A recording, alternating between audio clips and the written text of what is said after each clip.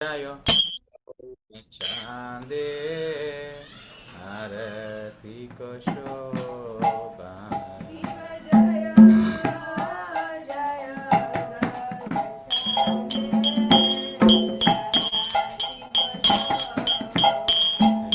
जय जय गौर चांदे आरती को शोभा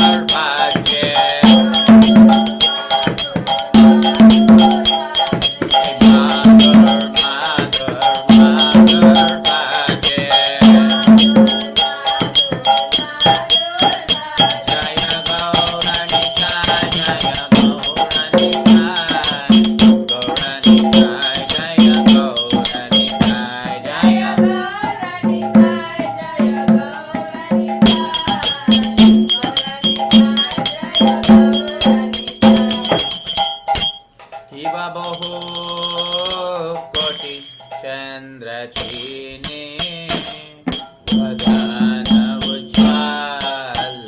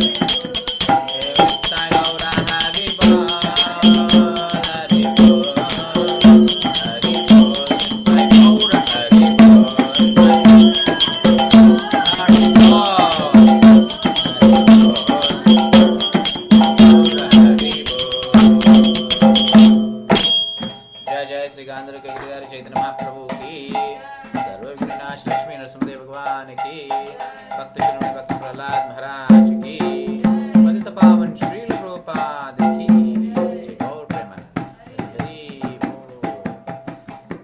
ಹರೇ ಕೃಷ್ಣ. ಮತ್ತೊಮ್ಮೆ ಎಲ್ಲರಿಗೂ ಸ್ವಾಗತ ಸುಸ್ವಾಗತ. ದಯವಿಟ್ಟು ಎಲ್ಲರೂ ವಿಡಿಯೋ ಆನ್ ಮಾಡಿಕೊಳ್ಳಿ. ಯಾಕೆ ವಿಡಿಯೋ ಆಫ್ ಮಾಡ್ಕೊಂಡಿದ್ದೀರಾ? ಪ್ರತಿಯೊಬ್ಬರೂ ವಿಡಿಯೋ ಆನ್ ಮಾಡ್ಕೊಂಡಿರ್ಬೇಕು. ಓಕೆ, ಎಸ್, ಸ್ಟಾರ್ಟ್ ಮಾಡೋಣ. ಕೀರ್ತನೆ ಪ್ಲ್ಯಾನ್ ಇರಲಿಲ್ಲ. So essence of the youth life. So ಈ ಒಂದು ಯೌವನದಲ್ಲಿ ಚಿಕ್ಕ ವಯಸ್ಸಲ್ಲಿ ಯಾವ ರೀತಿ ಇರಬೇಕು, ನಮ್ಮ ಜೀವನ ಹೆಂಗೆ ಹಾಳಾಗುತ್ತೆ, ಹೆಂಗೆ ಉದ್ಧಾರ ಆಗುತ್ತೆ, the 5 core responsibilities of youth. ಇದು ಕೊನೆಯಲ್ಲಿ ನೋಡೋಣ. ಓಕೆ, ಸೊ ಮೊದಲು ಮಂಗಳಾಚರಣದಿಂದ ಪ್ರಾರಂಭ ಮಾಡೋಣ. ಎಲ್ಲರೂ ನನ್ನೊಟ್ಟಿಗೆ ವಿಡಿಯೋ ಆನ್ ಮಾಡ್ಕೊಳ್ಳಿ. ಎರಡೂ ಕೈಗಳನ್ನ ಜೋಡಿಸ್ಕೊಂಡು ಒಂದು ಮಂಗಳಾಚರಣೆ ಮಾಡಿ. ಓಂ ಅಜ್ಞಾನತಿಮಿರಂಧಸ್ಯ ಜ್ಞಾನಾಂಜನಶಲಾಕಯ ಚಕ್ಷುರುನ್ಮಿಲಿತಂ ಯೇನ ತಸ್ಮೈ ಶ್ರೀಗುರವೇ ನಮಃ.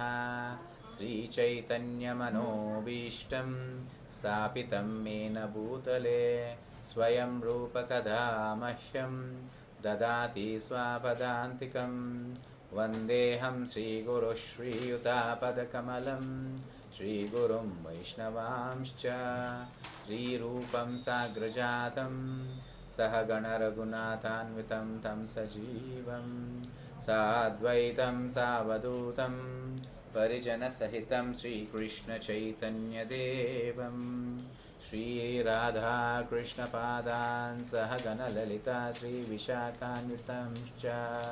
हे कृष्ण करुणा सिन्धो दीनबन्धो जगत्पते गोपेश गोपिकान्त राधाकान्ता नमोस्तुते।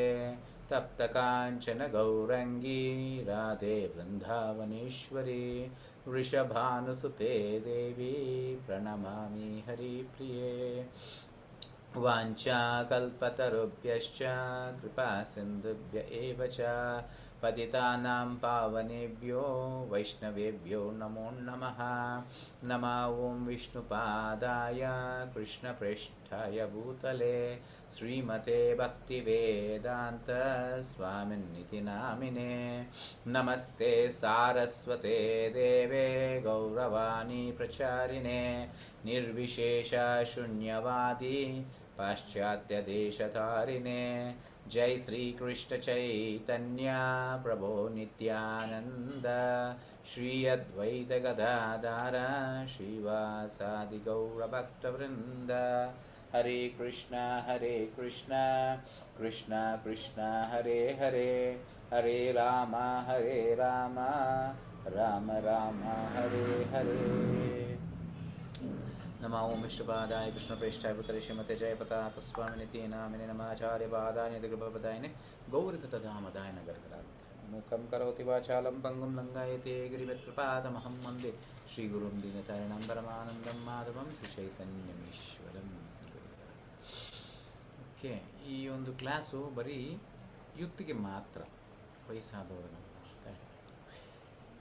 ಓಕೆ, ಸೊ ಪ್ರಾರಂಭ ಮಾಡೋಕ್ಕೆ ಮುಂಚೆ ನಮ್ಮ ಸಂಸ್ಥಾಪಕ ಆಚಾರ್ಯರಾದ ಶ್ರೀ ಶ್ರೀಮದ್ ಅಭಯ ಶರಣಾನಂದ ಭಕ್ತಿ ವೇದಾಂತ ಸ್ವಾಮಿ ಶ್ರೀಲ ಪ್ರಭುಪಾದರಿಗೆ ಒಂದೇ ಸುತ್ತ ನಮ್ಮ ಕೃತಜ್ಞತೆಗಳನ್ನು ಸಲ್ಲಿಸ್ಕೊಂಡು ಶ್ರೀಲ ಪ್ರಭುಪಾದಕ್ಕೆ ಜಯ.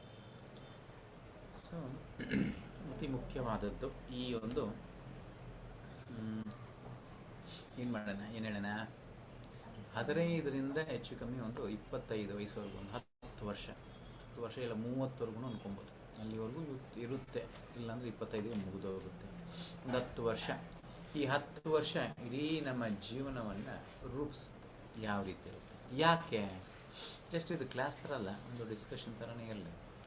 ಯಾಕೆ ಈ ಒಂದು ಯೌವನ ಅನ್ನೋದು ತುಂಬ ಮುಖ್ಯವಾದದ್ದು? ಯಾಕೆ ಯಾರಾದ್ರೂ ಹೇಳ್ತೀರಾ ಯಾಕೆ ಮುಖ್ಯವಾದದ್ದು?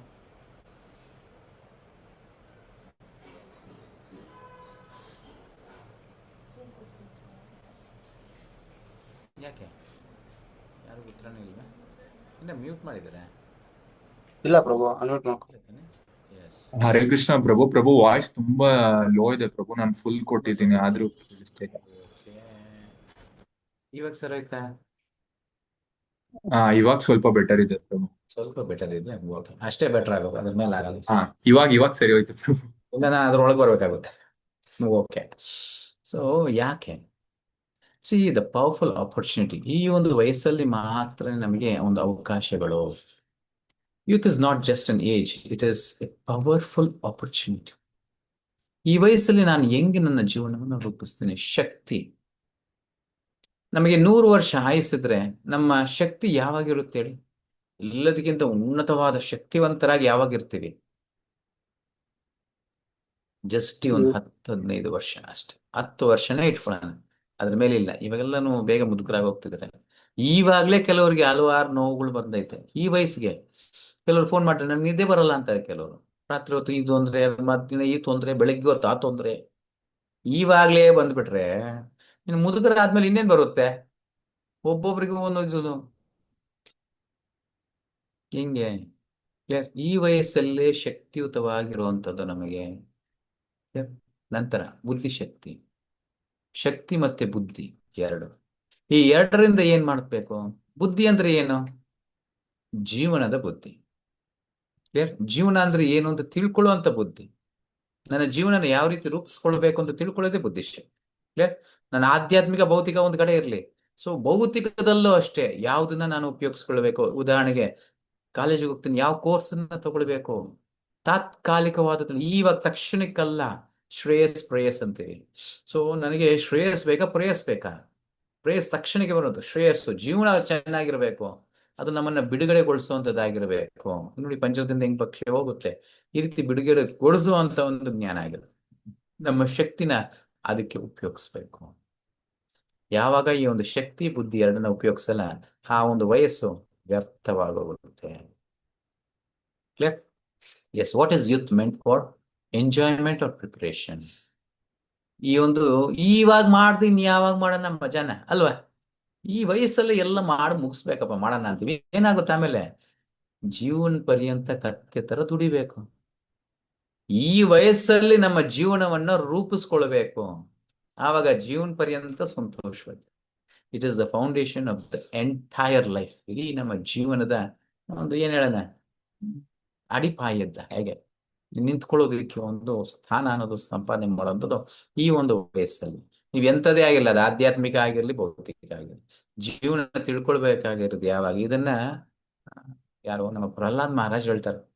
ಶ್ರೀ ಭಗವಾನ್ ಉವಾಚ ಕೌಮಾರ ಆಚರತ್ ಪ್ರಾಜ್ಞೋ ಧರ್ಮಾನ್ ಭಾಗವತಾನ್ ಇಹ ದುರ್ಲಭಂ ಮನುಷ್ಯಂ ಜನ್ಮ ತದ್ ಅಭ್ಯಾಧ್ರುವಂ ಅರ್ಧನಂ.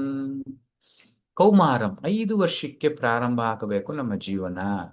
ಯಾವ ರೀತಿ ನನ್ನ ಜೀವನ ಇರಬೇಕು? ಅದಕ್ಕೆ ಯೋಗ್ಯರಾದ ತಂದೆ ತಾಯಂದಿರಿರ್ಬೇಕು, ಗುರುಗಳಿರ್ಬೇಕು, ಇದನ್ನ ನಾನು ಹಲವಾರು ಪುಸ್ತಕಗಳನ್ನ ಓದಿದೆ. ಇವತ್ತು ಇದನ್ನ ಜಸ್ಟ್ ನಿಮ್ಮ ಕ್ಲಾಸ್ ಕೊಡೋಣ ಅಂತ ಇದರಲ್ಲಿ ಭಕ್ತಿ ವಿಕಾಸ್ ಸ್ವಾಮಿ ಮಹಾರಾಜರ ಒಂದು ಪುಸ್ತಕ ಓದ್ತಾ ಇದ್ದೆ. ಬರೀ ಯುವಕರಿಗೆ ಯೂತ್ ಅಂತಾನೆ ಒಂದು ಪುಸ್ತಕವನ್ನು ಬರೆದ. ಅದ್ರಲ್ಲಿ ನೋಡ್ಬೋದು, ಯೂತ್ ಆಸ್ ವಿಕ್ಟಿಮ್ಸ್ ಏನಾಗಿದ್ದಾರೆ? ವಿಕ್ಟಿಮ್ಸ್ ಆಗಿದ್ದಾರೆ. ಭಾರತ ದೇಶದಲ್ಲಿ, ಅದರಲ್ಲೂ ಬೇರೆಯವ್ರನ್ನ ಬಿಟ್ಟಾಕಿ ಅವ್ರಿಗೆಲ್ಲ ಅದಿಲ್ಲ. ಭಾರತ ದೇಶದಲ್ಲಿ it is understood that one who has taken birth in India try to cultivate spiritual culture in his previous ಬರ್ತ್.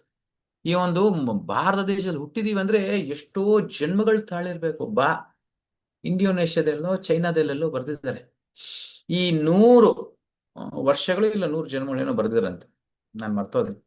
ನೀನ್ ಯಾವಾಗ ಧರ್ಮಬದ್ಧವಾಗಿದ್ದು ನ್ಯಾಯಬದ್ಧವಾಗಿ ಇಲ್ಲಿ ಇರ್ತೀಯ, ನಂತರ ಭಾರತ ದೇಶದಲ್ಲಿ ಜನ್ಮವನ್ನು ತಾಳೋದಕ್ಕೆ ಅರ್ಹರಾಗಿರ್ತೀಯ ಅಂತ ಬರ್ದಿಟ್ಟಿದ್ದಾರೆ.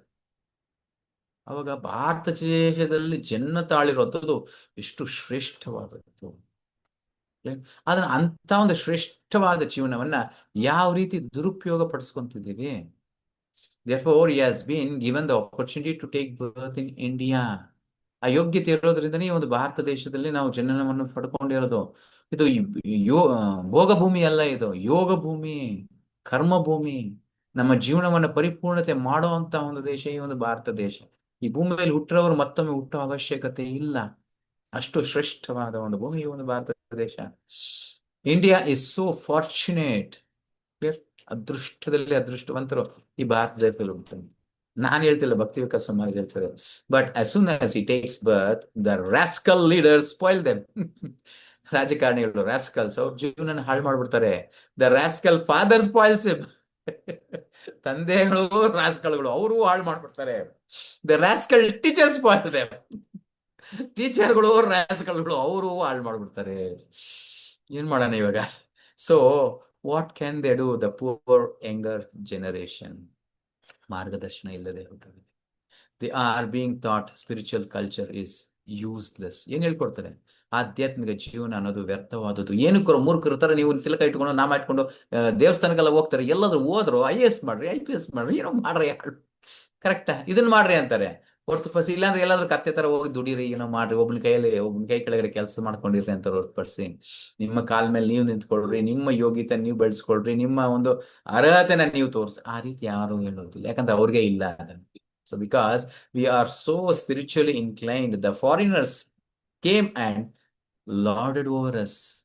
ಅದಕ್ಕೋಸ್ಕರ ಈ ಒಂದು ಹೊರ ದೇಶದವರೆಲ್ಲ ಬಂದು ನಮ್ಮ ಮೇಲೆ ಏನಕ್ಕೆ ಇದ್ ಮಾಡಿದ್ದು ಗೊತ್ತಾ? ಎಲ್ಲರಿಗೂ ಎಷ್ಟು ಟನ್ನುಗಟ್ಟಲೆ ಬಂಗಾರವನ್ನ, ವಜ್ರ ವೈಡೂರ್ಯಗಳನ್ನ ಹೊತ್ಕೊಂಡು ಹೋಗಿದ್ದಾರೆ. ಟನ್ನುಗಟ್ಟಲೆ ಹೊತ್ಕೊಂಡು. ನಾವು ಫಸ್ಟ್ ಮೊಘಲ್ಸ್ ಬಂದದ್ ಲೆಕ್ಕಕ್ಕೆ ಇಲ್ಲ. ಮೊಘಲ್ಸ್ ಬಂದಿದಾಗ ಲೆಕ್ಕಕ್ಕೆ ಇಲ್ಲ, ಎಷ್ಟು ಹೊತ್ಕೊಂಡು ಹೋದ್ರು ಅಷ್ಟು ಹೊತ್ಕೊಂಡ್ರು. ಆ ನಂತರ ಬ್ರಿಟಿಷರ್ಸ್ ಬಂದ್ರು, ಇನ್ನೂ ತುಂಬಾ ಸೊಫಿಸ್ಟಿಕೇಟೆಡ್ ಆಗಿ ಎಲ್ಲ ನೀಟಾಗಿ ಬಾರ್ದು ಎಷ್ಟು ಬಡಭೂಮಿಯಾಗಿ ಮಾಡ್ಬಿಟ್ರು. ನಾವು give of all that nonsense. ಇವಾಗ ಬಿಟ್ಬಿಡಿ, ಅದನ್ನೆಲ್ಲ ಬಿಟ್ಬಿಡಿ. Because become a technologist. This is going on. This will not make us happy. So ಇವಾಗ ಟೆಕ್ನಾಲಜಿ, ಇದನ್ನ ಓದಿ ಅದನ್ನ ಓದಿ ಮಾಡ್ಕೊಳ್ಳಿ, ಅದನ್ನ ಮಾಡಿ ಇದನ್ನ ಮಾಡಿ. ಇವತ್ತೇ ಇದು ನೋಡ್ತಾ ಇದ್ವಿ, ಅದು ನಾರ್ಮಲ್ ಆಗಿ ಮಾಡೋದಕ್ಕಿಂತ ಕಷ್ಟಕರವಾಗುತ್ತೆ. ಚೆನ್ನಾಗಿ ಮಾಡುತ್ತೆ ಅಂತ ನೋಡಿದ್ರೆ ಅದು ಏನೇನೋ ಮಾಡುವಾಗುತ್ತೆ, ನಮ್ಮನ್ನ ಹಾಗತಿಯಾಗಿ ಹೋಗುತ್ತೆ. ಸೊ ಯಾವುದು ನಾನು ಹೇಳ್ದಂಗೆ ನನಗ್ ಬೇಕಾಗಿರೋಂಗೆ ಇರೋದಿಲ್ಲ. ಕಷ್ಟಪಟ್ರೇನೆ ನನ್ನ ಜೀವನವನ್ನು ರೂಪಿಸ್ಕೊಳಕ್ಕಾಗುತ್ತೆ. Although India is the land of spiritual culture, our children have no connection with Bhagavad Gita in the schools and colleges. They are simply trained up for sense gratification. ಶಾಲಾ ಕಾಲೇಜುಗಳಲ್ಲಿ ಈ ಒಂದು ಜ್ಞಾನ ಅನ್ನೋದಿಲ್ಲ. ಅದ್ರ ಬದಲಾಗಿ ಬರೀ ಇಂದ್ರ ತೃಪ್ತಿ. ಫಸ್ಟ್ ಪಾಯಿಂಟ್, ಬ್ರಹ್ಮಚರ್ಯ ಇರಬೇಕು ಗಂಡು ಮಕ್ಕಳಿಗೆ, ಹೆಣ್ಮಕ್ಳಿಗೆ ಪಾತಿವ್ರತ್ಯ ಇರಬೇಕು ಈ ವಯಸ್ಸಲ್ಲಿ. ಈವಾಗ್ಲೇ ನಿಮ್ಮ ಒಂದು ಏನ ಜೆನ್ಯೂನೆಸ್, ಪವಿತ್ರತೆ ಅನ್ನೋದು ಕಳೆದೋದ್ರೆ ಎಲ್ಲಿಂದ ಹೋಗುತ್ತೆ? ನಮ್ಮ ಒಂದು ತೇಜಸ್ಸು ಎಲ್ಲಿ ಬೆಳೀತದೆ? ಶಾಲಾ ಕಾಲೇಜುಗಳಲ್ಲಿ ಹೆಣ್ಣು ಒಂದೆಲ್ಲ ಒಂದಾಗಿ ಮಾಡಿದಾಗ ಏನಾಗುತ್ತೆ ಹೇಳಿ? ಕಾಮ ಉದ್ರೇಗ ಪಡ್ಕೊಂಡು ಹೋಗ್ತದೆ ಅಷ್ಟೇ. ಅದಕ್ಕೆ ನಾನು ಯಾವಾಗ ವೇಶ್ಯವಾಟಿಕೆ ತರ ಆಗೋಯ್ತು ನಮ್ಮ ಒಂದು ಶಾಲಾ college.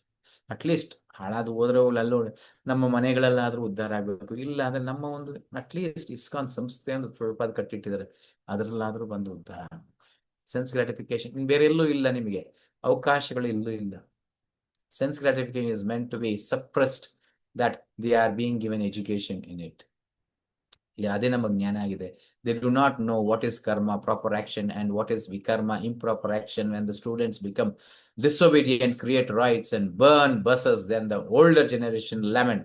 But why you have educated the students like that? Who is responsible for this? The rascals do not know. ಸಮಾಜಕ್ಕೆ ಗೊತ್ತಿಲ್ಲ. ನಮ್ ಮಕ್ಕಳು ಭವಿಷ್ಯತ್ತು ಅಂತಾರೆ. ಆ ಮಕ್ಕಳನ್ನ ಹೆಂಗ್ ಬೆಳೆಸ್ಬೇಕು, ಅವರ ಭವಿಷ್ಯತ್ನ ಹೆಂಗ್ ರೂಪುಗೊಳ್ಳಬೇಕು, ಜಸ್ಟ್ ನಾನು ಆ ದಾರಿನಾದ್ರೂ ತೋರಿಸ್ಬೇಕು, ಉದ್ಧಾರ ಆಗ್ಬೇಕು ಅನ್ನೋದು. That they are thinking, I have become civilized, I have become educated, therefore I shall not practice religion. So are the Western Krishna devotees not educated, or they are not civilized? They are Indian boys refusing. That is my question. They are losing the opportunity of taking birth in India. They are so fortunate to take their birth in India, but they are refusing this culture. That is the effect of modern education. ಆಧುನಿಕದ ಒಂದು ವಿದ್ಯಾಭ್ಯಾಸದಿಂದ ಇವತ್ತಿನ ದಿನ ಏನಾಗ್ತಾ ಇದೆ? ಪಾಶ್ಚಾತ್ಯ ದೇಶದವರು ಕಣ್ಣು ಗೊತ್ಕೊಂಡು ನಮ್ಮ ಒಂದು ಇದನ್ನ ತಗೊಂತಿದ್ದಾರೆ. ಆದ್ರೆ ನಾವೇನ್ ಮಾಡ್ತಿದ್ದೀವಿ? ಇಲ್ಲಿ ಪ್ರಹ್ಲಾದ್ ಮಹಾರಾಜ ಸರ್ 5 ವರ್ಷದಿಂದನೇ ಪ್ರಾರಂಭ ಆಗ್ಬೇಕು. ಕೌಮಾರಂ ಆಚರತ್ ಪ್ರಾಜ್ಞಃ. Clear? Yes. The direction problem. ನಿಜವಾದ ತೊಂದರೆ ಏನು? ನಮಗೆ ಮಾರ್ಗದರ್ಶನ. ಸೊ ಯಾರ ಮಾರ್ಗದರ್ಶನ ಪಡ್ಕೊಳ್ಬೇಕು, ಯಾವ ಮಾರ್ಗದರ್ಶನ, ಯಾವ ರೀತಿ ನಮ್ಮ ಜೀವನವನ್ನ ರೂಪಿಸ್ಬೇಕು? Power requires purpose. ಎಲ್ಲರಿಗೂ ಶಕ್ತಿ ಇದೆ, ಏನ್ ಮಾಡ್ತಾರೆ ಇಟ್ಕೊಂಡು? ಕಲೆ ಹೆಂಗ್ ಮಾಡ್ಬೇಕು, ಏನ್ ಮಾಡ್ಬೇಕು ಅನ್ನೋದು ಗೊತ್ತಿಲ್ಲದೆ ಇರುವಾಗ society promotes enjoy now, think later. ಇವಾಗ ಮೋಜು ಮಸ್ತಿ ಮಾಡಿ ನಂತರ ನೋಡ್ಕೊಳ್ಳೋಣ. ನಮ್ಮನ್ನ ಕೆಡ್ಸೋದಿಕ್ಕೆ ಅಂತ ಎಷ್ಟು ಸಂಸ್ಥೆಗಳು ಕೆಲಸ ಮಾಡ್ತಾ ಇದೆ ಗೊತ್ತಾ? ಎಷ್ಟು ಸಂಸ್ಥೆಗಳು. ಆದರೆ ಎಸ್ಪೆಷಲಿ ಭಾರತೀಯರನ್ನ ಹಾಳು ಮಾಡಬೇಕು, ಭಾರತದ ಧರ್ಮವನ್ನ ಹಾಳು ಮಾಡಬೇಕು, ಅದು ಎಷ್ಟು ಸಂಸ್ಥೆಗಳು, ಎಷ್ಟು ಲಕ್ಷಾಂತರ ಕೋಟ್ಯಾಂತರ ರೂಪಾಯಿಗಳು ವೆಚ್ಚ ಮಾಡ್ತಿದ್ದಾರೆ. Youth has power but often no clear direction. ಸರಿಯಾದ ಮಾರ್ಗದರ್ಶನ ಇಲ್ಲ. Uncontrolled youth leads to distraction and confusion. ಅವ್ರ ಜೀವನದಲ್ಲಿ ಬರೀ ಕನ್ಫ್ಯೂಷನ್, ಏನಿಲ್ಲ. ಜಸ್ಟ್ ಈ ಒಂದು PUC ಆದ್ಮೇಲೆ ನನ್ನ ಮಗಳ ಬಗ್ಗೆ ಯಾವ ಕೋರ್ಸ್ ಎತ್ಕೊಳ್ಳೋದು ಗೊತ್ತಿಲ್ಲ, ನನಗೆ ಯಾವುದು ಚೆನ್ನಾಗಿದೆ, ನಾನು ಹೇಳ್ತೀನಿ ನಿನ್ಗೆ ಯಾವ್ದು ಲೈಕ್ ಆಗೋದು ತಗೋ ಅಂತ, ನನಗೆ ಯಾವ್ದು ಇಷ್ಟ ಅನ್ನೋದು ಸಹ ಗೊತ್ತಾಗ್ತಾ ಇಲ್ಲ. Result without purpose energy becomes destructive. ಈ ವಯಸ್ಸಲ್ಲಿ ಅದು ಮಾರ್ಗದರ್ಶನ ಇಲ್ಲದೆ ಹಾಳಾಗೋದ್ರು ಅಂದ್ರೆ ಏನಾಗುತ್ತೆ? So guided youth leads to greatness and clarity. ಯಾವಾಗ ಮಾರ್ಗದರ್ಶನ ಇದೆ, ಅದಕ್ಕೆ ಒಂದು ಗುರುಗಳು, ಪ್ರತಿಯೊಬ್ರು ಗುರುಗಳು ಅಂದಿದ ತಕ್ಷಣ ಟೀಚರ್ಗಳು ಅನ್ಕೊಂಬೇಡಿ, ಗುರುಗಳಾಗೇ ಇರಬೇಕು. ಅವ್ರಿಗೆ ಮೊದಲು ಜೀವನದ ಮೌಲ್ಯಗಳು ಗೊತ್ತಿರಬೇಕು. Result with purpose energy becomes transformative. ನಮ್ಮ ಜೀವನ ಅನ್ನೋದು ರೂಪಿಸ್ಕೊಳ್ಳುತ್ತೆ. The illusion of temporary happiness. ಇವಾಗ ತಾತ್ಕಾಲಿಕವಾಗಿ ಎಲ್ಲ ನೋಡು ಗೊತ್ತೇ ಏನ್ ಹೇಳ್ತಾರೆ, ಸಿ pleasure, social approval, material success. ಈ ಒಂದು ಭೌತಿಕದ ಹೆಚ್ಚಿಗೆ ಪ್ಲೆಜರ್. ಇವಾಗ ಕೆಲವರು ಹೇಳ್ತಾರೆ ಗೊತ್ತಾ, ಸ್ಪೀಡ್ ಗಾಡಿ ಹತ್ಕೊಂಡಿದ ತಕ್ಷಣ ಸ್ಪೀಡ್ ಆಗಿ ಹೋಗ್ಬೇಕು, ಹಿಂಗ ಟ್ರಿಲ್ ಆಗಿರ್ಬೇಕು, ಹಂಗಿರ್ಬೇಕು. ಏನಾಗುತ್ತೆ? ಕೈ ಕಾಲು ಮುರ್ಕೊಂಡಾದ್ಮೇಲೆ ಏನಾಗುತ್ತೆ ಗೊತ್ತಾ? ನಮ್ಮ ಒಂದು ಭಕ್ತರೇ ಒಬ್ರು ಏನಾಯ್ತು, ಗಾಡಿಯಲ್ಲಿ ಬಂದು ಅಲ್ಲೆಲ್ಲ ಬಿದ್ದು ಕೈ ಕಾಲೆಲ್ಲ ಮುರ್ಕೊಂಡು ಅದಕ್ಕೆಲ್ಲ ರಾಡ್ಗಳು ಹಾಕೊಂಡು ಜೀವನ ಹೊರಟೋಯ್ತು. ಇವಾಗೇನೋ ಸರಿ ನಿಂತ್ಕೊಂಡಿದೀನಿ ಅಂತಾರೆ, ಆದ್ರೆ ಎಷ್ಟು ದಿನ ನ್ಯಾಚುರಲಿಟಿ ಎಲ್ಲಿರುತ್ತೆ? ಸೊ ಹೆಂಗ್ ಉಪಯೋಗಿಸ್ಬೇಕು ನಮ್ಮ ಶಕ್ತಿನ, ಯಾವ ರೀತಿ ಮಾರ್ಗದರ್ಶನ ಇದೆ? The reality check. These pursuits are temporary, unstable, often disappointing. ಅದೆಲ್ಲ ಅಶಾಶ್ವತವಾದದ್ದು, ಅನ್ಸ್ಟೇಬಲ್, ಶಾಶ್ವತವಾಗಿ ಇಲ್ಲದೆ ಇರುವಂತದ್ದು, ಮತ್ತೆ ಡಿಸಪಾಯಿಂಟಿಂಗ್, ಕೊನೆಗೆ ನಮಗೆ ದುಃಖದಿಂದನೇ ಕೊನೆಗೊಳ್ಳುತ್ತೆ. ಏಹಿ ಸಂಸ್ಪರ್ಶಜ ಭೋಗ ದುಃಖ ಯೋನಾಯೇವತೆ ಆದ್ಯಂತವಂತ ಕೌಂತೆಯನತೆ ಶಿವರಮತೆ ಬುಧಃ. ಬುದ್ಧಿವಂತರಾದವರು ಭೌತಿಕದಲ್ಲಿ ಹೆಚ್ಚಿಗೆ ಅವರು ತೊಡಸ್ಕೊಳ್ಳೋದಿಲ್ಲ. ಭೌತಿಕದಕ್ಕೆ ಬೇಡ ಅಂತ ಇಲ್ಲ, ಬೇಕು. ಎಷ್ಟು ಬೇಕು? ನನ್ನ ಜೀವನವನ್ನು ರೂಪಿಸ್ಕೊಳ್ಳೋದಕ್ಕೆ ಎಷ್ಟು ಬೇಕು? ಆ ಒಂದು ಜೀವನನು ಯಾವ ರೀತಿ ಜ್ಞಾನದಿಂದ, ಬುದ್ಧಿವಂತಿಕೆಯಿಂದ ರೂಪಿಸ್ಕೊಳ್ಬೇಕು. ನಾಳೆ ದಿವಸ ನಾನು ನೆಮ್ಮದಿಯಾಗಿ ಸಾಯೋವರೆಗೂ ಇರುವಂತ ಒಂದು ಜೀವನವನ್ನ ರೂಪಿಸ್ಕೊಂಡಿರ್ಬೇಕು. ಜೀವನ ಪರ್ಯಂತ ಆತಂಕದಲ್ಲಿ ಇರುವಂತ ಒಂದು ಜೀವನವನ್ನ ರೂಪಿಸ್ಕೊಳ್ಬಾರದು. ದುಡ್ಡು ಕಾಸು ನಮಗೆ ಸಂತೋಷ ಕೊಡೋದಿಲ್ಲ, ನೆಮ್ಮದಿ ಕೊಡೋದಿಲ್ಲ. ಸೊ ನಾನೇನಾದ್ರು ಆಯ್ಕೆ ಮಾಡ್ತೇನೆ, ಎಷ್ಟು ನೆಮ್ಮದಿಯಾಗಿರೋ ಇಂಥದನ್ನ ಆಯ್ಕೆ ಮಾಡ್ಕೊಂತೀನಿ ಅನ್ನೋದನ್ನ ನೋಡ್ಕೊಳ್ಬೇಕು. ಸೊ ಅತಿ ಮುಖ್ಯವಾಗಿ ಯಾರು ಸಾಧ್ಯ ಆದ್ರೆ ನೋಡಿ, ಅಷ್ಟೇ ಹೇಳ್ತೇನೆ, ಕೆಲ್ಸಕ್ಕೆ ಹೋಗೋದಿಕ್ಕೆ ಪ್ರಯತ್ನ ಮಾಡಬಾರ್ದು. ಬದಲಿಗೆ ಏನ್ ಮಾಡ್ಬೇಕು? ತನ್ನ ಸ್ವಂತ ಒಂದು ವ್ಯಾಪಾರ ಅನ್ಬಿಡ್ಬೇಕು. ನಾನು ಯಜಮಾನನಾಗಿರ್ಬೇಕು ಹೊರತುಪಡಿಸಿ ಶೂದ್ರನಾಗಬಾರ್ದು, ವೈಶ್ಯನಾಗಿರ್ಬೇಕು. ಒಬ್ಬರ ಕೈಗಳಿಗೆ ಕೆಲಸ 10 ರೂಪಾಯಿ ಸಂಪಾದನೆ ಆಗ್ಲಿ ಸಾಕು. ಇವತ್ತು 10, ನಾಳೆ 20, ನಾಳೆ 50, ನಂತರ 100 ಆಗುತ್ತೆ. ಅದು ನೀವು ಸಂಬಳ ಇವತ್ತು 50 ತಗೊಂತಿದ್ರಿ, 100 ತಗೊಂತಿದ್ರೆ ನೀವು ಜೀವನ ಪರ್ಯಂತ ಅದು 100 ಬರ್ತದೆ, ಇಲ್ಲ 110 ರೂಪಾಯಿ ಆಗುತ್ತೆ ಅಷ್ಟೇ. ಇನ್ನೊಂದು, ನೀವು ಮಾಡುವಂತ ವ್ಯಾಪಾರ ಏನಾದ್ರು ಇದ್ರೆ ಅದು ನಿಮ್ಮ ಭವಿಷ್ಯತ್ತಾಗಿರುತ್ತೆ. ನಿಮ್ಮ ಮಕ್ಕಳಿಗೆ ಒಂದು ಪೀಳಿಗೆಗೂ ಅದು ಮುಂದುವರ್ಕೊಂಡು ಹೋಗುತ್ತೆ. ರೋಡ್ ಸೈಡ್ ಮಾರೋ ಒಂದು ಸಮೋಸ ಇವ್ರು ಮಾಡೋರು ಒಂದು ತಿಂಗಳಿಗೆ 1 ಲಕ್ಷ 2 ಲಕ್ಷ ಸಂಪಾದನೆ ಮಾಡ್ತಾರೆ.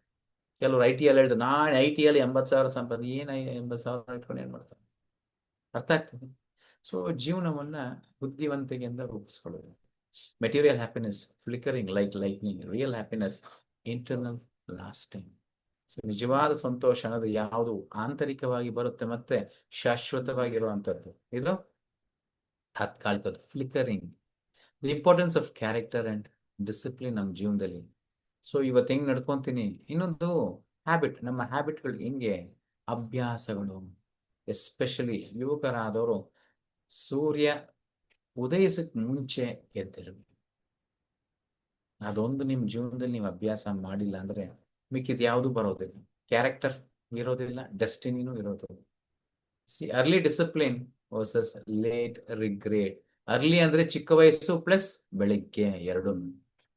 ಯಾವುದೇ ಕಾರಣಕ್ಕೂ 6 ಗಂಟೆ ಮೇಲೆ ಬೆಡ್ ಮೇಲೆ ಇರಬಾರ್ದು. ಆವಾಗಲೇ ನಮ್ಮ ನಿಜವಾದ ಒಂದು ನಡತೆ ಅನ್ನೋದು ರೂಪುಗೊಳ್ಳುತ್ತೆ. ಸತ್ವ ಗುಣದಲ್ಲಿ ಹೆಚ್ಚಿನ ಕಾರ್ಯ ಮಾಡ್ತಾ ಮಾಡ್ತಾ ಏನಾಗ್ತಾ ಇರುತ್ತೆ, ನಮ್ಮ ಒಂದು ಕ್ಯಾರೆಕ್ಟರ್ ಸರಿ ಹೋಗುತ್ತೆ. ಕ್ಯಾರೆಕ್ಟರ್ ಸರಿಯಾಗಿದ್ದ ತಕ್ಷಣ ನಮ್ಮ ಡೆಸ್ಟಿನಿ, ನಮ್ಮ ಗುರಿ ಚೆನ್ನಾಗಿರುತ್ತೆ. ಸೊ ಸೆಲ್ಫ್ ಕಂಟ್ರೋಲ್, ಇಂದ್ರಿಯ ನಿಗ್ರಹ ಈ ವಯಸ್ಸಲ್ಲಿ ಎಸ್ಪೆಷಲಿ ಮಾಡ್ಬೇಕಾಗಿರೋದು. ಜೀವನ ಪರ್ಯಂತ ಕೈ ಕಸರ ಆದ್ರೆ ಬಾಯಿ ಮೊಸರು. ಕರೆಕ್ಟ್. ಜೀವನ ಪರ್ಯಂತ ನಾನು ಚೆನ್ನಾಗಿರ್ಬೇಕಂದ್ರೆ ಇವಾಗ ನಾನು ಎಷ್ಟು ನಿಗ್ರಹದಲ್ಲಿ ಇದ್ದೀನಿ. ಟ್ರೂತ್ಫುಲ್ನೆಸ್ ಇದೆ ನನ್ನ ಕ್ಯಾರೆಕ್ಟರ್ ಆಗುತ್ತೆ. ಟ್ರೂತ್ಫುಲ್ನೆಸ್, ಎಷ್ಟು ಸತ್ಯವಂತನಾಗಿದ್ದೀನಿ. ರೆಸ್ಪಾನ್ಸಿಬಿಲಿಟಿ, ಜವಾಬ್ದಾರಿಗಳು, ತಂದೆ ತಾಯಿಂದ ಜವಾಬ್ದಾರಿಗಳು ತಗೊಳ್ಳುವಂಥದ್ದು, ಮನೆಯ ಜವಾಬ್ದಾರಿ. ಅವರು ಇನ್ನು ಮಕ್ಳ ತರನೇ ನೋಡ್ತಿರ್ತಾರೆ. ನಾವು ಬೆಳೆದಿದ್ದೀವಿ ಅನ್ನೋದು ಗೊತ್ತೇ ಆಗಲ್ಲ ಕೆಲವೊಂದು ತಂದೆ ತಾಯಿಗಳು. ಯಾವ ವಯಸ್ಸಿಗೆ ಏನೇನು ಯಾವ ರೀತಿ ಮಕ್ಕಳನ್ನ ಬೆಳೆಸ್ಬೇಕು ಅನ್ನೋದು ಇನ್ನೂ ಸೊ ಅವ್ರಿಗೆ ಗೊತ್ತಿಲ್ಲ. ನಮ್ಮನ್ನ ಎಷ್ಟು ಅಟ್ಲೀಸ್ಟ್ ನೀವು ಆದ್ರೂ ಜವಾಬ್ದಾರಿಗಳನ್ನ ತಗೊಳ್ಬೇಕು. ಇವಾಗ ತಗೊಂಡ್ರೆ ನಾಳೆ ದೊಡ್ಡ ದೊಡ್ಡ ಸವಾಲುಗಳನ್ನ ಎದುರ್ಸಕ್ಕಾಗೋದು. ನಂತರ ರೆಸ್ಪೆಕ್ಟ್, ಎಲ್ಲರಿಗೂ ನಮ್ಗೆ ಹೆಂಗೆ ಗೌರವ ಸಿಗುತ್ತೆ ಹೇಳಿ? ನಾವು ಎಷ್ಟರ ಮಟ್ಟಿಗೆ ಒಬ್ಬರನ್ನ ಗೌರವಿಸ್ತೀವಿ, ನಮ್ಗೆ ಅಷ್ಟು ಗೌರವ ಸಿಗುತ್ತೆ. Character is more important than talent, intelligence or wealth. ನಮಗೆ ಚೆನ್ನಾಗಿ ಟ್ಯಾಲೆಂಟ್ ಇದೆ, ಬುದ್ಧಿವಂತಿದೆ, ನಮಗೆ ಆಸ್ತಿ ಐಶ್ವರ್ಯ ಇದೆ, ಪ್ರಯೋಜನ ಇಲ್ಲ. Example, many successful people fail due to lack of character. ಎಷ್ಟೋ ಜನರು ದೊಡ್ಡವನ್ನ ನೋಡ್ಬೋದು, ಕೆಲ ಕಾಲ ಮಾತ್ರ. ಎಷ್ಟೋ ಜನ ನೋಡ್ಬೋದು, ಈ ಒಂದು ಕೌನ್ ಬನೇಗ ಕರೋಡ್ಪತಿ ಅಲ್ಲಿ ನೋಡಿ, ಕೋಟಿಗಟ್ಲೆ ಸಂಪಾದನೆ ಮಾಡ್ಕೊಂಡು ಕೆಲವೇ ವರ್ಷಗಳಿಗೆ ಭಿಕ್ಷೆ ಬಿಡ್ತಾ ಇರ್ತಾರೆ. ಎಲ್ಲ ಕಳ್ಕೊಂಡ್ಬಿಟ್ಟಿರ್ತಾರೆ. ಯಾಕೆ? ನಡತೆ ಇರೋದಿಲ್ಲ. ದುಡ್ಡು ಕಾಸು ಬಂದಿದ ತಕ್ಷಣ ಎಲ್ಲ ನಿಲ್ಲೋದಿಲ್ಲ. ನನ್ನ ನಡತೆ ಎಷ್ಟು ಚೆನ್ನಾಗಿದೆ, ನನ್ನ ಕ್ಯಾರೆಕ್ಟರ್ ಯಾವ ರೀತಿ ಇದೆ. The spiritual foundation of youth, real success, inner strength and spiritual connection. ನಿಜವಾದದ್ದು ನಮ್ಮ ಇನ್ನರ್ ಸ್ಟ್ರೆಂತ್. ಒಳಗಡೆ ನನಗೆ ಎಷ್ಟು ಶಕ್ತಿ, ಆಚೆ ಶಕ್ತಿ ಅಲ್ಲ, ಒಳಗಡೆ ಎಷ್ಟು ಶಕ್ತಿ ಇದೆ, ಮತ್ತೆ ನಾನು ಎಷ್ಟು ನನ್ನನ್ನು ನಾನು ಆಧ್ಯಾತ್ಮಿಕಕ್ಕೆ ಕನೆಕ್ಟ್ ಮಾಡಿದ್ದೀನಿ, ಎಷ್ಟು ಮಟ್ಟಿಗೆ ನಾನು ಆತ್ಮ ಪರಮಾತ್ಮ ಒಂದಾಗಿದ್ದೀನಿ. ಆಧ್ಯಾತ್ಮ ನನ್ನ ನಿಜವಾದ ಒಂದು ಇತಿಹಾಸ ತಿಳ್ಕೊಂಡು.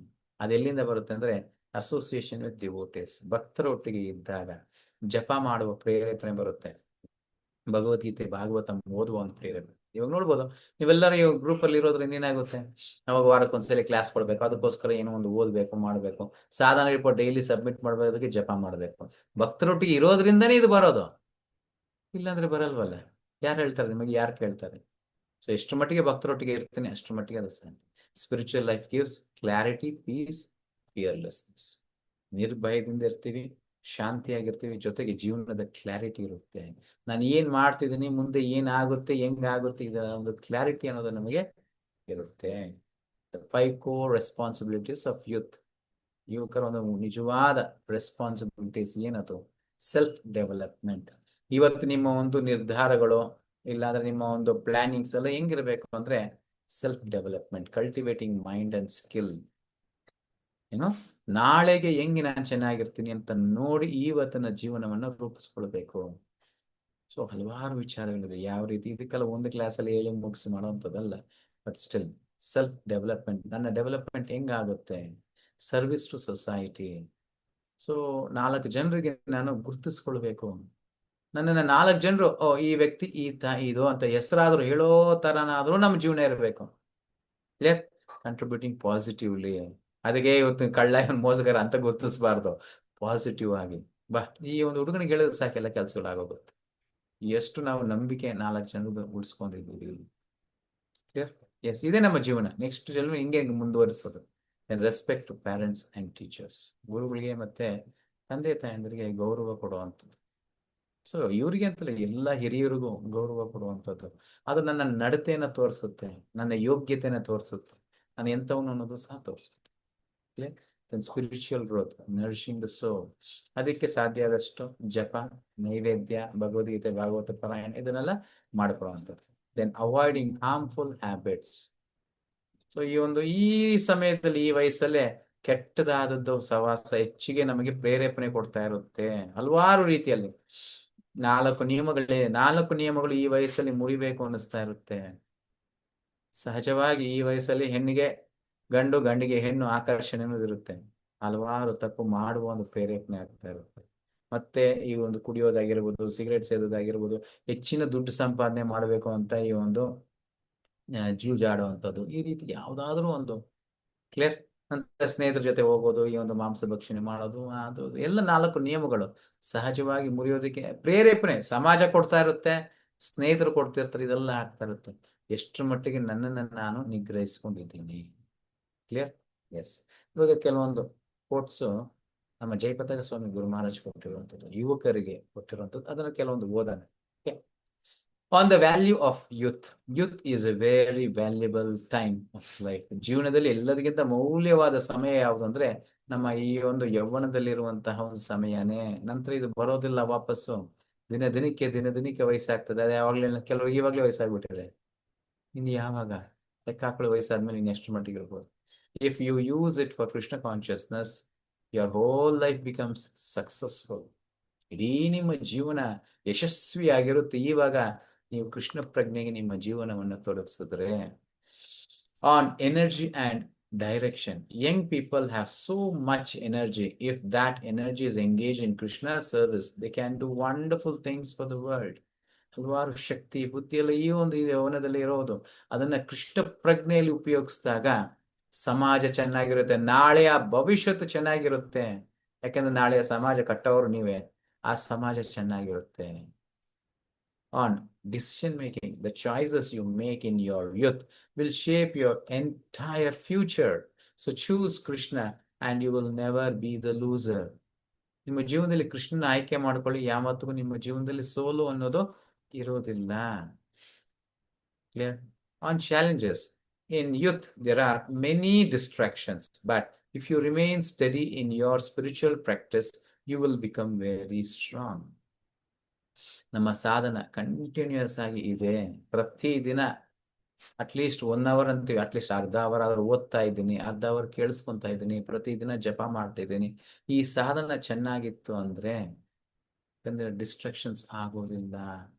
ಇವಾಗ ನನ್ನ ಸಮಯವನ್ನು ಎಷ್ಟು ನಿಗ್ರಹಿಸಿಕೊಂಡು ನನ್ನ ಜೀವನನ ಒಳ್ಳೆಯ ಮಾರ್ಗದಲ್ಲಿ ತೊಡಗ್ತೀನಿ ಅನ್ನೋದು ತುಂಬಾ wisdom for journey.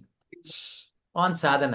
Chanting the holy names in youth will purify the heart and protect one from so many dangers in life. ಚಿಕ್ಕ ವಯಸ್ಸಲ್ಲಿ ಗಿಡವಾಗಿ ಬಗ್ಗದ್ದು ಮರವಾಗಿ ಬಗ್ಗೀತೆ ಅನ್ನೋ ಒಂದು ಗಾದೆನೇ ಇದೆ. ಚಿಕ್ಕ ವಯಸ್ಸಲ್ಲೇ ನೀವು ಬೆಳೆಸ್ಕೊಂಡಿಲ್ಲ ಅಂದ್ರೆ ವಯಸ್ಸಾದ್ಮೇಲೆ ಇನ್ನೇನ್ ಬೆಳೆಸ್ಕೊಂತೀರಾ? ಆಗಲ್ಲ. ಇವಾಗ ಬಗ್ಗದೇ ಇರೋದು ಮರವಾಗಿ ಬಗ್ಸೋದು ತುಂಬಾ ಕಷ್ಟ. Yes, on responsibility. The youth are the future leaders. If they are Krishna conscious, then the whole society will benefit. ನೀವು ಕೃಷ್ಣ ಪ್ರಜ್ಞೆ ಆದ್ರೆ ನಾಳೆ ನಿಮ್ಮ ಭವಿಷ್ಯತ್ತು, ಚಿಕ್ಕದಾಗಿ ಹೇಳಿದ್ದೀನಿ, ನಿಮ್ಮ ಕುಟುಂಬ ಕೃಷ್ಣ ಪ್ರಜ್ಞೆಯಲ್ಲಿ ಬರುತ್ತೆ. ನಿಮ್ಮ ಕುಟುಂಬ ಕೃಷ್ಣ ಪ್ರಜ್ಞೆ ಬಂತಂದ್ರೆ 2 ಕುಟುಂಬಗಳು ಕೃಷ್ಣ ಪ್ರಜ್ಞೆ ಬಂದಾಗ ಆಗುತ್ತೆ ನಿಮ್ಮ ಮದುವೆ ಆದ್ರೆ. ಕ್ಲಿಯರ್? ಈ ರೀತಿ ಚಿಕ್ಕದಾಗಿ ನಾನು ಹೇಳ್ತೀನಿ, ದೊಡ್ಡ ಇಡೀ ಸಮಾಜನೇ ಬದಲಾಯಿಸ್ಬಿಡ್ತೀನಿ ಅನ್ನೋದಲ್ಲ. ನಮ್ಮ ಕುಟುಂಬಗಳೇ ಬದಲಾವಣೆ ಆದ್ರೆ ಎಷ್ಟೋ ಆಗೋಗುತ್ತೆ. Yes, on association. Keep good association in youth. Association will determine your destination. ಯಾರ ಜೊತೆ ಸೇರ್ತಿದ್ದೀರಾ ಅಂತ ನೋಡ್ಕೊಳ್ಳಿ. ಅವರ ಗುರಿ ಏನಿದೆ, ನೀವು ಯಾರ ಜೊತೆ ಸೇರ್ತಿದ್ದೀರಾ, ಅವ್ರ ಜೊತೆ ಸೇರ್ತರೇನೆ ನಿಮ್ಮ ಗುರಿ ಅದೇ ಆಗಿರುತ್ತೆ. ಯಾರ ಜೊತೆ ಸೇರ್ತಿದ್ದೀರಾ ಆ ಗುರಿ. ನಾವು ಕುಡುಕನ ಜೊತೆ ಸೇರಿದಾಗ ಕುಡಿಯೋದೇ ನಮ್ಮ ಗುರಿ ಆಗಿರುತ್ತೆ. ಕ್ಲಿಯರ್? ಸೊ ಎಂಥವ್ರ ಜೊತೆ ಸೇರ್ತಿದ್ದೀವಿ ಅಂತ. Then on early practice. If you start devotional service early in life, it becomes your natural habit and you won't struggle later. ನಂತರ ನಿಮ್ಮ ಜೀವನ ಕಷ್ಟವಾಗಿರೋದಿಲ್ಲ. ಇವಾಗ ಆ ಒಂದು ಜೀವನವನ್ನ ಪ್ರಾರಂಭ ಮಾಡೋದು ಯಾವುದು? ಆಧ್ಯಾತ್ಮಿಕ ಜೀವನ, ಕೃಷ್ಣ ಪ್ರಜ್ಞೆ. ಯಾಕಂದ್ರೆ ಆತ್ಮದ ದೃಷ್ಟಿಯಲ್ಲಿ ಜೀವನದ ಮೌಲ್ಯಗಳನ್ನ ತಿಳ್ಕೊಂಡು ಮಾಡುವಂಥದ್ದು. ನಂತರ ಭೌತಿಕ ಜೀವನ, ಆಧ್ಯಾತ್ಮಿಕ ಜೀವನ. Material enjoyment may seem attractive youth. ಈ ಒಂದು ಭೌತಿಕದ ಕೆಲವೊಂದು ಸ್ಟೈಲ್ ಮಾಡೋದಂತೆ, ಅದು ಮಾಡೋದು ಮಾಡಬಾರ್ದು ಅಂತ ಏನಿಲ್ಲ, ಆದ್ರೆ ಅದೇ ಜೀವನ ಆಗ್ಬಿಡೋದು. ಈ ಒಂದು ಯೌವನದಲ್ಲಿ ಅದೆಲ್ಲ ಚೆನ್ನಾಗಿದೆ ಅನ್ಸುತ್ತೆ, but it does not give real happiness. Real happiness comes from serving Krishna. ಆ ರೀತಿ ಮಾಡೋದ್ರಿಂದ ನಿಜವಾದ ಸಂತೋಷ ಬರೋದು. ಇದನ್ನ 18 ಅಧಿವೇಶನದೊಳಗೆ ಹೇಳ್ತೀನಿ. ಆಗಿನ ಕಾಲದಲ್ಲಿ ಎಲ್ಲರೂ ಏನ್ ಮಾಡ್ತಿದ್ರು ಗೊತ್ತಾ? ಚಿಕ್ಕದಾಗಿ ಗಂಡ್ ಮಕ್ಳಿಗೆ ಹೇಳುವಾಗ ಆ ಒಂದು ತಲೆ ಬಾಚ್ಕೊಳ್ಳುವಾಗ ಎಲ್ಲರೂ ಎಡಗಡೆ ಬಾಚ್ಕೊಳ್ಳೋರು, ನಂತರ ಬಲಗಡೆ ಆಯ್ತು, ನಂತರ ಸೆಂಟ್ರಲ್ ಇದನ್ನ ಬಿಟ್ಬಿಟ್ಟು ಬಾಚ್ಕೊಳ್ಳೋರು. ಆನಂತರ ಏನ್ ಬಂತು? ಸ್ಪೈಕ್ಸ್ ಅಂತ ಎಲ್ಲ ನಿಲ್ಸ್ಬಿಡ್ತಾ ಇದ್ರು. ಏನಕ್ಕೆ? ಹೆಂಗಾದ್ರೂ ಬಾರು ಸಂತೋಷವಾಗಿರೋಣ ಅಂತ. ಬರಲ್ಲ ಅದು. ಇವತ್ತೆಲ್ಲ ಏನಾಗಿದೆ? ತಲೆ ಬಡಿಸ್ಕೊಳ್ಳೋರು ಆಗೋದ್ರು ಆಮೇಲೆ ಕೊನೆ. ಎಲ್ಲಿಂದ ಬರುತ್ತೆ ಸಂತೋಷ? ಕೃಷ್ಣ ಪ್ರಜ್ಞೆಯಲ್ಲಿ ಮಾತ್ರನೇ ಸಂತೋಷ, ಶಾಶ್ವತವಾದ ಸಂತೋಷ. On purposes of life, human life is meant for self-realization. Youth is the best time to begin that journey seriously. Jayapataka ಸುಮಾರು ಹೇಳ್ತಿದ್ದಾರೆ, ಏನೋ human life is meant for self realisation. ಆತ್ಮ ಸಾಕ್ಷಾತ್ಕಾರಕ್ಕೋಸ್ಕರ ಈ ಒಂದು ಮನುಷ್ಯ ಜನ್ಮ ಪಡೆದಿರೋದು. ಯಾವಾಗ ಯುವಕರು ಚಿಕ್ಕ ವಯಸ್ಸಲ್ಲಿ ಇದನ್ನ ಪ್ರಾರಂಭ ಮಾಡ್ತಾರೆ, ನಮ್ಮ ಪ್ರಯಾಣ ಸೀರಿಯಸ್ ಆಗಿರುತ್ತೆ. ಎಲ್ಲರೂ ನೋಡ್ಬೋದು ಈ ಕೃಷ್ಣ ಪ್ರಜ್ಞೆಯಲ್ಲಿ ಎಲ್ಲರೂ 30, 40, 50 ವಯಸ್ಸಲ್ಲಿ ಜಾಯಿನ್ ಆಗ್ತಾರೆ. ಕೆಲವರು ಸೀರಿಯಸ್ ಆದವರು ಬೇಸರ ಮಾಡ್ಕೊಂತಾರೆ, ಕಣ್ಣಲ್ಲಿ ನೀರೇ ಬಂದ್ಬಿಡುತ್ತೆ ಅವ್ರಿಗೆ. ಪ್ರಭು 50 ವರ್ಷ ಆಗೋಯ್ತು, ಇನ್ನೇನ್ ಮಾಡೋದು ಪ್ರಭು ಇವಾಗ ಅಂತ ಕಳ್ತಾ ಇರ್ತಾರೆ. ಯಾಕೆ? ದೇಹ ಸಹಕರಿಸ್ತಾ ಇರಲ್ಲ. ಬೆಳಿಗ್ಗೆ ಎದ್ದೊಳ್ಬೇಕು ಅಂದ್ರೆ ಆಗ್ತಾ ಇರಲ್ಲ. ಜಾಗದಲ್ಲಿ ಕುಂತ್ಕೊಂಡು ಜಪ ಮಾಡಕ್ ಆಗ್ತಾ ಇರಲ್ಲ. ಕೈ ನೋವು, ಕಾಲು ನೋವು, ಮಂಡಿ ನೋವು, ಬೆನ್ನು ನೋವು, ಆ ನೋವು, ಇದು ಅದು ಏನೇನೋ. ಅದ್ರ ಜೊತೆಗೆ ಆತಂಕಗಳು, ಶುಗರ್ ಬಂತು, BP ಬಂತು, ಅದು ಬಂತು, ಹಾಸ್ಪಿಟ್ಲ್ ಹೋಗಿ ಇದು ಮಾಡು. ಹಾಸ್ಪಿಟ್ಲ್ಗೆ ಹೋದ್ರೆ ಅವ್ರು ಇದ್ದಿದ್ದು ನಿಮ್ ಪ್ರಾಣ ತೆಗೆದಾಕ್ಬಿಡ್ತಾರೆ. ಈ ಚೆಕ್ ಮಾಡು, ಆ ಚೆಕಪ್ ಮಾಡು, ಅದು ಮಾಡು, ಇದು ಮಾಡು. ಒಂದಿದ್ರೆ 4 ಇದೆ ಅಂತಾರೆ. ಎಷ್ಟು ಒತ್ತಡದ ಜೀವನ. ಅದ್ರಲ್ಲಿ ಎಲ್ಲಿ ಭಗವಂತನ ನಾಮ ಕೇಳಿಸುತ್ತೆ? ಜಪ ಮಾಡೋ ಇದೆ ಆದ್ರೂ ಎಲ್ಲಿರುತ್ತೆ? ಇದೊಂದೇ ವಯಸ್ಸು ನಿಮ್ಮದು. ಇವಾಗ ನೀವು ನಿಮ್ಮ ಒಂದು ಮನಸ್ಸು ಇಂದ್ರಿಯಗಳನ್ನೆಲ್ಲ ಸರಿಯಾಗಿ ರೂಪಿಸ್ಕೊಂಡು ಇಟ್ಕೊಳ್ಳಿ. ಅದೇ ರೀತಿನೇ ಮುಂದುವರ್ಸ್ಕೊಂಡು ಹೋಗ್ತಾ ಇರುತ್ತೆ ನಿಮ್ ಇಡೀ ಜೀವನ. ಇಫ್ ನಾಟ್ ನಾವು ವೆನ್, ಇವಾಗ ಇಲ್ಲ ಅಂದ್ರೆ ಇನ್ ಯಾವಾಗ ಮಾಡ್ಬೇಕು ಅನ್ನೋ ಪ್ಲಾನ್ ಇದೆ. ಅಂದ್ರೆ ಸೀರಿಯಸ್ನೆಸ್ ಯಾವಾಗ ಆಗ್ಬೇಕು ಅನ್ನೋದೇ. If youth is wasted, can it be regained? ಈ ಯೌವನ ಅನ್ನೋದನ್ನ ನಾವು ವ್ಯರ್ಥ ಮಾಡ್ಬಿಟ್ರೆ ಮತ್ತೊಮ್ಮೆ ಅದನ್ನ ಪಡ್ಕೊಳ್ಳೋದಕ್ಕೆ ಸಾಧ್ಯನೇ ಇಲ್ಲ. Time lost in youth can not be recovered. ಅದು ಈ ಒಂದು ಆವಾಗಲೂ ಸ್ಟಾರ್ಟಿಂಗ್ ಹೇಳಿದೆ, ಬುದ್ಧಿ ಶಕ್ತಿ ಎರಡೂ ಇರುವಂತಹ ವಯಸ್ಸು. ಇವಾಗ ನೀವು ಬಿಡುಗಡೆ ಮಾಡ್ಕೊಳ್ಬೇಕು. ನೀವು ಒಂದು ಭೌತಿಕ ಸಾಗರದಿಂದ, ಭವಸಾಗರದಿಂದ, ಇಲ್ಲ ಜನ್ಮ ಮೃತ್ಯು ಜರಾವ್ಯಾದಿಂದ ಇವಾಗ ಬಿಡುಗಡೆ ಮಾಡ್ಕೊಂಡ್ರೆ ಮತ್ತಿನ್ ಯಾವಾಗ ಬಿಡುಗಡೆ ಮಾಡ್ಕೊಂಡು ಸಾಧ್ಯ? Discipline in youth, freedom in life. ಈ ಒಂದು ಯೌವನದಲ್ಲಿ ನಮಗೆ ಡಿಸಿಪ್ಲಿನ್ ಅಂದ್ರೆ ಇದ್ರೇನೆ ಶಿಸ್ತುಬದ್ಧವಾದ ಜೀವನ. ಇಷ್ಟೊತ್ತಿಗೆ ಎದ್ದೊಳ್ಬೇಕು, ಒಂದು ಚಾರ್ಟ್. ಪ್ರತಿಯೊಬ್ಬರು ಈ ಒಂದು ವಯಸ್ಸಲ್ಲಿ ಚಾರ್ಟ್ ಹಾಕೊಂಡಿರ್ಬೇಕು. 5 ಗಂಟೆಗೆ 4 ಗಂಟೆಗೆ ಇಷ್ಟೊತ್ತಿಗೆ ಎದ್ದೊಳ್ತೀನಿ, ಇಷ್ಟೊತ್ತವರೆಗೂ ಇಷ್ಟೊತ್ತಿಂದ ಜಪ ಮಾಡ್ತೀನಿ, ಇಷ್ಟೊತ್ತಿಂದ ಇಷ್ಟೊತ್ತಿಗೆ ನಾನು ಓದ್ತೀನಿ, ಇಷ್ಟೊತ್ತಿಂದ ಇಷ್ಟೊತ್ತು ಕೇಳಿಸ್ಕೊಂತೀನಿ, ಬ್ರೇಕ್ಫಾಸ್ಟ್ ಇಷ್ಟೊತ್ತಿಗೆ ಮಾಡ್ತೀನಿ, ಊಟ ಇಷ್ಟೊತ್ತಿಗೆ ಮಾಡ್ತೀನಿ, ಇವತ್ತಿನ ದಿನ ಇದನ್ನ ಮಾಡ್ಕೊಂತೀನಿ, ಈ ಸಮಯಕ್ಕೆ ಇದನ್ನ ಮಾಡೋದು, ಇಷ್ಟೊತ್ತಿಗೆ ಮಲ್ಕೊಂತೀನಿ. ಇದೆಲ್ಲ ಶಿಸ್ತಿನ ಒಂದು ಜೀವನ. Simple living, high thinking. ಈ ರೀತಿ ಸರಳವಾದ ಜೀವನ ಮಾಡಿದ್ರೆ ಮಾತ್ರ ನಮ್ಮ ಜೀವನ ಭವಿಷ್ಯತ್ತು ಚೆನ್ನಾಗಿರುತ್ತೆ, ಉನ್ನತವಾಗಿರುತ್ತೆ, ಪ್ರಜ್ವಲವಾಗಿರುತ್ತೆ. ದ ಅಲ್ಟಿಮೇಟ್ ಟೇಕ್ಅವೇ ಏನದು? Youth is not for wasting time, sense enjoyment alone. ಬರೀ ಇಂದ್ರ ತೃಪ್ತಿ ಮಾಡಿಕೊಂಡು ಸಮಯ ವ್ಯರ್ಥ ಮಾಡೋದಕ್ಕಲ್ಲ. ಕೆಲವು ನೋಡ್ಬೋದು ಹುಡುಗರು ಅಲ್ಲಿ ಇಲ್ಲಿ ಹರಟೆ ಹೊಡಿತಾ ಇರ್ತಾರೆ, ಗಾಸಿಪ್ ಮಾಡ್ಕೊಳ್ಳೋದು, ಅಲ್ಲಿಗೆ ಹೋಗೋಣ, ಇಲ್ಲಿಗೆ ಹೋಗೋಣ, ಇದು ಮಾಡೋಣ. ಇನ್ನು ಕೆಲವೊಂದು ಮೂರ್ಖ ನೋಡ್ಬೋ, ಇವಾಗೆಲ್ಲ ದೊಡ್ಡ ದೊಡ್ಡ ಗಾಡಿಗಳು ತಗೊಂಡ್ಬಿಡ್ತಾರೆ. ಏನಂದ್ರೆ ಭಾನುವಾರ ಶನಿವಾರ ಡ್ರೈವಿಂಗ್ ಅಂತ. ಎಲ್ಗಪ್ಪ ಹೋಗ್ತಾರೆ? ಎಲ್ಲೂ ಇಲ್ಲ, ಬರೀ ರೋಡ್ ಮೇಲೆ ಒಳ್ಳೆ ನಾಯಿಗಳು ತರ ಹೋಗ್ತಾ ಇರೋದಂತೆ ಅಷ್ಟೇ. ಇದು ಒಂದು ಇದ್ರಲ್ಲಿ ಏನ್ ಸಂತೋಷ? Purpose of life. ಹೋಗ್ತಿದ್ದೀರಾ, ಇಟ್ ಸಂತೋಷ. ಏನಕ್ಕೆ ಹೋಗ್ತಿದ್ದೀರಾ? ಅಷ್ಟು ದೂರ ಹೋಗು, ಈ ಪ್ರಯೋಜನ ಏನು? ಜೀವನದಲ್ಲಿ ಏನ್ ಗಳಿಸ್ತೀರ ಅದರಿಂದ? ಇಲ್ಲ ಏನಿದೆ? ಜಸ್ಟ್ ಯೋಚನೆ. ಇದು ಕಾಮನ್ ಸೆನ್ಸ್. ಇದು ಯಾರೋ ಬುದ್ಧಿವಂತರು ಹೇಳೋ ನನ್ನಂತವ್ನು ಹೇಳ್ಬೇಕನ್ನೋ ಅವಶ್ಯಕತೆ ಇಲ್ಲ. ಪ್ರತಿಯೊಬ್ರು ಅವ್ರವ್ರ ಕಾಮನ್ ಸೆನ್ಸ್ ಯೂಸ್ ಮಾಡಿದ್ರೆ ಗೊತ್ತಾಗ್ಬಿಡುತ್ತೆ. ಕರೆಕ್ಟಾ? ಅವಾಗ ಲೆಕ್ಕ ಹಾಕೊಳ್ಳಿ, ನಾವೆಷ್ಟು ದಾರಿ ತಪ್ಪಿದ್ದೀವಿ, ಎಷ್ಟು ಅಜ್ಞಾನದಲ್ಲಿದ್ದೀವಿ, ನಮ್ಮ ಜೀವನ ಎಷ್ಟು ಸಮಯ ವ್ಯರ್ಥ ಆಗ್ತಾ ಇದೆ. ಮತ್ತೊಮ್ಮೆ ಬರಲ್ಲ. ಬರುತ್ತೆ, ಬುದ್ಧಿ ಬರುತ್ತೆ ನಿಮ್ಗೆ, ನಾಳೆ ಬರುತ್ತೆ. ಯಾವಾಗ ಕೈ ಕಾಲು ಆಗ್ತಾ ಇರಲ್ಲ, ಒಂಚೂರು ಮುಂಚಿನ ತರ ಇರೋದಿಲ್ಲ, ಆವಾಗ ಬರುತ್ತೆ. ನ್ಯಾಯ ವ್ಯರ್ಥ ಮಾಡ್ಕೊಂಡಿದ್ದೆ. ಆವಾಗ ಆ ಕೋರ್ಸ್ ಯಾವ್ದೋ ಇತ್ತು, ಆ ಕೋರ್ಸ್ ಮಾಡಿದ್ರೆ ಜೀವನ ಚೆನ್ನಾಗಿದ್ದಿರೋದು. ಆವಾಗಲೇ ಓದಿದ್ದು ಒಂಚೂರು ಕಷ್ಟಪಟ್ಟು ರಾತ್ರಿ ಬೆಳಗ್ಗೆ ಓದ್ಕೊಂಡು ಏನೋ ಮಾಡಿದ್ರೆ ಚೆನ್ನಾಗಿದ್ದಿರೋದು. ಯಾವಾಗಲೇ ಏನೋ ಒಂದು ವ್ಯಾಪಾರನ ಏನೋ ಒಂದು ಹಾಕೊಂಡು ಸೆಟ್ಲ್ ಆಗಿದ್ರೆ ಜೀವನದಲ್ಲಿ ಚೆನ್ನಾಗಿರೋದು. ಇವಾಗ ಈ ರೀತಿ ನಾಯಿ ತರ ಹಣ್ಣಿ ತರ ಅಲ್ಲಿಯೋ ಅವಶ್ಯಕತೆ ಇರ್ಲಿಲ್ವಲ್ಲ ಅನ್ಸುತ್ತೆ. ಪ್ರಯೋಜನ ಸಮಯ ಕಳೆದೋಗಿರುತ್ತೆ. ಕ್ಲಿಯರ್?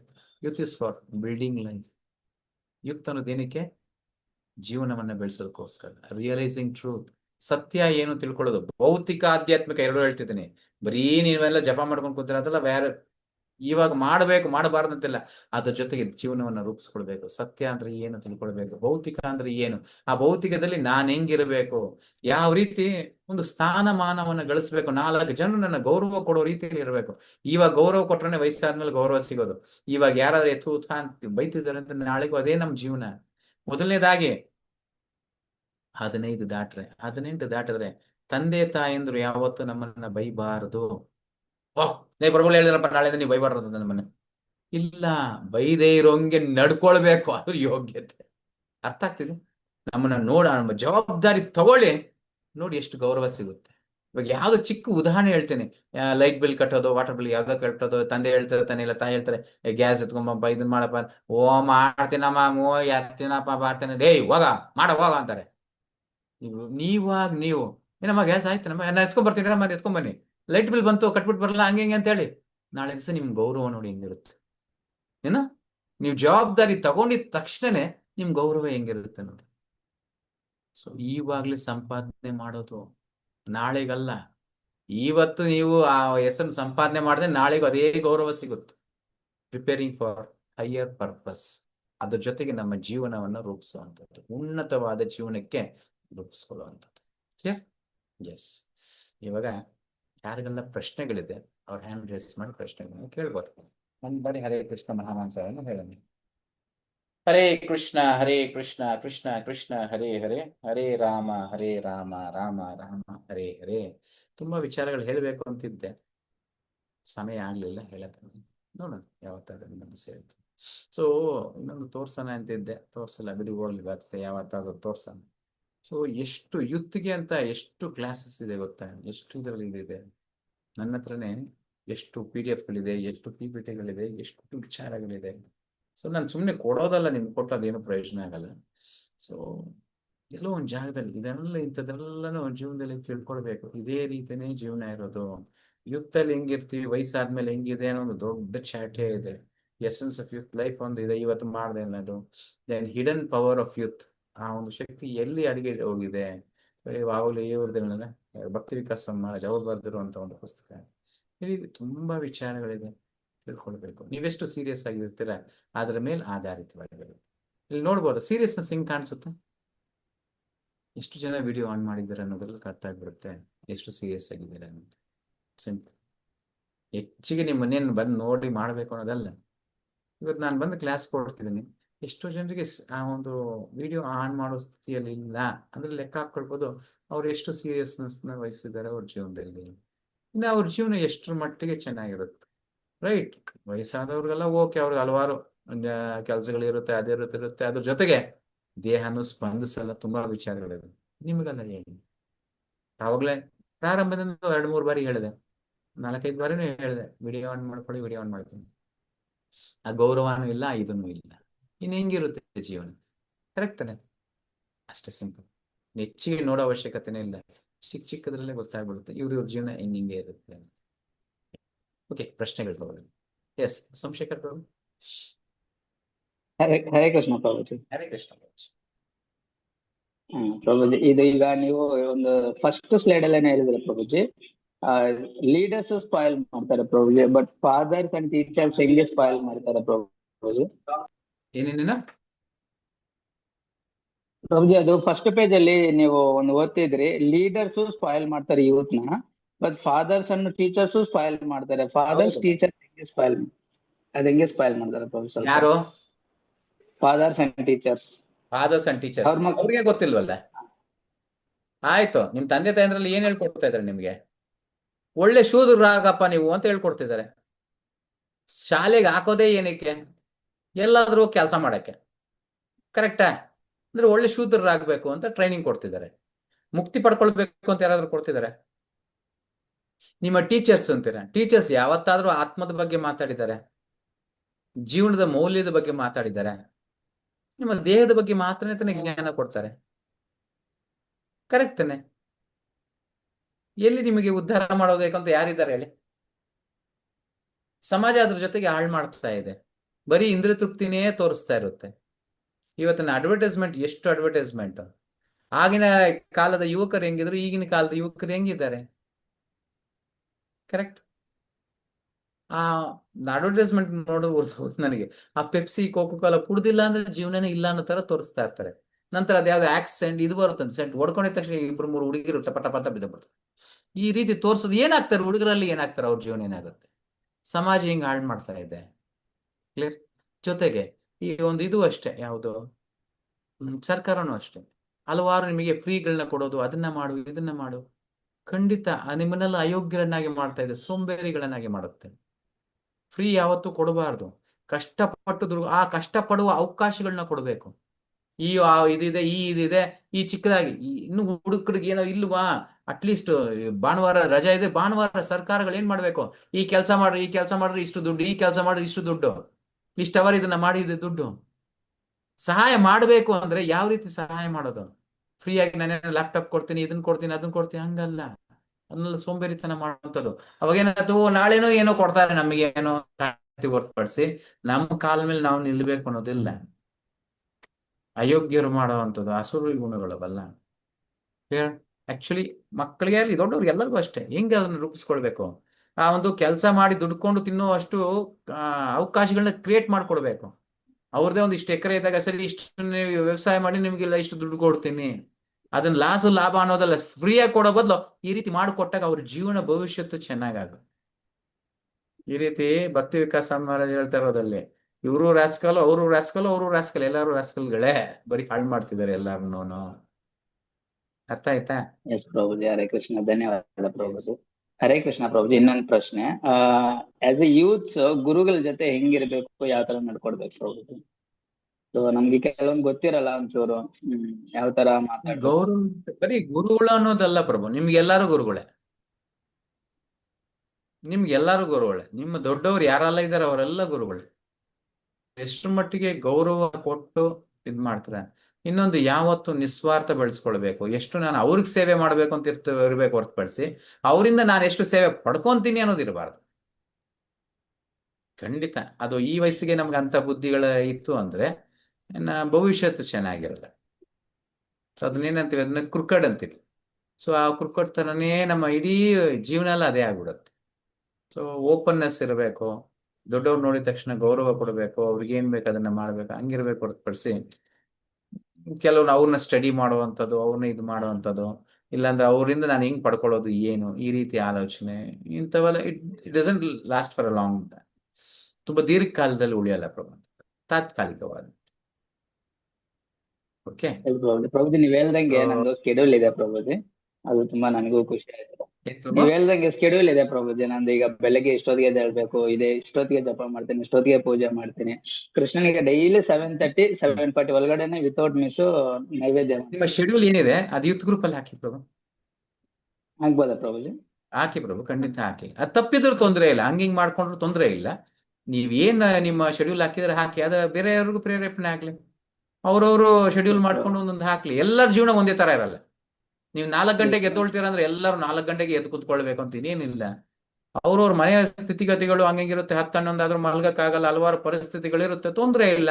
ಅವ್ರು 6 ಗಂಟೆಗೆ ಎದ್ದೊಳ್ತಾರೆ, ಇಲ್ಲ 6:15 ಎದ್ದೊಳ್ತಾರೆ, ಏನೋ ಓಕೆ, ಪರವಾಗಿಲ್ಲ. ಬಟ್ ಅದ್ರ ಮೇಲೆ ಎದ್ದೊಳ್ತೀನಿ ಅಂದ್ರೆ ಖಂಡಿತ ಸರಿ. ಅದು ಎಂತ ಟೈಮ್ ನೀವು ರಾತ್ರಿ 2 ಗಂಟೆಗೆ ಮಲ್ಕೊಂಡ್ರು ಸರಿನೇ. ಸೂರ್ಯ ಹುಟ್ಟದ ನಂತರ ನಾನು ಮಾಡ್ತೀನಿ ಅಂದ್ರೆ ಖಂಡಿತ ಅದು ಶ್ರೇಯಸ್ಸು ಅಲ್ಲ. ಅದ್ರಲ್ಲಿ ಈ ವಯಸ್ಸಲ್ಲಿ ನೀವು ಅದನ್ನ ಆ ರೀತಿ ಇತ್ತಂದ್ರೆ ನಿಮ್ಮ ಭವಿಷ್ಯತ್ ಇಲ್ವೇ ಇಲ್ಲ ಅನ್ಕೊಂಡು. ಸೊ ಸ್ಥಿತಿಗತಿಗಳು ತಕ್ಕಂಗೆ ನೋಡ್ಕೊಂಡು ಅಟ್ಲೀಸ್ಟ್ ಒಂದು 6 ಗಂಟೆ ಒಳಗೆ ಎದ್ದೊಳಕ್ಕೆ ಪ್ರಯತ್ನ ಮಾಡ್ಬೋದು. ಆ ರೀತಿ ಶೆಡ್ಯೂಲ್ ಎಲ್ಲರನ್ನು ಹಾಕೊಂಡು ಬೇಕಾದ್ರೆ ಗ್ರೂಪಲ್ಲೂ ಹಾಕ್ಬೋದು. ಬೇರೆಯವ್ರಿಗೂ ಪ್ರೇರೇಪಣೆ ಆಗುತ್ತೆ. ಇಲ್ಲ ಏನೋ ಕರೆಕ್ಷನ್ ಇದ್ರೆ ಒಂದು 4-5 ಜನರದ್ದು ಒಂದೇ ಸಿಮಿಲರ್ ಇತ್ತು ಅಂದ್ರೆ ಬೇಕಾದ್ರೆ ಮಾತಾಡ್ಕೊಂಡು ಇನ್ನೂ ಚೆನ್ನಾಗಿ ಮಾಡ್ಬೋದು. ಸೊ ಜಸ್ಟ್ ಉದಾಹರಣೆಗೆ ಜಪ ಆಗಿರ್ಬೋದು, ಎಲ್ಲರೂ ಒಂದೇ ಟೈಮ್ ಜಪ ಅಂದ್ರೆ ಬೇಕಾದ್ರೆ ಫೋನ್ ಮಾಡ್ಕೊಂಡು, ಇಲ್ಲ ಯಾವುದೋ ಒಂದು ಲಿಂಕ್ ಕ್ರಿಯೇಟ್ ಮಾಡ್ಕೊಂಡು ಎಲ್ಲರೂ ಅದರಲ್ಲೇ ಇದ್ದು ಜಪ ಮಾಡ್ಕೊಳ್ಳೋ ಥರನೂ ಪ್ಲಾನ್ ಮಾಡ್ಕೊಬೋದು. ಇಲ್ಲ ಅಂದ್ರೆ ಏಕಾದಶಿ 64 ಮಾಲೆ ಅಂತ ಜಪ ಮ್ಯಾರಥಾನ್ ಅಂತ ಮಾಡ್ಕೊಳ್ಬಹುದು. ಈ ರೀತಿ ಹಲವಾರು ಇದನ್ನ ಮಾಡ್ಕೊಳ್ಬಹುದು. ಓಕೆ, ನೀವು ಹಾಕಿ, ಗ್ರೂಪಲ್ಲಿ ಹಾಕಿ. ಓಕೆ, ಹರೇ ಕೃಷ್ಣ. ನಾನು ಹಾಕ್ತೀನಿ ಪ್ರಭುಜಿ. ಇನ್ನೊಂದು ಸ್ಮಾಲ್ ಜಸ್ಟ್ ಒಂದು ಕ್ವಶನ್ ಪ್ರಭು, ಲಾಸ್ಟ್ ಅಲ್ಲಿ ದಯವಿಟ್ಟು ಎಲ್ಲರಿಗೂ ಅವಕಾಶ, ಅವ್ರಿಗೂ ಬೇಸರ ಆಗ್ಬಿಡುತ್ತೆ, ಕಾದು ಮತ್ತೆ ನಿಮ್ದು ಹಂಗೆ ಹ್ಯಾಂಡ್ ರೈಸ್ ಇರ್ಲಿ, ನೆಕ್ಸ್ಟ್ ರಿಟರ್ನ್ ಬರ್ತೀನಿ. ಓಕೆ, ಹರಿಪ್ರಸಾದ್ ಪ್ರಭು.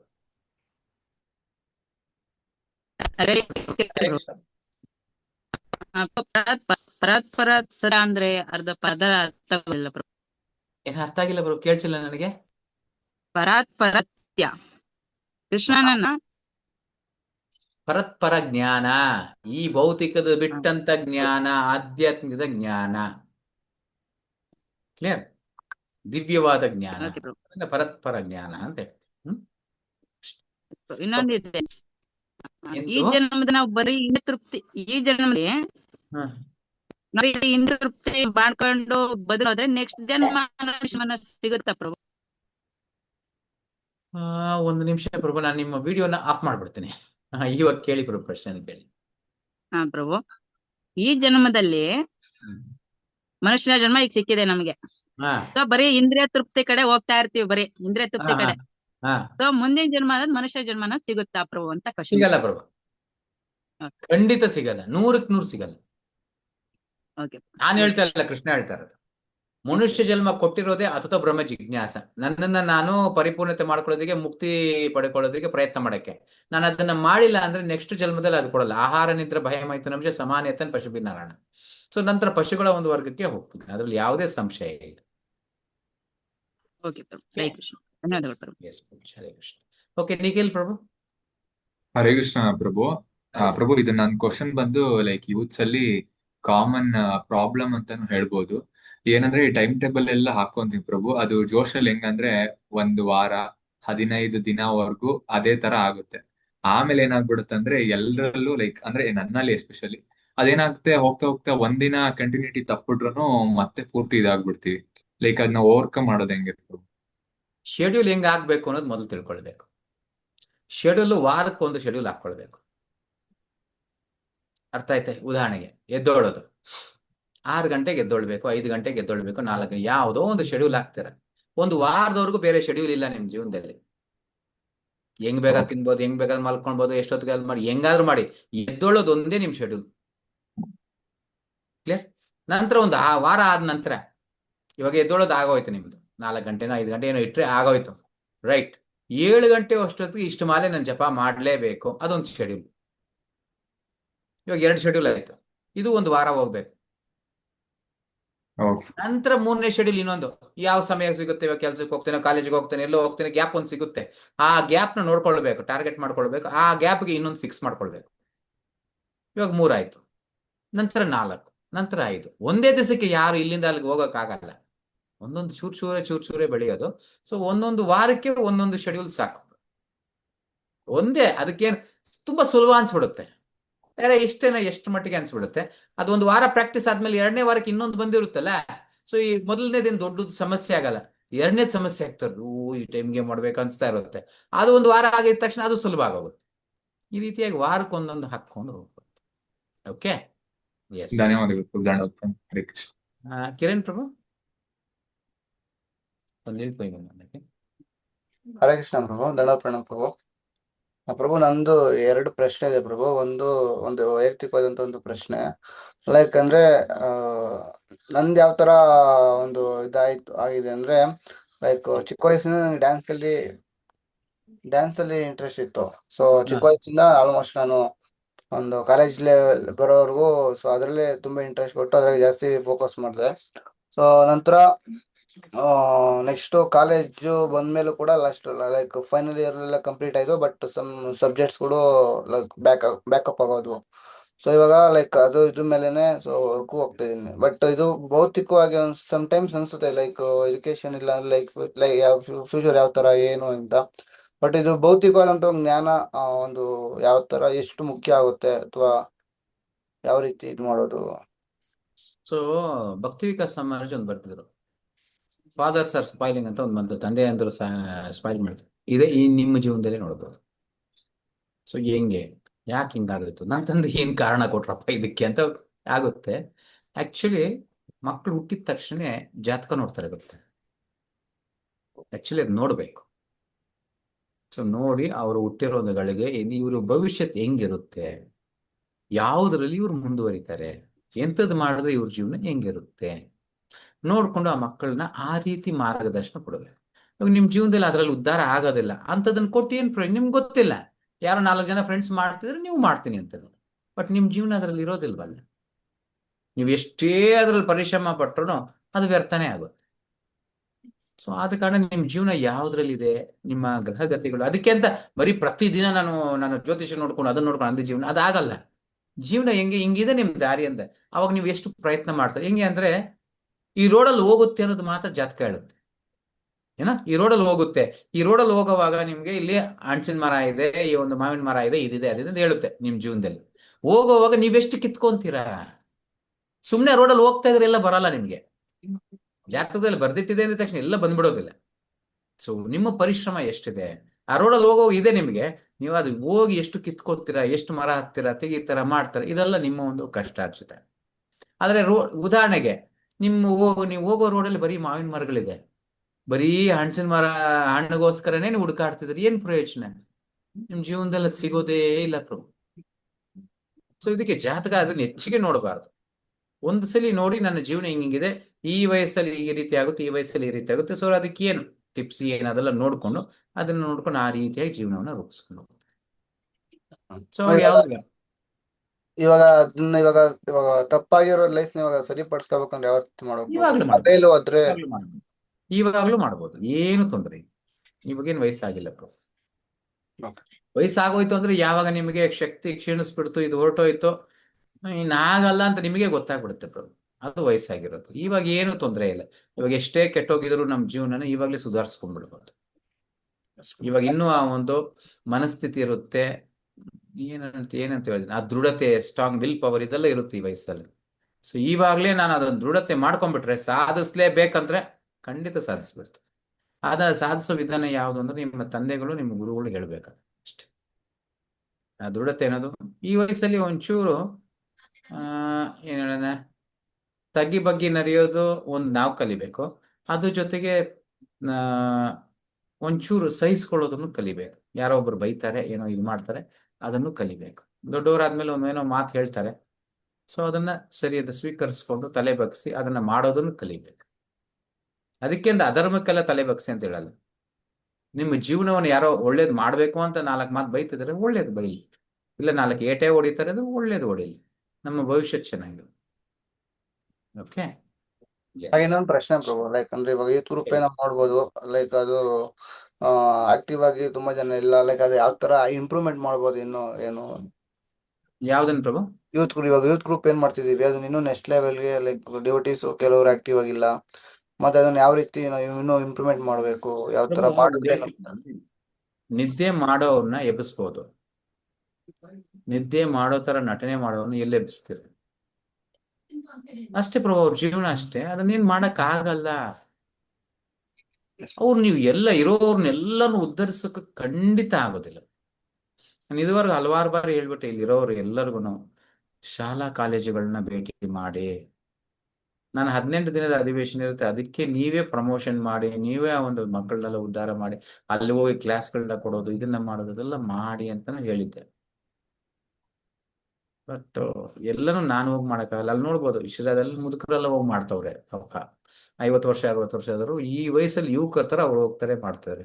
ನೀವೆಲ್ಲ ಅದನ್ನೆಲ್ಲ ಆಕ್ಚುಲಿ ಮಾಡ್ಬೇಕು. ನೀವು ಯಾವಾಗ ಲೀಡರ್ಸ್ ತರ ನಡ್ಕೊಂತೀರಾ ಆವಾಗ್ಲೇ ನಿಮ್ಮ ಜೀವನ ಭವಿಷ್ಯತ್ತು. ಎಷ್ಟು ಕೆಳಮಟ್ಟಕ್ಕೆ ಹೋಗ್ತಾರೆ ನಿಮ್ಮ ಜೀವನ ಅಷ್ಟು ರೂಪುಗೊಳ್ಳಲ್ಲ. ಯಾವಾಗ ನಾನು ಲೀಡರ್ ಆಗಿರ್ತೀನಿ, 4 ಜನಕ್ಕೆ ಮಾರ್ಗದರ್ಶನ ಕೊಟ್ಟು 4 ಜನ ಹೋಗಿ ಮಾತಾಡ್ತೀನಿ, ಆ ಒಂದು ಇದು ಬಂದ ಮೇಲೆನೆ ನಿಮ್ಮ ಜೀವನ ರೂಪುಗೊಳ್ಳೋದು. ಪ್ರತಿಯೊಬ್ಬರಿಗೆ ಹೇಳ್ತಿದ್ದೀವಿ. ಇಲ್ಲ ಈ ವಯಸ್ಸಲ್ಲಿ ನನಗೆ ಆ ಧೈರ್ಯ ಬರ್ಲಿಲ್ಲ, ಮಾಡಕ್ಕಾಗಿಲ್ಲ ಅಂದ್ರೆ ವಯಸ್ಸಾದ್ಮೇಲೆನೂ ಬರೋದಿಲ್ಲ. ನಿಮಗೂ ಹೇಳ್ತೀನಿ, ಇಲ್ಲಿ ನನ್ನ ಮಗಳು ಕೇಳಿಸ್ಕೊತಾರೆ, ಆಕೆಗೂ ಹೇಳ್ತಿದ್ದೀನಿ, ಈ ವಯಸ್ಸಲ್ಲಿ ಇರೋರ್ಗೆ ಎಲ್ಲರಿಗೂ ಹೇಳ್ತೀನಿ, ಇವಾಗ ನೀವು ಮಾಡಕ್ಕಾಗಿಲ್ಲ ಅಂದ್ರೆ ವಯಸ್ಸಾದ್ಮೇಲೆ ಅದೇ ಭಯದಲ್ಲೇ ಇರ್ತಾರೆ.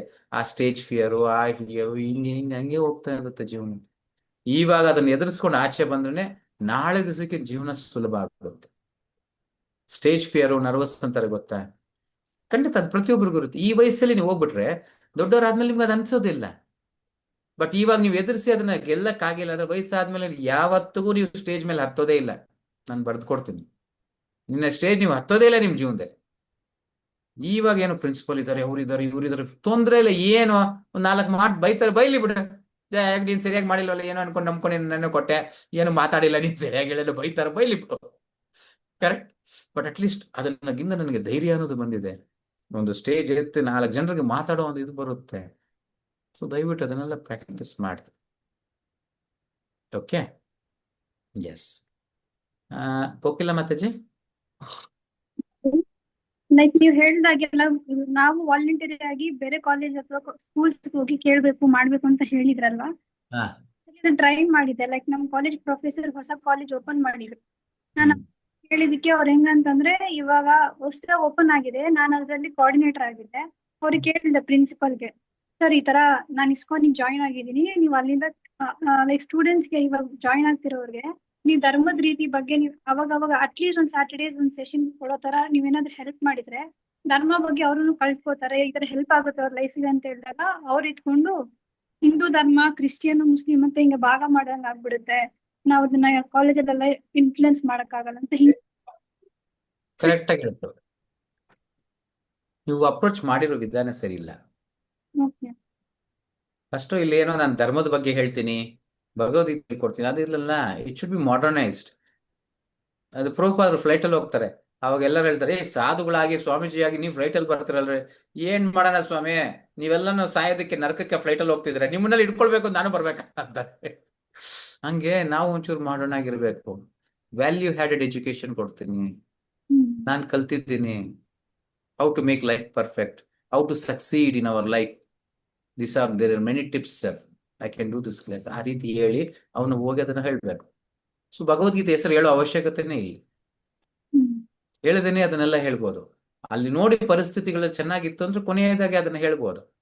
ಎಸ್, ಇದೆಲ್ಲ ಎಲ್ಲಿ ಕೊಟ್ಟಿದೆ ಗೊತ್ತಾ ನಿಮಗೆ, ಭಗವದ್ಗೀತೆಯಲ್ಲಿ ಕೊಟ್ಟಿದೆ ಅಂತ ಕೊನೆಯದಾಗ ಒಂದು ಮಾತು ಹೇಳ್ಬಿಟ್ಟು ಬರ್ಬೋದು. So in that way you can approach. Okay, yes. Okay, Somashekhar Prabhu. Prabhu Hare Krishna. Hare Krishna. Prabhu, ಈಗ ಯೂತ್ಸ್ ಅಲ್ಲಿ ಕೃಷ್ಣ ಕಾನ್ಶಿಯಸ್ನೆಸ್ ಬೇಜಾನ್ ಜನ ಇದಾರೆ ಪ್ರಭುಜಿ. ಅದೇ ಇದರಲ್ಲಿ ಸೊ ಯೂತ್ಸ್ ಅಲ್ಲಿ ಕೃಷ್ಣ ಕಾನ್ಶಿಯಸ್ ಇದಾರೆ ಪ್ರಭುಜಿ ಜಾಸ್ತಿ ಜನ. ಸೊ ಈಗ ಅವರೇ ಯೂತ್ಸ್, ಈಗ ನಾವೇ ಸ್ಕೂಲು ಕಾಲೇಜಸ್ಗೆಲ್ಲ ಹೋಗ್ತಿರ್ತೀವಿ, ಅದು ಸ್ಕೂಲು ಕಾಲೇಜಸ್ ಎಲ್ಲ ಇರೋ ಜ್ಞಾನ ಎಲ್ಲ ಅಜ್ಞಾನ ಅಂತೀರಾ. ಬಟ್ ಕೃಷ್ಣ ಪ್ರಜ್ಞೆಯಲ್ಲಿದ್ದು ಸ್ಕೂಲು ಕಾಲೇಜ್ ಎಲ್ಲ ಓದ್ತಾ ಇದೀನಲ್ವಾ ಅಜ್ಞಾನ, ಇದು ಭಗವದ್ಗೀತೆ ಓದ್ತಿರೋದಲ್ಲ ಜ್ಞಾನ, ಅದು ಒಂದು ಕನ್ಫ್ಯೂಸ್ ಸ್ಟೇಟ್ ಅಲ್ಲಿ ಇರೋದಲ್ಲ ಪ್ರಭುಜಿ, ಅದನ್ನ ಯಾವ್ದನ್ನ ಹೇಗೆ ಮಾಡೋದು ಅಂತ. ಕರೆಕ್ಟ್. Education ಕಾಲೇಜ್ complete ಹೋಗೋದು ಆಗಿರುತ್ತೆ. ಅಜ್ಞಾನ ಅಂದ್ರೆ ಯಾವಾಗವರೆಗೂ ಅಜ್ಞಾನವಾಗಿ ಇರುತ್ತೆ? ಅದ್ ಮುಗಿದ್ಮೇಲೆ ಎಲ್ಲಿವರೆಗೂ ಕೃಷ್ಣ ಪ್ರಜ್ಞೆ ಇಲ್ಲ ಅಲ್ಲಿವರೆಗೂ ಅಜ್ಞಾನವಾಗಿರುತ್ತೆ. ಕೃಷ್ಣ ಪ್ರಜ್ಞೆ ಬಂದ ಮೇಲೆನೆ ಅದು ಜ್ಞಾನವಾಗಿ ಮಾರ್ಪಡುತ್ತೆ. ಹೆಂಗ್ ಹೇಳೋಣ? ಮೊದಲನೇದಾಗಿ ಕೃಷ್ಣ ಪ್ರಜ್ಞೆಗೆ ಬಂದಿದ ತಕ್ಷಣ ನಿಸ್ವಾರ್ಥ ಅನ್ನೋದು ಬೆಳೀತದೆ. ಸೊ ಶಾಲಾ ಕಾಲೇಜುಗಳು ಹೆಂಗೆ ಇವಾಗ ವಿದ್ಯಾಭ್ಯಾಸ ಹಿಂಗ್ ಮಾಡ್ತಿದ್ದಾರೆ, ನಿಮ್ಮ ಟೀಚರ್ಗಳು ಯಾವತ್ತೂ ನಿಮ್ಮನ್ನು ಉದ್ಧಾರ ಮಾಡಲ್ಲ ಬಿಡಿ. ಅವ್ರಿಗೇನು ಸ್ಕೂಲ್ನ ಒಂದು ರ್ಯಾಂಕ್ ಬರ್ಬೇಕು ಅಷ್ಟೇ. ಎಲ್ಲರೂ ಫಸ್ಟ್ ರ್ಯಾಂಕ್ ತಗೊಳ್ರಿ, ಸೆಕೆಂಡ್ ರ್ಯಾಂಕ್ ತಗೊಳ್ರಿ ಅಂತ ಹೊರತುಪಡಿಸಿ ಅದರಿಂದ ನೀವೇನ್ ಕಲ್ತ್ರಿ ಅಂತ ಯಾರು ಇಲ್ಲ. ಎಲ್ಲರೂ ಬುಕ್ ವರ್ಮ್ಸ್ ಅಂತೀವಿ, ಏನೋ ಬರೀ ಅವನು ಬುಕ್ನ ಏನಿದೆ ಅದನ್ನ ಓದೋದು, ಅಲ್ಲಿ ಹೋಗಿ ಬರೆಯೋದು, ಎಕ್ಸಾಮ್ ಅಲ್ಲಿ ಪಾಸ್ ಆಗೋದು ಅಷ್ಟೇ. ಇಲ್ಲ, ಆ ಬುಕ್ಕಲ್ಲಿ ಏನ್ ಕೊಡ್ಲಾಗಿದೆ ಅದನ್ನ ಎಷ್ಟ್ರ ಮಟ್ಟಿಗೆ ನಾವು ಅರ್ಥ ಮಾಡ್ಕೊಂತಿದ್ದೀವಿ, ಜೀರ್ಣಿಸ್ಕೊಂತಿದ್ದೀವಿ, ಅದು ಜೀವನದಲ್ಲಿ ತೊಡಗಿಸೋ ಅರ್ಹತೆ ಇದೆಯಾ ಇಲ್ವಾ, ಅದ ಎಷ್ಟ್ರ ಮಟ್ಟಿಗೆ ಉಪಯುಕ್ತವಾಗ್ತದೆ ಏನು, ಅದ್ರ ಬಗ್ಗೆ ಎಲ್ಲ ಯಾವತ್ತಾದ್ರೂ ಸಂಶೋಧನೆ ಮಾಡ್ತೀರಾ? ಅದು ಜ್ಞಾನ. ಕೃಷ್ಣ ಪ್ರಜ್ಞೆಯಲ್ಲಿ ಬಂದಾಗ ವಿಕಸಿತಗೊಳ್ಳುತ್ತೆ, ನಮ್ಮ ಬುದ್ಧಿ ವಿಕಸಿತಗೊಳ್ಳುತ್ತೆ. ಆವಾಗ ಅದೇ ಜ್ಞಾನ, ಏನು ಅಜ್ಞಾನ ಅಂತಿದ್ವಿ ಅದೇ ಜ್ಞಾನವಾಗಿ ಮಾರ್ಪಡುತ್ತೆ. ಓದಿ ಎಕ್ಸಾಮ್ಗೋಸ್ಕರ ಮಾತ್ರ ನಾನು ಅದನ್ನ ಓದಬೇಕು. ಉದಾಹರಣೆಗೆ ನನ್ನ ಮಗಳ ಒಂದು ಇದರಲ್ಲೂ ಅಷ್ಟೇ, ಯಾವ್ದದು NCERT ಇದರಲ್ಲಿ ಕನ್ನಡದಲ್ಲಿ ಬರುತ್ತೆ, ಎಂತ ಒಂದು ಇದು ಬಂದಿದೆ ಗೊತ್ತಾ, ಆ ಒಂದು ಮಹಾಭಾರತದಲ್ಲಿ ದುರ್ಯೋಧನ ಮೆಚ್ಚಿಸ್ಕೊಳ್ಳುವಂಥದ್ದು, ಯಾರಪ್ಪ ಧರ್ಮರಾಜನನ್ನ ಅಯೋಗ್ಯನನ್ನಾಗಿ ತೋರಿಸ್ತಾನೆ, ಏನಕ್ಕೂ ಪ್ರಯೋಜನ ಇಲ್ಲದೆ ಇರೋನು, ನಕಲು ಸಹದೇನೇನು ಪ್ರಯೋಜನ ಇಲ್ಲದೆ ಇರೋರು, ಈ ರೀತಿ ಎಲ್ಲ ಕೊಡ್ಲಾಗಿದೆ. ಅದೇ ಓದಿ ಅಲ್ಲಿ ಬರಿಬೇಕು, ಅದೇ ಓದಿ ಬರಿಬೇಕು. ನನ್ನ ಮಗಳು ಅದನ್ನೇ ಓದಿದ್ದು, ಅದನ್ನೇ ಬರೆದಿತ್ತು, ಅದರಲ್ಲಿ ಓದಿ ಬರದೇ ಪಾಸ್ ಆಗಿತ್ತು, ಅದೇ ಚೆನ್ನಾಗಿ ಗೊತ್ತು. ಅದೆಲ್ಲನೂ ಅಜ್ಞಾನ, ಅವಶ್ಯಕತೆ ಇಲ್ಲ, ಎಕ್ಸಾಮ್ಗೋಸ್ಕರ ಓದ್ತಿದ್ದೇನೆ, ಎಕ್ಸಾಮ್ ಬರ್ದ ಮುಗಿದೋಯ್ತು, ಎರೇಸ್ ಆಗ್ಬಿಡುತ್ತೆ, ತಲೆಯಲ್ಲಿರಲ್ಲ. ಅರ್ಥ ಆಗ್ತಿದೆ?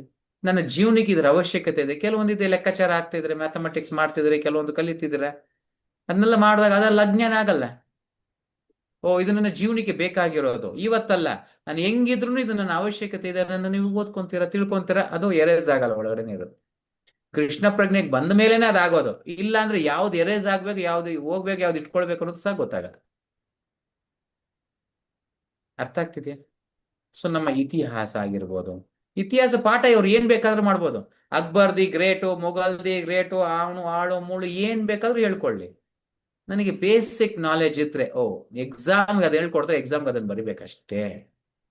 ಜೀವನದ ಪಾಠ ಅಲ್ಲ ಅದು, ಎಕ್ಸಾಮ್ ಬೇಕಾಗಿರೋ ಒಂದು ಉತ್ತರಗಳು ಅಷ್ಟೇ. ಆ ಎಕ್ಸಾಮ್ ಬರ್ದಿದ ತಕ್ಷಣನೇ ಎರೇಸ್ ಆಗ್ಬಿಡುತ್ತೆ. ಅರ್ಥ ಆಗ್ತಿದೆಯಾ ಪ್ರಭಾ?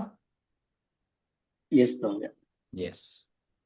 ಓಕೆ, ಪ್ರಸನ್ನ ಕುಮಾರ್ ಪ್ರಭಾ. ಪ್ರಭುಜಿ ಇನ್ನೊಂದು ಭಗವದ್ಗೀತೆ. ಇರಿ ಪ್ರಭು, ಆಮೇಲೆ ನಿಮ್ದು ಪ್ರಸನ್ನ ಕುಮಾರ್ ಕೇಳಿ ಪ್ರಭು. ಹರೇ ಕೃಷ್ಣ ಪ್ರಭುಜಿ. ಹರೇ ಕೃಷ್ಣ ಪ್ರಭುಜಿ. ಹರೇ ಕೃಷ್ಣ ಪ್ರಭು. ಪ್ರಭುಜಿ, ನೀವ್ ಹೇಳ್ತಿದ್ರಿ ಈಗ ಧರ್ಮದ ಹಾಳು ಮಾಡಕ್ ತುಂಬಾ ಜನ ನಿಂತಿದ್ದಾರೆ ಅಂತ. ಮೊನ್ನೆ ಒಂದು ನೋಡ್ದೆ ಪ್ರಭುಜಿ ನ್ಯೂಸ್ ನ, ಲೆನ್ಸ್ ಕಾರ್ಟ್ ಅಂತ ಒಂದು ಕಂಪ್ನಿಯವರು ಅಲ್ಲಿ ನಮ್ಮ ಹಿಂದೂ ಹೆಣ್ಮಕ್ಳಿಗೆ ಬಳೆ ಹಾಕಂಗಿಲ್ಲ ಅಂತೆ, ಹಣೆಗೆ ಬಟ್ಟಿಡಂಗಿಲ್ಲ ಅಂತೆ. ಆದ್ರೆ ಮುಸ್ಲಿಂ ಅವರು ಬುರ್ಕಾ ಹಾಕ್ಬೋದಂತೆ. ಈ ತರ ಇಂಟರ್ವ್ಯೂ ನಲ್ಲಿ ಈ ತರ ಒಂದು ರೂಲ್ಸ್ ಮಾಡಿದ್ದಾರೆ ಪ್ರಭುಜಿ. ತುಂಬಾ ಬೇಜಾರಾಯ್ತು ಪ್ರಭುಜಿ ಕೇಳ್ಬಿಟ್ಟು ಈ ನ್ಯೂಸ್. ಯಾಕೆ ಅದೇ ಅದೇ ಅರ್ಥ ಆಗ್ತಿಲ್ಲ ಅವ್ರಿಗೆ ಪ್ರಭುಜಿ. ಇರಿ ಪ್ರಭು, ಅವ್ರಿಗೆ ಆ ರೀತಿ ಹೇಳೋ ಧೈರ್ಯ ಹೆಂಗ್ ಬಂತು? ಅದೊಂದೇ ಅಲ್ಲ, ನೀವ್ ಇವಾಗ ಎಕ್ಸಾಮ್ ಗಳೆಲ್ಲ ಬರೆಯಕ್ ಹೋಗ್ತಿರಲ್ಲ, ಅಲ್ಲಿ ನೀವು ಇದನ್ನ ಕಟ್ಟಿದ ದಾರ ಕಟ್ ಮಾಡ್ತಾರೆ. ಹೌದೌದು ಮಾಂಗಲ್ಯ ಇದ್ರೆ ಮಾಂಗಲ್ಯ ತೆಗಿಬೇಕು ಅಂದ್ರೆ ತೆಗಿ. ಆದ್ರೆ ಹೌದು ಪ್ರಭು, ಅಲ್ಲಿ ನಾನು ಶೂಟಿಂಗ್ ಎಲ್ಲ ಹೋಗ್ತಾ ಇರ್ತೀನಿ, ಎಕ್ಸಾಮ್ ಶೂಟಿಂಗ್ ಎಲ್ಲ ಹೋಗ್ತೀನಿ ಪ್ರಭುಜಿ. ನೀವ್ ಹೇಳ್ದಂಗೆ ಒಂದ್ ರಿಬ್ಬನ್ ಇದ್ರು ಕೂಡ ಬಿಡೋದಿಲ್ಲ, ಮತ್ತೆ ಕೈಗೆ ಒಂದ್ ದಾರ ಕಟ್ಟಿದ್ರು ಕೂಡ ಇಲ್ಲ, ಕಿವಿದಿದ್ರು ಕೂಡ ಬಿಚ್ಚಿಸ್ತಾರೆ ಪ್ರಭುಜಿ. ನಾನು ಶೂಟ್ ಮಾಡ್ಬೇಕಾದ್ರೆ ನೋಡ್ತಾ ಇರ್ತೀನಿ, ಇದೆಲ್ಲ ಏನ್ ಅವಶ್ಯಕತೆ ಇದೆ ಅಂತ ಅನ್ನಿಸ್ತಾ ಇರುತ್ತೆ ಪ್ರಭುಜಿ. ಮೇಲಿನ ರೂಲ್ಸ್ ಉಂಟಾರೆ ಕೇಳಿದ್ರೆ ಅವ್ರು ಹೇಳಿದ್ರೆ, ಆಫೀಸರ್ ರೂಲ್ಸ್ ಅಪ್ಪ ನಾನು ಏನ್ ಮಾಡ್ಲಿ ಅಂತ. ಹಿಜಾಬ್ ಹಾಕಿರೋನು ಕಳಿಸ್ತಾರೆ. Yes, ಪ್ರಭು. ಯಾಕೆ? ಇವಾಗ ಪ್ರಶ್ನೆ ಯಾಕೆ? ಅರ್ಥನೇ ಆಗ್ತಾ ಇಲ್ಲ ಪ್ರಭುಜಿ ನಮಗೂ ಕೂಡ. ಎಲ್ಲಿ ಹೋಗ್ತಿದಾರೆ ಇವರು, ಯಾರೇ ಕೇಳಬೇಕನ್ನೋದೇ ಗೊತ್ತಾಗ್ತಾ ಇಲ್ಲ, ಆ ತರ ಆಗಿದೆ. ಯಾಕೆ ಅಂದ್ರೆ ನಾವೆಲ್ಲ ಸ್ವಾರ್ಥಿಗಳಾಗಿದ್ದೀವಿ, ಆದ ಕಾರಣ. ಒಂದೇ ಮಾತು ಅಷ್ಟೇ. ಅವರಲ್ಲಿ ಉದಾಹರಣೆಗೆ ನೀನ್ ಹಿಜಾಬ್ ತೆಗಿಬೇಕು ಅಂದಿದ ತಕ್ಷಣ 100 ಜನ ಬಂದು ನಿಂತ್ಕೊಂತಾರೆ. ಕರೆಕ್ಟ್ ಪ್ರಭುಜಿ. ಯಾಕಂದ್ರೆ ನನ್ನ ಧರ್ಮ ನಾನು ಬಿಡಕ್ಕಾಗಲ್ಲ ಅಂತ 100 ಜನ ಇದ್ದಾರೆ. ನಿಮ್ಮಲ್ಲಿ ನೀವು ಇಟ್ಟಿರೋ ತಿಲಕ್ನ ಅಳಿಸ್ಬೇಕು ಅಂದ್ರೆ ಅಳ್ಸಕ್ ಆಗಲ್ಲ ಅಂತ ನೀವು ಕೇಳಕ್ಕೆ ನಿಮಗೆ ಧೈರ್ಯ ಇಲ್ಲ, ಇನ್ನು 100 ಜನ ಎಲ್ಲಿ ಬರ್ತಾರೆ? ಪ್ರಭುಜಿ ಈಗ ಇದಕ್ಕೊಂದು ಉದಾಹರಣೆ ಹೇಳ್ತೀನಿ ಪ್ರಭುಜಿ. ನಾನು ಈವೆಂಟ್ ಅಲ್ಲಿ ಇದೀನಿ ಈಗ, ಆಕ್ಚುಲಿ ವಿಡಿಯೋ ಆನ್ ಮಾಡ್ಕೋಬೇಕಿತ್ತು, ನನಗೆ ಆಗಿಲ್ಲ. ಈವೆಂಟ್ ಅಲ್ಲಿ ಈಗಲೂ ಇದೀನಿ. ಇಲ್ಲಿ ನಾನು ತಿಲಕ್ ಇಟ್ಕೊಂಡ್ ಬಂದ್ರೆ ನನಗೆ ಇಲ್ಲಿ ಆಡ್ಕೊಳ್ಳೋರು ತುಂಬಾ ಜನ ಪ್ರಭುಜಿ. ಈವೆಂಟ್ ಅಲ್ಲಿ ನನಗೆ ಅವಕಾಶನೇ ಕೊಡಲ್ಲ, ಅಂದ್ರೆ ನಾನು ಶೂಟ್ ಮಾಡಕ್ ಅವಕಾಶ ಕೊಡಲ್ಲ. ಇವ್ರು ತಿಲಕ್ ಎಲ್ಲ ಹಿಡ್ಕೊಂಡ್ ಬಂದ್ರೆ ಇಲ್ಲಿ ನಮಗೆ ನಮ್ ಗ್ರೂಪ್ಗೆ ಸರಿ ಆಗಲ್ಲ ಅಂತಾರೆ ಪ್ರಭುಜಿ. ಈಗ ವಿಧಿ ಇಲ್ಲದೆ ನಾನು ಶೂಟ್ ಮಾಡ್ಬೇಕಾಗಿದೆ, ಜೀವನಕ್ಕೆ ದುಡಿಮೆ ಮಾಡ್ಲೇಬೇಕು, ಈಗ ತಿಲಕ್ ಕಳಿಸ್ಕೊಂಡ್ ಬಂದಿದ್ದೀನಿ ಪ್ರಭುಜಿ. ಏನ್ ಮಾಡೋದು? ಈ ತರ ನಮಗೂ ಬೇಜಾರಾಗತ್ತೆ. ಆಕ್ಚುಲಿ ನಾನು ಇಷ್ಟು ದಿನ ತಿಲಕ್ ಹೊರಗಡೆ ಹಿಡ್ಕೊಂಡು ಹೋಗ್ತಿರಲಿಲ್ಲ ಪ್ರಭುಜಿ, ಮನೇಲಿ ಹಿಡ್ಕೊಂತ ಇದ್ದೆ. ಈಗ ಡಿಸೈಡ್ ಮಾಡಿದ್ದೆ ಹಿಡ್ಕೊಂಡು ಹೋಗ್ಬೇಕು ಹೊರಗಡೆ, ನಮ್ ಧರ್ಮ ನಾವು ಕಾಪಾಡ್ಬೇಕಲ್ಲ. ಮುಸ್ಲಿಂ ಅವರು ಮಸೀದಿಗೆ ಹೋದ್ರೆ 99 ಜನನು ಯೂನಿಫಾರ್ಮ್ ವೈಟ್ ಅಂಡ್ ವೈಟ್ ಅಲ್ಲೇ ಇರ್ತಾರೆ, ನಾವ್ ಯಾಕೆ ಹಾಕೋಬಾರ್ದು ಅಂತ ನಾನು ತಿಲಕ್ ಹಿಡ್ಕೊಂಡು ಹೋದ್ರೆ ನಮ್ ಫೋಟೋಗ್ರಾಫರ್ ಹೇಳ್ತಾರೆ ಇದು ಹಿಡ್ಕೊಂಡ್ ಬಂದ್ರೆ ಆಡ್ರಿಗೆ ಬೇಡ ಅಂತಾರೆ. ಏನ್ ಮಾಡೋದು? ನಾವು ದುಡಿಲೇಬೇಕು, ಜೀವನ ಮಾಡ್ಲೇಬೇಕು. ಯಾವ ಧರ್ಮಕ್ಕೆ ಸೇರಿದವನು ಪ್ರಭುಜಿ? ಎಲ್ಲರೂ ಇದಾರೆ ಪ್ರಭುಜಿ, ಆದ್ರೆ ನಾವು ಮುಸ್ಲಿಮ್ದಕ್ಕೆ ನಾನು ಹೋಗೋದಿಲ್ಲ ಪ್ರಭುಜಿ. ಅವ್ರದ್ದು ಮತ್ತೆ ಬೇರೆಯವ್ರದಕ್ಕೆ ನಾನು ಹೋಗಲ್ಲ. ಬೇಡ ಅಂದ್ರಲ್ಲ, ಅವ್ರು ಯಾವ ಧರ್ಮಕ್ಕೆ ಸೇರಿದವರು? ಹಿಂದೂಗಳೇ ಪ್ರಭುಜಿ ಎಲ್ಲ. ಅರ್ಥ ಆಯ್ತಾ? ನೀವ್ ಹೇಳೋದು ಈಗ ಅರ್ಥ ಆಗ್ತಿದೆ. ಇವಾಗ ನೀವು ಬೇರೆಯವ್ರ ಹತ್ರ ಹೋಗಿ ಬೇಕಾದ್ರೆ ಅವ್ರು ಸ್ವೀಕಾರ ಮಾಡ್ತಾರೆ ಪ್ರಭು. ಬೇರೆ ಧರ್ಮದವ್ರು ಬೇಕಾದ್ರೆ ಕೆಲವ್ರು ಇರ್ತಾರೆ, ಕೆಲವರು ಅವ್ರ ಧರ್ಮ ಏನೋ ಆಚರಣೆ ಮಾಡ್ತಾರೆ ಅಂತ ಅವ್ರು ಸ್ವೀಕಾರ ಮಾಡ್ತಾರೆ. ನಮ್ಮವರೇ ಅಯೋಗ್ಯರು, ಯಾಕಂದ್ರೆ ಅವ್ರ ತಂದೆಯಂದ್ರು ಅಯೋಗ್ಯರು, ಅವ್ರ ಟೀಚರ್ಗಳು ಅಯೋಗ್ಯರು, ಅವ್ರ ಗುರುಗಳು ಅಯೋಗ್ಯರು. ಆದ ಕಾರಣ ವೆರಿ ಸಿಂಪಲ್. ಆದ್ರೆ ಬೇರೆ ಧರ್ಮ ತಗೊಳ್ಳಿ, ತಂದೆ ತಾಯಂದ್ರು ಧರ್ಮ ನೋಡು, ಅವ್ರಿಗೆ ಆ ಧರ್ಮನ ಕಾಪಾಡಬೇಕು. ಅವ್ರ ಧರ್ಮನ ಅದೆಷ್ಟೇ ಕೆಟ್ಟದಾಗಿದ್ರು ಅದನ್ನ ಕಾಪಾಡಬೇಕು. ಅವರ ಮದ್ರಾಸದಲ್ಲಿ ಗುರುಗಳು ಅದನ್ನ ಕಾಪಾಡಬೇಕು. ಅವ್ರ ಸಮಾಜದಲ್ಲಿ ಅವ್ರದೇ ಪ್ರತ್ಯೇಕತೆ ಅನ್ನೋದಿದೆ ಗೊತ್ತಾ? ವ್ಯಾಪಾರದಲ್ಲಿ ಹಲಾಲ ಅಂತ ಮಾಡ್ತಾರೆ, ಒಂದು ಹಲಾಲ್ ಅಂತ ಇದೆ ಗೊತ್ತಾ? ಅದನ್ನೇ ತಗೊಳ್ಬೇಕು ಅಂತಾರೆ ಅವರು. ನಮ್ಮ ಹಿಂದೂಗಳಲ್ಲಿ ಅದಿಲ್ಲ. ಯಾವತ್ತು ತಗೊಳಕ್ ಮುಂಚೆ ಆ ಇಂಗ್ರೀಡಿಯೆಂಟ್ಸ್ ನೋಡೋದೇ ಇಲ್ಲ. ಅದ್ರಲ್ಲಿ ಏನ್ರಿ ಐತೆ? ಎಷ್ಟು ಜನರು ಇವ್ ನಮ್ಮ ಇಲ್ಲಿ ಇರೋದೇ, ನಾನು ಏನೋ ತಗೊಳ್ಬೇಕು ಅಂದ್ರೆ ಒಂದ್ 2-4 ಕಿಲೋಮೀಟರ್ ಹೋಗಿ ಬರೀ ಹಿಂದೂ ಅಂಗಡಿಗಳು ಅದು ತಗೊಂತೀವಿ. ಯಾವ್ದೋ ಒಂದು ಮುಸ್ಲಿಂ ಬರೀ ಹಿಂದೂಗಳೇ ಹೋಗಿ ತುಂಬ್ತಾರೆ. ಮತ್ತೆ ಅದೆಷ್ಟು ನ್ಯೂಸ್ಗಳಲ್ಲಿ ಇದರಲ್ಲಿ ಬರುತ್ತೆ, ಮುಸ್ಲಿಂ ಅಂಗಡಿಗಳಲ್ಲಿ ಆ ಬಿರಿಯಾನಿಗಳು ಆಳು ಮೂಳು ಮಾಡೋದು, ಮಕ್ಕಳ ಆಗದೆ ಇರೋದಕ್ಕೆ ಇದು ಮಾಡೋದಕ್ಕೆ ಎಷ್ಟು ಮದ್ದಾಕಿ ಮಾಡ್ತಾರೆ. ಆವಾಗ್ಲೂ ಅಲ್ಲೇ ಹೋಗಿ ಸಾಯ್ತೇವೆ, ಅಲ್ಲೇ ಹೋಗಿ ತಿಂತದೆ. ಇದು ರಂಜಾನ್ ಬಂತು, ಒಂದು ದೊಡ್ಡ ರೋಡ್ ಇದೆ ನಮ್ದು, ಫ್ರೆಸರ್ ಟೌನ್ ಗೊತ್ತಿರ್ಬೇಕು ಎಲ್ಲರಿಗೂ. ಫುಲ್ ಜಾಮ್ ಆಗ್ಬಿಡುತ್ತೆ. 3/4 ಭಾಗ ಹಿಂದೂ ಅವರೇ ಸಾಯ್ತಾರೆ. ಅವರೆಲ್ಲ ಆಚೆ ಬರಲ್ಲ, ಅವರೆಲ್ಲ ಮನೇಲಿ ಮಾಡ್ಕೊಂಡು ತಿಂತಾರೆ, ಯಾರೊಬ್ಬ ಬರೋರು. ಹಿಂದೂಗಳೆಲ್ಲ ಅಲ್ಲೇ ಬಿದ್ದಿರ್ತದೆ. ಎಲ್ಲಿಂದ ಸಂಸ್ಕಾರ ಇದೆ ಅವರಿಗೆ? ಯಾಕಂದ್ರೆ ಅವರ ತಂದೆ ತಾಯಂದರು, ಅವರ ಗುರುಗಳು ಎಲ್ಲರೂ ಅಯೋಗ್ಯರು ಅಷ್ಟೇ. ಸ್ಟಾರ್ಟಿಂಗ್ ಇವತ್ತಿನ ಭವಿಷ್ಯತ್ ಎಲ್ಲ ಮಕ್ಕಳು ಕೆಡ್ತಾ ಇರೋದಕ್ಕೆ ಮೂಲ ಕಾರಣನೇ ಏನು? ಈ ರೀತಿ ಇರೋದ್ರಿಂದ ಮೂಲ ಕಾರಣನೇ ಅದೇ. ಇವಾಗ ಉದಾಹರಣೆಗೆ ನೀವೇ ತಿಲಕ್ ಇಡ್ಬೇಕು ಅಂದ್ರೂ ಇರೋ ಸ್ಥಿತಿಯಲ್ಲಿಲ್ಲ ಇವಾಗ. ಇವಾಗ ಏನ್ ಮಾಡ್ಬೇಕು? ಇದು ಎಲ್ಲರೂ ತೊಂದರೆ ಇದೆ. ಇವಾಗ ಪರಿಷ್ಕಾರ ಏನ್ ಮಾಡ್ಬೇಕು? ಎಲ್ಲೋ ಒಂದು ಜಾಗದಲ್ಲಿ ಸಾಂಗತ್ಯ ಬೆಳೆಸ್ಬೇಕು. ಇವತ್ತು ನೀವೊಬ್ರು ತಿಲಕ ಇಟ್ಕೊಂಡು ಹೋಗಿದ್ದೀರಾ, ಬೇಡ ಅಂದ್ರು. ನಾಳೆ ದಿವಸ 4 ಜನ ತಿಲಕ ಇಟ್ಕೊಂಡು ಹೋದ್ರೆ ಬೇಡ ಅಂತ ಹೇಳೋ ಸ್ಥಿತಿಯಲ್ಲಿ ಆತ ಇರೋದಿಲ್ಲ. 4 ಜನರು ತಿಲಕ ಇಟ್ಕೊಂಡು ಹೋದಾಗ ಬೇಡ ಅಂತ ಹೇಳೋ ಸ್ಥಿತಿ ನೀವು ಅವ್ರು ಹೇಳಿದ್ರೆ ಎತ್ತಕ್ಕೆ ರೆಡಿ ಆಗಿರ್ರಿ, ಆದ್ರೂ ಹೇಳೋ ಧೈರ್ಯ ಆತನಿಗೆ ಇರೋದಿಲ್ಲ. ಎಸ್, ಇದನ್ನ ಸಾಂಗತ್ಯ. ಅರ್ಥ ಆಗ್ತಿದೆ ನೋಡಿ. ಪ್ರಶ್ನೆಗಳು ಬಂದ್ರೆ ಅದೆಲ್ಲ ಲಿಂಕ್ ಆಗೋದು. ಹೌದೌದು. ಇವಾಗ ನೀವ್ ಎಷ್ಟು ಜನರಿಗೆ ಅಲ್ಲಿ ಪ್ರಚಾರ ಮಾಡಿದ್ದೀರ, ಎಷ್ಟು ಜನರನ್ನ ಈ ಒಂದು 18 ದಿನದ ಅಧಿವೇಶನ ಮಾಡಿಸೋದು ನಿಮ್ಮ ಒಂದು ಪ್ರಯತ್ನ. ಬರೀ ನಾನ್ ನಿಮಿತ್ತ ಮಾತ್ರ 15 ದಿವಸ ಆಯ್ತು ಮುಗಿ, ಆಮೇಲೆ ನಾನು ಕಾಣಿಸ್ಕೊಳಲ್ಲ. ಆವಾಗ ನೀವು ಫಾಲೋ ಅಪ್ ಮಾಡ್ಕೊಳ್ಳೋದು, ಜಪ ಮಾಡ್ತಿದ್ರ, ಹಿಂಗೆ ನೈವೇದ್ಯ ಮಾಡಿ ಹೇಳ್ಕೊಡೋದು, ಮಾಡೋದು, ತಿಲಕ ಇಡೋದು ಹೆಂಗೆ ಅಂತ ತೋರ್ಸೋದು, ಹಂಗೆ ಹೆಂಗ್ 4 ಜನರನ್ನ ನೀವು ಜೊತೆಗೆ ಮಾಡ್ಕೊಂಡ್ಬಿಟ್ರೆ ಇಷ್ಟು ಧೈರ್ಯ ಬಂದ್ಬಿಡುತ್ತೆ. ಯಾರು ನಿಮ್ಮನ್ನ ಮಾತಾಡೋದು ಕೂಡ ಧೈರ್ಯ ಮಾಡಲ್ಲ. ಸೊ ಇದೆ ಜೀವನ, ಹಿಂಗೆ ರೂಪಿಸ್ಕೊಳ್ಬೇಕಂತ. ಪ್ರಭುಜಿ, ಆಮೇಲೆ ಮೊನ್ನೆ ಶಿಕಾರಿಪುರದವರಿಗೆ ನಾನು ನಂಬರ್ ಕೊಟ್ಟಿದ್ದೆ ಪ್ರಭುಜಿ. ಅವರಿಗೆ ನಾನು ಫುಲ್ ಅದು ಡೀಟೇಲ್ ಎಲ್ಲ ಕಳಿಸ್ಕೊಟ್ಟಿದ್ದೀನಿ ಪ್ರಭುಜಿ. ಅವರಿಗೆ ಫಾಲೋ ಅಪ್ ಮಾಡ್ತಾ ಇದ್ದೀನಿ ಪ್ರಭುಜಿ. ಡೈಲಿ ಜಪ ಮಾಡ್ತಾ ಇದ್ದೀರಾ ಏನು ಅಂತ ಹೇಳ್ಬಿಟ್ಟು ಅದಕ್ಕೆ ನೋಡಿ ಯಾವಾಗ್ಲೂ 18 ಯಾರು ಊರ ಹೆಸರು ಹೇಳಿದ ತಕ್ಷಣ ನೋಡ್ತೀನಿ, ಆ ಊರಲ್ಲಿ ನನ್ನ ಕಾಂಟ್ಯಾಕ್ಟ್ಸ್ ಯಾರಿದೆ ಅವ್ರ ಕಾಂಟ್ಯಾಕ್ಟ್ ನಂಬರ್ ಕೊಡ್ತೀನಿ. ಫಾಲೋ ಅಪ್ ಮಾಡ್ಕೊಳ್ಳಿ ನೀವು. ಅವ್ರು ನಿಮ್ಗೆ ಏನ್ ಬೇಕು ಹೇಳ್ಕೊಡ್ತಾರೆ, ಮಾಡ್ತಾರೆ. ಆಕ್ಚುಲಿ ಅವ್ರನ್ನ ಉದ್ಧಾರ ಮಾಡಕ್ಕಲ್ಲ, ಅದನ್ನೆಲ್ಲ ನಿಮ್ಮನ್ನ ಉದ್ಧಾರ ಮಾಡೋದಕ್ಕೆ. ನಿಮ್ಗೆ ಯಾರೋ ಒಬ್ರು ಹೊಸಬ್ರು ಸಾಂಗತ್ ಸಿಗ್ತಾರೆ, ಅಟ್ಲೀಸ್ಟ್ ಮಾತಾಡೋದಕ್ಕೆ, ಮಾರ್ಗದರ್ಶನ ಕೊಡೋದಕ್ಕೆ ಒಬ್ರು ಸಿಗ್ತಾರೆ. ಅವ್ರ ಮನೆಗೆ ಹೋಗ್ಬೋದು, ಇಲ್ಲ ನೀವು ಕರಿಬೋದು, ಹಿಂಗ್ ಜಪ ಮಾಡೋದು, ಹಿಂಗ್ ಮಾಡೋದು, ಹೇಳ್ಕೊಡೋದು, ಮಾಡೋದು. ಅಲ್ಲ ನೀವೇ ಅವ್ರ ಗುರುಗಳು. ಹೇಳ್ಕೊಡ್ತಾ ಇದ್ದೀನಿ ಪ್ರಭುಜಿ. ಖುಷಿ ಆಯ್ತು ಪ್ರಭುಜಿ, ನೀವು ನಮ್ಮ ನಂಬರ್ ಕೊಟ್ಟಿದ್ದೀರಾ ಅಂತ ತಕ್ಷಣ ನನಗೂ ತುಂಬಾ ಖುಷಿ ಆಯ್ತು. ಆಮೇಲೆ ಈಗ ನೀವು ಟೈಮ್ ಟೇಬಲ್ ಅಂತ ಹೇಳಿದ್ರಿ ಪ್ರಭುಜಿ. ನೀವ್ ಹೇಳಿದ ತರ ನಾನು ಜಪಗಳನ್ನ ಮತ್ತೆ ಸಣ್ಣ ಟೈಮ್ಗಳಲ್ಲಿ ಮಾಡೋದಕ್ಕಿಂತ ಮೊನ್ನೆ ನನ್ ಬರ್ತ್ಡೇ ಇತ್ತು ಪ್ರಭುಜಿ, 10ನೇ ತಾರೀಕು. ಅಲ್ಲಿವರೆಗೂ 35 ಮಾಲೆ ಮಾಡ್ತಾ ಇದ್ದೆ ಪ್ರಭುಜಿ, 32 ಮಾಲೆ ಮಾಡ್ತಾ ಇದ್ದೆ. ನೀವ್ ಹೇಳಿದ ತರನೇ ಈಗ ಈವೆಂಟಿಗೆ ಬಂದ್ರು ಕೂಡ 6 ನಿಮಿಷ ಟೈಮ್ ಸಿಕ್ಕರು ಕೂಡ ಒಂದ್ ಮಾಲೆ ಜಪ ಮಾಡ್ತೀನಿ ಪ್ರಭುಜಿ. ಆ ತರ ಮಾಡೋದ್ರಿಂದ ಇವಾಗ ಪ್ರತಿದಿನ 35 ಮಾಲೆ ಮಾಡ್ತಾ ಇದ್ದೀನಿ ಪ್ರಭುಜಿ. ಈಗ ಅನ್ಸುತ್ತೆ 35 ಅಲ್ಲ 50 ಕೂಡ ಮಾಡ್ಬೋದು ಅನ್ನಿಸ್ತಿದೆ ಪ್ರಭುಜಿ ಒಂದ್ ದಿನಕ್ಕೆ. ಅಷ್ಟು ಟೈಮ್ ಒದಗ್ ಬರ್ತಾ ಇದೆ ಪ್ರಭುಜಿ. 2ನೇದ್ ಕಷ್ಟ ಆಗುತ್ತೆ, 1ನೇದ್ ಕಷ್ಟ ಆಗಲ್ಲ. 4ನೇ ಹೆಜ್ಜೆ ಹಾಕುವಾಗ 1, 2, 3 ಕಷ್ಟ ಆಗಲ್ಲ, 4ನೇದ್ ಕಷ್ಟ ಆಗುತ್ತೆ ಅಷ್ಟೇ. ಅದನ್ನೇ ಈಗ ಒಂದೊಂದ್ಸರಿ ಅನ್ನಿಸ್ತಿದೆ ಪ್ರಭುಜಿ, 50 ಮಾಲೆ ಗುರುಗಳು ಹೇಳ್ತಿರ್ತಾರಲ್ಲ ಯಾಕೆ ಸಣ್ಣ ಟೈಮಲ್ಲಿ ಮಾಡಿ ಅಂದ್ರೆ, ಆ ಟೈಮ್ಗಳನ್ನ ಕೀಪ್ ಮಾಡಿದಕ್ಕೆ ಈಗ ಬೇಗ 50 ಮಾಲೆ ಮಾಡ್ಬೋದು ಅಂತ ನನಗೆ ಅನಿಸ್ತಾ ಇದೆ ಪ್ರಭುಜಿ. ಅಷ್ಟು ಟೈಮ್ ನನಗೆ ನೀವ್ ಹೇಳ್ತಾ ಇದ್ದೀರಿ ಟೈಮ್ ವೃದ್ಧಿ ಆಗತ್ತೆ ಅಂತ, ಅದ್ ನನ್ನ ಜೀವನದಲ್ಲಿ ತುಂಬಾ ಅಭಿವೃದ್ಧಿ ಆಗಿದೆ ಪ್ರಭುಜಿ. ಖಂಡಿತ. ಇದು ನಿಮ್ ಮಾರ್ಗದರ್ಶನ ಸದಾ ಇರ್ಲಿ ಪ್ರಭುಜಿ, ನಿಮ್ ಆಶೀರ್ವಾದ ಸದಾ ಇರ್ಲಿ. ಹಾಗೆ ಮುಂದಿನ ದಿನಗಳಲ್ಲಿ ನಾವು ಶ್ಲೋಕ ಎಕ್ಸ್ಪ್ಲನೇಷನ್ ಎಲ್ಲ ಮಾಡ್ಬೇಕು ಅನ್ಕೊಂಡಿದೀವಿ ಪ್ರಭುಜಿ. ನಿಮ್ಮ ಆಶೀರ್ವಾದ ಸದಾ ನಮ್ಮ ಮೇಲೆ ಇರ್ಲಿ. ಆಮೇಲೆ ನಾನು ಸೋಮಶೇಖರ್ ಪ್ರಭುಜಿ ಒಂಥರ ಕಾಂಪಿಟೇಷನ್ ಪ್ರಭುಜಿ.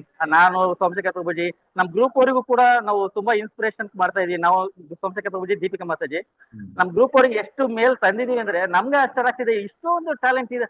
ಬೆಳಗ್ಗೆ 5 ಗಂಟೆಗೆ ಮೊದಲು ಅವ್ರು ಜಾಯ್ನ್ ಆಗಿರ್ತಾರೆ ಪ್ರಭುಜಿ ಜಪಕ್ಕೆ. ನಮ್ಗೆ ಆಶ್ಚರ್ಯ ಆಗ್ತಿದೆ ಪ್ರಭುಜಿ, ಈಗ ನೀವು ಇನ್ಸ್ಪಿರೇಷನ್ ನಮಗೆ ಅಂತ ಹೇಳ್ತಾ ಇರ್ತೀವಿ. ಅದೆಲ್ಲ ಆಗಿರೋದು ನಿಮ್ಮ ಮಾರ್ಗದರ್ಶನ ಪ್ರಭುಜಿ, ನಿಮ್ಮ ಆಶೀರ್ವಾದದಿಂದ. ಈ ಆಶೀರ್ವಾದ ಸದಾ ನಮ್ಮ ಮೇಲೆ ಇರ್ಲಿ. ಹಾಗೆ ನಮ್ ಗ್ರೂಪ್ ಅವರಿಗೆ ಮಾಡಿದ್ದನ್ನು ಎಲ್ಲ ಗ್ರೂಪ್ ಅವರಿಗೂ ನಾವು ತಿಳಿಸ್ಬೇಕಂತ ಅನ್ಕೊಂಡಿದ್ವಿ ಪ್ರಭುಜಿ. ಇದನ್ನ ನಾವು ಗ್ರೂಪ್ ಒಂದು ಕನ್ನಡ ಕ್ರಿಯೇಟ್ ಮಾಡ್ಕೊಂಡಿದೀವಿ. ನಿಮ್ಮ ಆಶೀರ್ವಾದ ಮಾಡಿ ಪ್ರಭುಜಿ, ನಿಮ್ಮ ಆಶೀರ್ವಾದ ಮಾಡಿ ಪ್ರಭುಜಿ. ಖಂಡಿತ ಪ್ರಭು, ಖಂಡಿತ. ನನ್ನ ಆಶೀರ್ವಾದ ಇರುತ್ತೆ, ನನ್ನ ಪ್ರಾರ್ಥನೆಗಳಿರುತ್ತೆ. ಸೊ ಈ ವಯಸ್ಸಲ್ಲಿ ನೀವು ಲೀಡರ್ಶಿಪ್ ತಗೊಂಡ್ರೆ ನಿಮ್ಮ ಭವಿಷ್ಯ ಚೆನ್ನಾಗಿರುತ್ತೆ, ಸಮಾಜ ಚೆನ್ನಾಗಿರುತ್ತೆ. ನೀವು ಒಬ್ಬರಲ್ಲ, ಸಮಾಜ ಚೆನ್ನಾಗುತ್ತೆ, ಅದ್ರ ಜೊತೆ ನೀವು ಚೆನ್ನಾಗಿ ಆಗ್ತಿರ್ತಾರೆ ಪ್ರಭುಜಿ. ಅದು ಒಂದು ಪ್ರಭುಜಿ, 1 ವರ್ಷದಲ್ಲಿ ನಾನು ಕೃಷ್ಣ ಪ್ರಜ್ಞೆಗೆ ಬಂದು 1 ವರ್ಷ ಆದ್ರೂ ಕೂಡ ಭಗವಂತನ ದಯದಿಂದ ಸ್ವಂತ ಮನೆ ಕಟ್ಟಿದೀವಿ. ಇದು ಪದೇ ಪದೇ ಯಾಕೆ ಹೇಳ್ತೀನಿ ಅಂದ್ರೆ ಬೇರೆಯವ್ರಿಗೆ ಇನ್ಸ್ಪಿರೇಷನ್ ಆಗ್ಲಿ ಅಂತ ಹೇಳ್ತಿದ್ದೀನಿ ಅಷ್ಟೇ ಪ್ರಭುಜಿ. ದುಡ್ಡಿನ ತೊಂದರೆ ಇದ್ರು ಕೂಡ ಪ್ರಭುಜಿ, 5-5 ಲಕ್ಷ ಶಾರ್ಟೇಜ್ ಇದ್ರು ಕೂಡ ಹೆಂಗೆ ಅಂತ ಯೋಚನೆ ಆಗ್ತಿತ್ತು. ಆದ್ರೂ ಭಗವಂತ ಧೈರ್ಯ ಕೊಡ್ತಿದ್ದ, ನಿನ್ಗೆ ಒದಗುತ್ತೆ, ನೀನ್ ವರಿ ಮಾಡ್ಬೇಡ, ನಿನ್ ಟೈಮ್ 2 ದಿನ ಇದೆ ಅಲ್ವಾ, 5 ಲಕ್ಷ ಒದಗುತ್ತೆ ಅಂತ ಮನ್ಸು ಹೇಳ್ತಾ ಇರ್ತಿತ್ತು ಪ್ರಭುಜಿ. ಆ ಟೈಮಲ್ಲಿ 5 ಲಕ್ಷ ಅಡ್ಜಸ್ಟ್ ಆಗಿದೆ ಪ್ರಭುಜಿ. ಇದೆಲ್ಲ ನೀವು ಕೊಟ್ಟಂತ ಮಾರ್ಗದರ್ಶನ ಮತ್ತೆ ನೀವು ಕೊಟ್ಟಂತ ಒಂದು ಏನು ಜ್ಞಾನ ಇದೆಯಲ್ಲ ಪ್ರಭುಜಿ, ಅದು ನನಗೆ ಇಲ್ಲಿವರೆಗೂ ಕರ್ಕೊಂಬಂದಿದೆ ಪ್ರಭುಜಿ. ಈಗ ನೀವ್ ಹೇಳ್ತಾ ಇದ್ರಿ ಪ್ರಭುಜಿ, ಧೈರ್ಯ ಬರುತ್ತೆ, ಏನೇ ಪ್ರಾಬ್ಲಮ್ ಅಂದ್ರು ಅಂತ.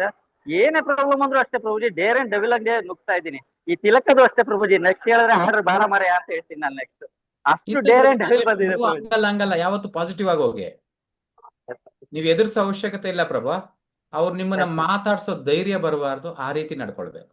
ಯಾವತ್ತು ಬಾಯಿ ಹೆಚ್ಚಿಗೆ ಆಡಬಾರ್ದು ಪ್ರಭು, ಕಾರ್ಯ ಸಿದ್ಧಿಗಳ ಮಾಡ್ಬೇಕು. ನಾನು ಹೇಳ್ತಿದ್ದೀನಲ್ಲ, ಇವತ್ತು ನಿಮ್ಮನ್ ಬೇಡ ಅಂದ್ರು, ನಾಳೆ 4 ಜನರು ತಿಲಕ ಇಟ್ಟಿದ ತಕ್ಷಣನೇ ಆತ ಹೇಳಿದ್ರೆ ನಾನು ಅನ್ಕೊಳ್ಳಿ, ಯಾವುದೇ ಕಾರಣಕ್ಕೂ ಹೇಳೋ ಧೈರ್ಯನೂ ಬರಲ್ಲ. ಮಾಡಿ ಪ್ರಭು, ನಿಮ್ಮ ಆಶೀರ್ವಾದ ಹೀಗೆ ಇರ್ಲಿ ಪ್ರಭುಜಿ ನಮ್ಮೆಲ್ಲ. ಹರೇ ಕೃಷ್ಣ ಪ್ರಭು. ಧನ್ಯವಾದಗಳು ಪ್ರಭುಜಿ. ಹರೇ ಕೃಷ್ಣ. ಓಕೆ ಸೋಮಶೇಖರ್ ಪ್ರಭು, ಬೇರೆಯವ್ರಿಗೆ ಪ್ರಶ್ನೆ ಇಲ್ವಾ? ಪ್ರಶ್ನೆ ಎಲ್ರು ಕೇಳ್ಬೇಕು ಪ್ರಭುಜಿ. ಏನ್ ಪ್ರಭು? ಪ್ರಶ್ನೆ ಎಲ್ರು ಕೇಳ್ಬೇಕು. ಆಕ್ಚುಲಿ ಯಾರು ಕೇಳ್ತಾ ಇಲ್ಲ. ಯಾರು ಕೇಳ್ತಿಲ್ಲ ಪಾಪ, ನಿಮ್ಗೆ ಅವಕಾಶ ಕೊಡ್ತಾವ್ರೆ ಪ್ರಭು. ಎಸ್ ಪ್ರಭು, ನನ್ನ ಪ್ರಕಾರ ಏನಂದ್ರೆ ಪ್ರಭು, ಒಂದು ಕ್ಲಾಸ್ ಕೇಳಿದ್ಮೇಲೆ ಅಟ್ಲೀಸ್ಟ್ ಮಿನಿಮಮ್ 2-3 ಕ್ವಶನ್ಸ್ ಆದ್ರೂ ಕೇಳ್ಬೇಕು ಪ್ರಭು. ಅಟ್ಲೀಸ್ಟ್ ಅವಾಗ ಒಂದು ಕ್ಲಾಸ್ ಕೇಳಿದಿ. ಇದರಲ್ಲಿ ನಾನು ಖಂಡಿತ ನಿಮ್ ಪರವಾಗಿರ್ತೀನಿ. ಇಲ್ಲಿ ಇರೋರ್ಗೆ ಎಲ್ಲರಿಗೂ ಹೇಳ್ತೀನಿ, 2-3 ಪ್ರಶ್ನೆ ಇರ್ಲೇಬೇಕು. ಇಲ್ಲಾಂದ್ರೆ ನಾನು ಕ್ಲಾಸ್ ಅದು ಅಟೆಂಡ್ ಮಾಡಿ ಪ್ರಯೋಜನ ಇಲ್ಲ. ಅಂದ್ರೆ ಅವಾಗ ಗುರುಗಳಿಗೆ ಯಾವಾಗ ಪ್ರಶ್ನೆ ಯಾವಾಗ ಬರುತ್ತೆ ಅಂದ್ರೆ, ಕೇಳಿಸ್ಕೊಂಡಿರೋದನ್ನ ನನ್ನ ಜೀವನದಲ್ಲಿ ಎಲ್ಲೋ ತೊಡಗಿಸ್ಬೇಕು ಅಂತ ಅನ್ಸುತ್ತೆ ನೋಡಿ, ಆವಾಗಲೇ ಪ್ರಶ್ನೆಗಳು ಬರೋದು. ಅದನ್ನ ನಿನ್ಗೆ ಅನ್ಸ್ಲೇ ಇಲ್ಲ ಅಂದ್ರೆ ಎಲ್ಲಿ ಪ್ರಶ್ನೆ ಬರುತ್ತೆ? ಸೊ ಪ್ರಶ್ನೆಗಳು ಬರಬೇಕು. ಅಟ್ಲೀಸ್ಟ್ ಯುವಕರಿಂದಾನೇ ಸ್ಟಾರ್ಟ್ ಮಾಡ್ಬೇಕು ಪ್ರಭು ಪ್ರಶ್ನೆಗಳು. ಈಗಲಿಂದ ನಾವೇ ಸ್ಟಾರ್ಟ್ ಮಾಡ್ಬೇಕು. ಹೌದು ಪ್ರಭು, ಜೀವನನೇ ಪ್ರಶ್ನೆಗಳಿಂದನೇ ಪ್ರಾರಂಭ. ಭಗವದ್ಗೀತೆ ಪ್ರಶ್ನೆಯಿಂದ ಪ್ರಾರಂಭ, ಭಾಗವತ ಪ್ರಶ್ನೆಯಿಂದ ಪ್ರಾರಂಭ, ಮಹಾಭಾರತ ಪ್ರಶ್ನೆಯಿಂದ ಪ್ರಾರಂಭ. ಪ್ರತಿಯೊಂದು ಪ್ರಶ್ನೆಗಳಿಂದನೇ ಪ್ರಾರಂಭ ಆಗುತ್ತೆ. ಸೊ ಪ್ರಶ್ನೆ ಕೇಳಲಿಲ್ಲ ಅಂದ್ರೆ ಜೀವನದಲ್ಲಿ ಪ್ರಾರಂಭ ಇನ್ನೂ ಇಲ್ಲ ಅಂತಾನೆ ಅರ್ಥ. ಓಕೆ, ಅದೇ ಪ್ರಭು, ಕೆಲವ್ರಿಗೆ ಪಾಪ ಭಯ ಇರುತ್ತೆ, ಕೆಲವ್ರಿಗೆ ಪ್ರಶ್ನೆ ಏನ್ ಕೇಳ್ಬೇಕಂತ ಗೊಂದಲ ಇರುತ್ತೆ. ಈ ವಯಸ್ಸಲ್ಲಿ ಆ ಭಯವನ್ನು ಬಿಟ್ಟು ಆಚೆ ಬರ್ದೇ ಇರೋರು ಇನ್ನು ಆಮೇಲೆ ಏನ್ ಮಾಡ್ತಾರೆ ಅದನ್ನ ಆವಾಗಲೇ ಹೇಳ್ಬಿಟ್ಟಿನಲ್ಲ, ಇನ್ ಮತ್ತೆ ಹೇಳೋ ಅವಶ್ಯಕತೆ ಇಲ್ಲ. ಈ ಒಂದು ವಿಡಿಯೋ ಆನ್ ಮಾಡ್ಕೊಂಡು ಇರೋದಕ್ಕೆ ಇವಾಗಲೇ ಆಗದೆ ಇರೋರು ಜೀವನದಲ್ಲಿ ಇನ್ ಎಷ್ಟು ಮಟ್ಟಿಗೆ ಶ್ರದ್ಧೆ ವಹಿಸ್ತಾರೆ, ಇನ್ ಯಾರಿಗೆ ಗೌರವ ಕೊಡ್ತಾರೆ ಅವರು? ಅಷ್ಟೇ, ಅವ್ರವ್ರ ಜೀವನ ಹಂಗಾಗಿ ಕೃಷ್ಣನ ಏತಾಮಾಂ ಪ್ರಪದ್ಯಂಸ ತಾಂ ಸತೈ. ಹೌದು, ಇವಾಗ ಏನ್ ತಪ್ಪಾಗಿ ಮಾತು ಎಲ್ಲ ನಮ್ಮವ್ರೇ ಅಲ್ವಾ? ಇನ್ನು ಮಾತಾಡೋ ಧೈರ್ಯ ಇಲ್ಲ, ಪ್ರಶ್ನೆ ಕೇಳಕ್ ಬರಲ್ಲ, ಮಕ್ಕಳು ಊಟದ ತಕ್ಷಣ ಮಾತಾಡಲ್ಲ, ತೊಲ್ಲಗ್ ಮಾತಾಡ್ತವೆ, ತೊಂದ್ರೆ ಇಲ್ಲ. ಎಲ್ಲೋ ಯಾರ ಹತ್ರನೋ ನಗೋ ತರ ಮಾಡೋ ಬದಲು ಇಲ್ಲಿ ನಮ್ ಜೊತೆಗೆ ಯಾರೋ ಒಬ್ರು ನಮ್ಮನ್ನ ನಗೋ ತರ ಆದ್ರೆ ಆಗ್ಲಿ ಬಿಡಿ, ಅದ್ರಲ್ಲೇನೆ. ನಮ್ಮ ಸಹೋದರರೇ, ನಮ್ಮ ಒಂದು ಸ್ನೇಹಿತರೆ ಎಲ್ಲರೂ ಇರೋದು, ಆಯ್ತು ನನಗಿರೋದು ಇಷ್ಟೇ ಯೋಗ್ಯತೆ ನೋಡಿ ನಗ್ತಾರೆ, ನಗ್ಲಿ ಬಿಡಿ. ಆದ್ರೆ ನಾಳೆ ದಿವಸ ಅವರೇ ಪ್ರಶಂಸಿಸ್ತಾರೆ. ಕರೆಕ್ಟ್, ಬೆಳೆಯೋ ವಿಧಾನಗಳಿದು. Okay, S Hare Krishna. ಪ್ರಶ್ನೆ ಏನಂದ್ರೆ, ಈಗ ಆಕ್ಚುಲಿ ಜಾಬ್ ಮಾಡೋರು 3 ಶಿಫ್ಟ್ ಮಾಡ್ತಿದ್ದಾರೆ ಪ್ರಭುಜಿ. ಸೊ ಅದನ್ನ ಸ್ಪಿರಿಚುವಲ್ ಲೈಫ್ ಅಲ್ಲಿ ಯಾವ ತರ ಬ್ಯಾಲೆನ್ಸ್ ಮಾಡಿದ್ರೆ, ಈಗ ನೈಟ್ ಶಿಫ್ಟ್ ಮಾಡಿದ್ರೆ ಬೇಡ ಪ್ರಭು, ನಮ್ ಜೀವನ ನಾವು ನೋಡ್ಕೊಳ್ಳೋಣ. ಬೇರೆಯವ್ರು 3 ಶಿಫ್ಟ್ ಮಾಡ್ಕೊಳ್ಳಿ, 10 ಶಿಫ್ಟ್ ಮಾಡ್ಕೊಳ್ಳಿ, ನಮ್ಗೆ ಏನಕ್ಕೆ ಪ್ರಭು? ಅಲ್ವಾ? ಕೃಷ್ಣ ಪ್ರಜ್ಞೆಯಲ್ಲಿ ಇರೋ ಅವನು ಏನೇನ್ ಮಾಡ್ಬೇಕಂತ ತಿಳ್ಕೊಳ್ಳೋಣ. ಇಲ್ದೇ ಇರೋರೆಲ್ಲ ಕತೆ ಬೇಡ. ನಾನು ತಿನ್ನೋದು ಇಷ್ಟಕ್ಕೆ ಎಷ್ಟು ಬೇಕು ಪ್ರಭು, ಅಲ್ವಾ? ಅಷ್ಟೇ. ಪ್ರಭುಜಿ, ಇನ್ನೊಂದು ಭಗವದ್ಗೀತೆ ಅನ್ನೋದು ಯುವಕರಿಗೆ ಏನು ಸೂಚನೆ ಕೊಡುತ್ತೆ ಪ್ರಭುಜಿ? ಹೋಲ್ ಭಗವದ್ಗೀತೆ ನಮ್ ಯುವಕರಿಗೆ ಏನ್ ಸೂಚನೆ ಇದೆ? ಈ ಭಗವದ್ಗೀತೆ ಪೂರ್ತಿ ಯುವಕರಿಗೆ ಪ್ರಭು. ಏನ್ ಮುದುಕರ ಸಾಯ ಅಂತವ್ರಿಗೆ ಏನಕ್ಕೆ ಪ್ರಭು ಭಗವದ್ಗೀತೆ? ಹೆಂಗಿದ್ರು ಸಾಯ್ತವೆ ಅವು. ಇಲ್ಲ ಪ್ರಭುಜಿ, ಈಗ ಭಗವದ್ಗೀತೆ ಯುವಕರಿಗೆ. ಇಲ್ಲ ಪ್ರಭುಜಿ, ಒಬ್ಬೊಬ್ರಿಗೆ ಒಂಥರ ಇರುತ್ತಲ್ಲ ಪ್ರಭುಜಿ. ಈಗ ವೃದ್ಧರಿಗೆ ಒಂಥರ, ಯುವಕರಿಗೆ ಮತ್ತೆ ಹೇಳ್ತಿರೋದು ಅರ್ಥ ಆಗಿಲ್ಲ ಪ್ರಭು. ಇಡೀ ಭಗವದ್ಗೀತೆ ಯುವಕರಿಗೆ ಮಾತ್ರನೇ. ಕ್ಲಿಯರ? ವಯಸ್ಸಾದವ್ರಿಗಲ್ಲ. ಹೆಂಗಿದ್ರು ಅವ್ರು ಸಾಧನೆ ಮಾಡಕ್ ಆಗಲ್ಲ, ಅಷ್ಟೇ ಅವ್ರ ಗತಿ. ಅವ್ರಿಗೆಲ್ಲ ಏನಕ್ಕೆ? ಯುವಕರಿಗೆ ಮಾತ್ರನೇ ಭಗವದ್ಗೀತೆ. ಕ್ಲಿಯರ್? ಅಂದ್ರೆ ಯುವಕರಿಗೆ ಜಾಸ್ತಿ ಪ್ರಚಾರ ಮಾಡ್ಬೇಕು. ಜಾಸ್ತಿ ಅಲ್ಲಪ್ಪ, ಯುವಕರಿಗೆ ಮಾತ್ರನೇ ಅಂತ ತಿಳ್ಕೊಳ್ಳಿ. ನಮ್ಗೆ ಇನ್ನು ಯಾರು ಸಿಗ್ತಾ ಇಲ್ಲ, ಬುದ್ಕಿರ್ ಸಿಗ್ತಾರೆ ಅಂತ ಸರಿ ಅವ್ರನ್ನ ಹಾಕೊಂತಿದೀವಿ ಅಷ್ಟೇ. ನಾನ್ ಪ್ರೀಚಿಂಗ್ ಮಾಡಕ್ ಪ್ರೀಚಿಂಗ್ ಮಾಡ್ಬೇಕಂದ್ರೆ ಆಲ್ಮೋಸ್ಟ್ ಕೆಲವರು ಯುವಕರು ಕಡಿಮೆ ಸಿಗೋದು ಪ್ರಭುಜಿ. ಈಗ ಈ ಟೆಂಪಲ್ಸ್ ಬರೋದು, ಪ್ರಚಾರ ಅನ್ನೋದು ನಿಜವಾಗ್ಲೂ ಯುವಕರಿಗೆ ಮಾಡ್ಬೇಕು ಪ್ರಭು. ಆಕ್ಚುಲಿ ಒಂದು 7th 8th ಸ್ಟ್ಯಾಂಡರ್ಡ್ ಇಂದ ಸ್ಟಾರ್ಟ್ ಮಾಡ್ಬೇಕು. ಹೈಸ್ಕೂಲ್ 8th ಇಂದ ಹಿಡಿದು ಕಾಲೇಜ್ವರೆಗೂ ಇವ್ರಿಗೆ ಮಾತ್ರನೇ ಮಾಡ್ಬೇಕು. ಆಕ್ಚುಲಿ ನಿಮ್ ವಯಸ್ಸಲ್ಲಿ ನೀವು ಅದನ್ನೆಲ್ಲ ಮಾಡ್ಬೋದು. ಫ್ರೆಂಡ್ಸ್ ಲೆವೆಲ್ ಇರ್ತಾರೆ, ಅವ್ರನ್ನೆಲ್ಲ ಹೆಚ್ಚಿಗೆ ಮಾಡ್ಬೋದು. ಅದ್ರಲ್ಲಿ ನೀವು ಚೆನ್ನಾಗಿ ಮಾಡ್ತಿದ್ರ ಅಂದ್ರೆ ನಿಮ್ಮನ್ನ ನೋಡಿ ಪ್ರೇರೇಪಿಕೊಂಡು ಅವರೆಲ್ಲನೂ ಜೊತೆ. ಸೊ ಅಂತವ್ರ ಸಾಂಗತ್ಯ ಮಾಡ್ಬೇಕು. ಅವ್ರನ್ನ ಫ್ರೆಂಡ್ಸ್ ಮಾಡ್ಕೊಂಡು ಭಕ್ತರಾದ್ರೆ ಮಾತ್ರ ಅವ್ರ ಜೊತೆ ಇರ್ಬೇಕು. ಭಕ್ತನಾಗಿಲ್ಲ ಅನ್ನೋ ಬಿಟ್ಬಿಡ್ಬೇಕು. ಅವಾಗ ಒಳ್ಳೆ ಸಾಂಗತ್ಯ ಅನ್ನೋದು ಸಹ ಬೆಳೀತಾ ಹೋಗುತ್ತೆ. ಓಕೆ, ಹರೇ ಕೃಷ್ಣ. ಧನ್ಯವಾದ. ಧನ್ಯವಾದ. ಓಕೆ, ಅಮೃತ ಮಾತಾಜಿ, ನಂತರ ಕಿರಣ್. ಹರೇ ಕೃಷ್ಣ ಪ್ರಭು, ಕ್ಷಮೆ ಇರ್ಲಿ, ಕರೆಂಟ್ ಹೊರಟೋಯ್ತು. ಪರವಾಗಿಲ್ಲ, ನೀವೇನ್ ಮಾಡ್ತೀರಾ ಕರೆಕ್ಟ್ ಆದ್ರೆ? ಆವಾಗ್ಲೂ ಬೆಳಿಗ್ಗೆ ಹೇಳಿ. ನಂದು ಒಂದೇ ಡೌಟ್ ಇರೋದು, ನನ್ ಸಾಧನೆ ಎಲ್ಲ ಕರೆಕ್ಟ್ ಆಗ್ತಿದೆ, 16 ಮೇಲೆ ಮಾಡ್ತಿದೀನಿ ಫುಲ್ ಡೇ. ಬಟ್ ನಂಗೆ ಫ್ಯಾಮಿಲಿ ಕಡೆಯಿಂದ ಸ್ವಲ್ಪನೂ ಪರ್ಮಿಷನ್ ಇಲ್ಲ ಮಾಡೋದಕ್ಕೆ. ಬ್ಯಾಂಗ್ಳೂರಲ್ಲಿ ಇರೋದ್ರಿಂದ ಲೈಕ್ ಸಾಧನೆ ಎಲ್ಲ ಆನ್ ಟೈಮಿಂಗ್ ನಡೀತಿದೆ, ನೈವೇದ್ಯ ಎಲ್ಲ ಹೋಗ್ತಿದೆ. ಬಟ್ ನಾನು ಅದೇ ಮನೆಗೆ ಹೋದಾಗ ಫ್ಯಾಮಿಲಿ ಫುಲ್ ಅಪೋಸ್ ಮಾಡ್ತಿದ್ದಾರೆ. ನಂಗೆ ಏನ್ ಮಾಡ್ಬೇಕಂತ ಗೊತ್ತಿಲ್ಲ. ಲಾಸ್ಟ್ ಒಂದ್ ಫುಲ್ ಜಗಳ ಆಯ್ತು ಮನೆಯಲ್ಲಿ ಒಪ್ತಾನೆ ಇಲ್ಲ, ಏನ್ ಮಾಡೋದು ಅಂತ ಗೊತ್ತಾಗ್ತಿಲ್ಲ. ಅದಕ್ಕೆ ಭಕ್ತಿ ವಿಕಾಸ್ ಸಮಾಜ ಹೇಳಿತು, ತಂದೆ ತಾಯಿಂದ್ರು ರಾಸ್ ಕಲ್ಸು ಅಂತ ಹೇಳಿದ. ಅದಕ್ಕೆ ಅವರು ಪಾಪ ಅವ್ರಿಗೆ ಗೊತ್ತು ಚೆನ್ನಾಗಿ, ಇಲ್ಲ ತಂದೆ ರಾಸ್ಕಲ್ಗಳಾಗಿದ್ದಾರೆ ಅಂತ. ಏನ್ ಮಾಡೋಣ. ಸೊ ಇನ್ನೊಂದು, ಅದನ್ನ ಕೆಲವೊಂದು ವಿಚಾರ ಸ್ವೀಕಾರ ಮಾಡ್ಕೊಳ್ಬೇಕು. ಅದು ನಮ್ಮ ಕರ್ಮಗಳು. ಸೊ ಯಾವ್ಯಾವ ಕರ್ಮದ ಯಾವ್ಯಾವ ಜನ್ಮದಲ್ಲಿ ಏನ್ ಮಾಡ್ಕೊಂಡಿರ್ತೀವೋ ಅಂತ ತಂದೆ ತಾಯಂದ್ರ ಇಲ್ಲ ಅಂತ ಕುಟುಂಬದಲ್ಲಿ ಹುಟ್ಟಿರ್ತೀವಿ. ಏನ್ ಮಾಡೋಣ, ನಮ್ ಜೀವನ ಎಷ್ಟಾಗುತ್ತೆ ಅಷ್ಟೇ, ಅದ್ರಲ್ಲೇ ಸಂತೃಪ್ತರಾಗಿರೋಣ. ಸೊ ಇವ್ರ ಜೀವನ ನಿಮಗ್ ಬರಲ್ಲ, ನಿಮ್ ಜೀವನ ಅವ್ರಿಗೆ ಬರಲ್ಲ. ಎಷ್ಟೋ ಜನರಿಗೆ ಕೃಷ್ಣ ಪ್ರಜ್ಞೆ ಇಲ್ದೇನೆ ಇದ್ದಾರಲ್ಲ, ಅವ್ರ ಜೀವನದಲ್ಲಿ ಕೃಷ್ಣ ಪ್ರಜ್ಞೆನೇ ಇಲ್ಲ, ಜಪನೇ ಗೊತ್ತಿಲ್ಲ, ಜಪ ಮಾಡಕ್ಕೂ ಆಗೋದಿಲ್ಲ, ಅಂತವ್ರೆಲ್ಲ ಇದ್ದಾರೆ. ಅಟ್ಲೀಸ್ಟ್ ನೀವು ಎಲ್ಲೋ ಆಚೆ ಜಪ ಮಾಡಕ್ಕಾದ್ರೂ ಆಗ್ತಾ ಇದೆಯಲ್ಲ, ಅದಕ್ಕೆ ಸಂತೋಷ ಪಡಿ. ಕೃಷ್ಣ ಅಷ್ಟ್ರ ಮಟ್ಟಿಗಾದ್ರೂ ನಿಮ್ ಜೀವನದಲ್ಲಿ ಬಂದಿದ್ದಾನಲ್ಲ, ಅಲ್ವಾ? ಸಂತೋಷವಾಗಿರಿ. ಮತ್ತೆ ಎಷ್ಟಾದ್ರೆ ಅಷ್ಟೇ ಸಾಕು, ಹೆಚ್ಚಿಗೆ ಸಾಧಿಸ್ಬೇಕು ಅನ್ನೋದೇನಿಲ್ಲ. ಆ ಒಂದು ಕತೆ ಎಲ್ಲರಿಗೂ ಗೊತ್ತಲ್ಲ. ಒಂದು ಬಾರಿ ನಾರಾಯಣ ಮುನಿಗಳು ಹೋಗಿ ಹೇಳ್ತಾರೆ, ಭಗವಂತನ ಕೇಳ್ತಾರೆ, ಎಲ್ಲರಿಗಿಂತ ಶ್ರೇಷ್ಠ ಭಕ್ತರು ಯಾರು ಅಂತ. ಅವಾಗ ಭಗವಂತ ಹೇಳ್ತಾನೆ, 2 ಬಾರಿ ಜಪ ಮಾಡ್ತಾ ಇರ್ತಾನೆ ಒಬ್ಬನ್ ತೋರಿಸ್ಬಿಟ್ಟು, ಅವನೇ ಶ್ರೇಷ್ಠ ಭಕ್ತ ಅಂತ. ನಾನೆಲ್ಲ ನಾನು ಬೆಳಿಗ್ಗೆ ರಾತ್ರಿ ಜಪ ಮಾಡ್ತಾನೆ ಇರ್ತೀನಿ ಅಂತಾನೆ. ಅವಾಗ ಏನ್ ಹೇಳ್ತಾರೆ, ಒಂದು ಬಟ್ಲಲ್ಲಿ ಎಣ್ಣೆನ ಹಾಕ್ಬಿಟ್ಟು, ಸರಿ ಇದನ್ನೆಲ್ಲ ಸುತ್ಕೊಂಡ್ ಬಂದ್ಬಿಡು ವೈಕುಂಠನ, ಅವಾಗ ಒಪ್ಕೊಂತೀನಿ ಅಂತಾನೆ. ಎಲ್ಲ ಸುತ್ಕೊಂಡ್ ಬಂದ್ಬಿಟ್ಟು ನೋಡು, ಒಂದ್ ಹನಿ ಇದನ್ನು ಚೆಲ್ಲಿಲ್ಲ ಅಂತಾನೆ. ಓ ವೆರಿ ಗುಡ್, ಎಷ್ಟು ಮೇಲೆ ಜಪ ಮಾಡಿದೆ ಅಂತಾನೆ. ಜಪ ಮಾಡೋದಾ, ನಾನು ಇದ್ರ ಬಗ್ಗೆ ನೋಡ್ಕೊಂಡೇ ಇದ್ದೆ, ಜಪ ಮಾಡಕ್ ಆಗಿಲ್ಲ ಅಂತ. ಸೊ ಕೆಲವರು ಬೆಳಗಿಂದ ರಾತ್ರಿ ಜಪ ಮಾಡೋದು ಮುಖ್ಯ ಅಲ್ಲ. ನಿಮ್ ಮನೆಯಲ್ಲಿ ಅಂತ ವಾತಾವರಣ ಇದ್ದು ಬಿಡದೆ ಇದ್ರು ಅಷ್ಟೆಲ್ಲ ಇದ್ರು ಮಾಡ್ತಿರಲ್ಲ, ಭಗವಂತನ ಅದನ್ನ ನೋಡ್ತಾನೆ, ಭಾವಗ್ರಹಿಚನ ಅಂತ. ಸೊ ನೀವೇನ್ ಮಾಡ್ತೀರ ಅದ್ರಲ್ಲೇ ಸಂತೋಷವಾಗ್ರಿ. ಓಕೆ, ಹರೇ ಕೃಷ್ಣ. ಹರೇ ಕೃಷ್ಣ ಪ್ರಭು, ಧನ್ಯವಾದ. ಕಿರಣ್ ಪ್ರಭು. ಹರೇ ಕೃಷ್ಣ ಪ್ರಭು. ನಂದು 2 ಪ್ರಶ್ನೆ ಪ್ರಭು. ಒಂದು, ಸೊ ಈ ಒಂದು ಏಜ್ ಅಲ್ಲಿ, ಅಂದ್ರೆ ಒಂದು ಟೀನೇಜ್ ಏಜ್ ಅಲ್ಲಿ, ಒಂದು ಏನು ಹೈಸ್ಕೂಲ್ ಇಂದ ಪ್ರಾರಂಭ ಆಗಿ ಒಂದು ಕಾಲೇಜ್ ಲೆವೆಲ್ ಅಲ್ಲೂ ಕೂಡ ಯೂತ್ಗಳು ತುಂಬಾ ಜಾಸ್ತಿ ಒಂದೇನು ಒಂದು ಇದಕ್ಕೆ ತುಂಬಾ ಡಿಪ್ರೆಷನ್ ಆಗಿ ಒಳಗಾಗಿರ್ತಾರೆ ಪ್ರಭು. ಅದು ಏನ್ ಲೈಕ್ ಅದು ಅದರಿಂದ ಯಾವ ತರ ಹೊರಗಡೆ ಬರೋದು, ಏನ್ ಕಾರಣ ಅದರಿಂದ? ಎಕ್ಸಾಂಪಲ್ ನಂದೇ ಲೈಫ್ ನೋಡಿದ್ರು, ನಾನು ಆಲ್ಮೋಸ್ಟ್ ಫಸ್ಟ್ ಡಿಪ್ರೆಷನ್ ಹೋಗೋದೇ ತಪ್ಪು ಪ್ರಭು. ಅದರಿಂದ ಆಚೆ ಬರೋದು ಸೆಕೆಂಡ್ರಿ ಆಯ್ತು. ಫಸ್ಟ್ ಅದ್ರ ಹೋಗೋದೇ ತಪ್ಪು ತಾನೆ. ಡಿಪ್ರೆಷನ್ ಯಾವಾಗ ಬರುತ್ತೆ ಹೇಳಿ?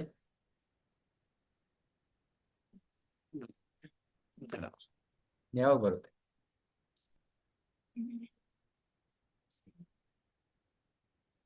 ಅಟ್ಯಾಚ್ಮೆಂಟ್ ಇಂದ ಪ್ರಭು. ಅನ್ಯಾಚುರಲ್ ಎಕ್ಸ್ಪೆಕ್ಟೇಷನ್ಸ್, ಸಹಜವಾದ ಎಕ್ಸ್ಪೆಕ್ಟೇಷನ್ ಇಲ್ಲದೆ ಅನ್ಯಾಚುರಲ್ ಆಗಿ, ನನಗೆ 2 kg ಎತ್ತಕ್ಕಾಗುತ್ತೆ, ನನ್ನ ಎಕ್ಸ್ಪೆಕ್ಟೇಷನ್ 2 kgನೇ ಇರಬೇಕು. ಆಯ್ತು, 2 kg 100 ಗ್ರಾಮ್ ಇರ್ಬೋದು, ಪ್ರಯತ್ನ ಮಾಡ್ಬೋದು. 4 kg ಎಕ್ಸ್ಪೆಕ್ಟೇಷನ್ ಇಟ್ಕೊಂಡ್ರೆ ಏನಾಗುತ್ತೆ? ಡಿಪ್ರೆಷನ್ ಆಗೇ ಆಗ್ತೀರ. ಇವಾಗ ಅಮೃತ ಮಾತಾಜಿ ಒಂದು ಮಾತು ಹೇಳ್ತಿದ್ರು, ಮನೆಯಲ್ಲಿ ಇಲ್ಲ ವಾತಾವರಣ. ಅರೆ ನೀನೇನ್ ಮಾಡ್ತಿದ್ದ ಅದ್ರಲ್ಲಿ ಸಂತೋಷವಾಗಿರಮ್ಮ. ಇಲ್ಲಿ ಬೇರೆಯವ್ರ ಜೀವನ ಬೇರೆ ತರ ಇದೆ. ಅವರೆಲ್ಲ ಬೆಳಿಗ್ಗೆಯಿಂದ ರಾತ್ರಿ ಜಪ ಮಾಡೋದಾಗಿದೆ, ಹೆಂಗೆಂಗೋ ಅವ್ರ ಜೀವನ ಚೆನ್ನಾಗಿದೆ, ಕುಟುಂಬಗಳಲ್ಲಿ ಇರೋ ತಂದೆ ತಾಯಿದ್ರು ಜಪ ಮಾಡ್ತಿದ್ರೆ ಎಲ್ಲ ಆಗ್ತಾ ಇರುತ್ತೆ, ನಿನಗೆ ಆಗ್ತಾ ಇಲ್ಲ. ಬೇಡ, ನಿನಗೇನಾಗುತ್ತೆ ಅದ್ರಲ್ಲಿ ಸಂತೃಪ್ತರಾಗಿರೋ. ಭಗವಂತನ ಅದನ್ನೇ ತಾನೆ ನೋಡೋದು. ಹಂಗ ಅವ್ರಗಳು ಚೆನ್ನಾಗಿದೆ ಅಂತ ನೋಡಕ್ ಹೋಗ್ ಬರಲ್ಲ. ಸೊ ನೀ ಇಂಥ ಸ್ಥಿತಿಯಲ್ಲೂ ಮಾಡ್ತಿದ್ಯಲ್ಲ ಅಂತ ನೋಡ್ತಾನೆ. ಸೊ ಫಸ್ಟ್ ಪಾಯಿಂಟ್, ಡಿಪ್ರೆಷನ್ ಆಗೋದೇ ತಪ್ಪು ಪ್ರಭು. ಅದರಿಂದ ಆಚೆ ಬರೋದು ಬೇರೆ ಪಾಯಿಂಟ್. ಅದಕ್ಕೆಲ್ಲ ಬೇರೆ ಕೌನ್ಸಿಲಿಂಗ್ ಆಳಮುಳು ಏನೇನೋ ಮಾಡ್ಬೇಕಾಗುತ್ತೆ. ಸೊ ಡಿಪ್ರೆಷನ್ ಫಸ್ಟ್ ಹೋಗೋದೇ ತಪ್ಪು. ಈ ಡಿಪ್ರೆಷನ್ ಯಾರು ಹೋಗ್ತಾರೆ? ಅಜ್ಞಾನಿಗಳು ಹೋಗ್ತಾರೆ, ಜ್ಞಾನಿಗಳು ಹೋಗಲ್ಲ. ಕೃಷ್ಣ ಪ್ರಜ್ಞೆಯಲ್ಲಿ ಇರೋರು ಯಾವತ್ತೂ ಡಿಪ್ರೆಷನ್ ಹೋಗೋದಿಲ್ಲ. ಹಂಗ ಹೋಗ್ತಾರೆ ಅಂದ್ರೆ ಅವರು ಕೃಷ್ಣ ಪ್ರಜ್ಞೆಯಲ್ಲಿ ಇಲ್ಲ ಅಂತ ಅರ್ಥ. ಓಕೆ, ಇನ್ನೊಂದು ಪ್ರಶ್ನೆ ಪ್ರಭು. ಸೊ ತುಂಬಾ ಲೈಕ್ ಎಲ್ರಿಗೂ ಪ್ರಾಬ್ಲಮ್ ಆಗೋದಂದ್ರೆ ಲೈಕ್ ಮೈಂಡ್ ಕಂಟ್ರೋಲ್, ಲೈಕ್ ಯಾವ್ದೆಲ್ಲ ಆಗ್ಲಿ, ಭೌತಿಕವಾಗಿ ಆಗಿರ್ಬೋದು ಅಥವಾ ಆಧ್ಯಾತ್ಮಿಕವಾಗಿ ಆಗಿರ್ಬೋದು. ಕೆಲವೊಂದು ಕಂಟ್ರೋಲ್ ಲೈಕ್ ಅಂದ್ರೆ ಏನು ನಮ್ಗೆ ನಾವು ಕೆಲವೊಂದು ಒಂದು ಬೌಂಡ್ರಿನ ಹಾಕೊಂಡಾಗ ಮಾತ್ರ ಲೈಕ್ ಒಂದು ಸಕ್ಸಸ್ ಅನ್ನೋದು ಸಾಧ್ಯ ಆಗುತ್ತೆ. ಬಟ್ ಲೈಕ್ ಭೌತಿಕವಾಗಿ ಆಗಿರ್ಬೋದು, ಸೊ ಈ ರೀತಿ ಕೆಲವೊಂದು ಆಕರ್ಷಣೆಗಳು ಆಗ್ತಿರ್ತವೆ. ಸೊ ಅದು ಮೈಂಡ್ ನಾವು ಕಂಟ್ರೋಲ್ ಮಾಡಕ್ ಆಗ್ತಾರಲ್ಲ, ಅದು ಯಾವ ರೀತಿ ಇದು ಮಾಡ್ಬೋದು? ಓಕೆ, ಇಲ್ಲಿರೋರು ಎಷ್ಟು ಜನರು ಪ್ರಾಣಾಯಾಮ ಮಾಡ್ತಿದ್ರೆ?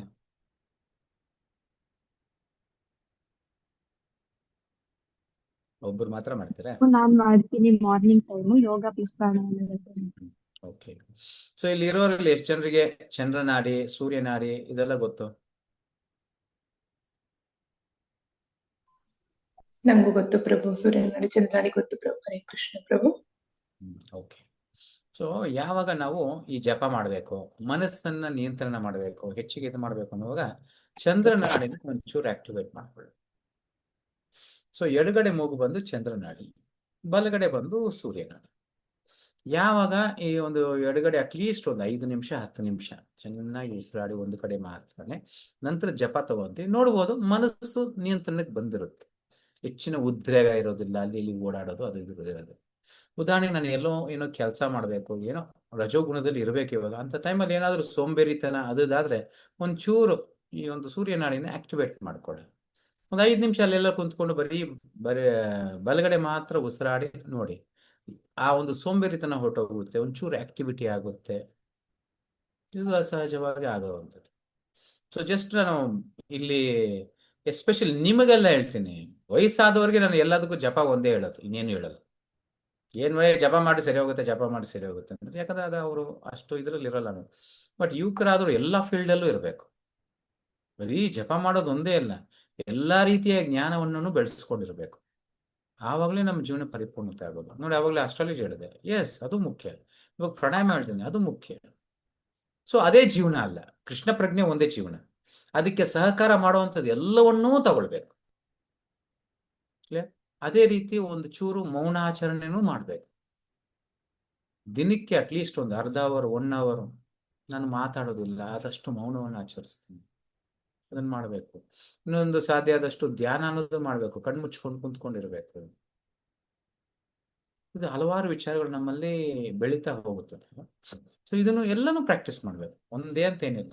ಅವಾಗ ಗೊತ್ತಾಗುತ್ತೆ, ನಿಮ್ ಜೀವನ ಗೊತ್ತಾಗದ. ಯೂಸ್ ಇಲ್ಲ ಅಂದ್ರೆ ಬೇಡ, ನಿಮಗಾಗಿಲ್ವಾ ಬೇಡ ಬಿಟ್ಬಿಡಿ, ಬೇರೆಯವ್ರಿಗೆ ಯೂಸ್ ಆಗ್ಬೋದು.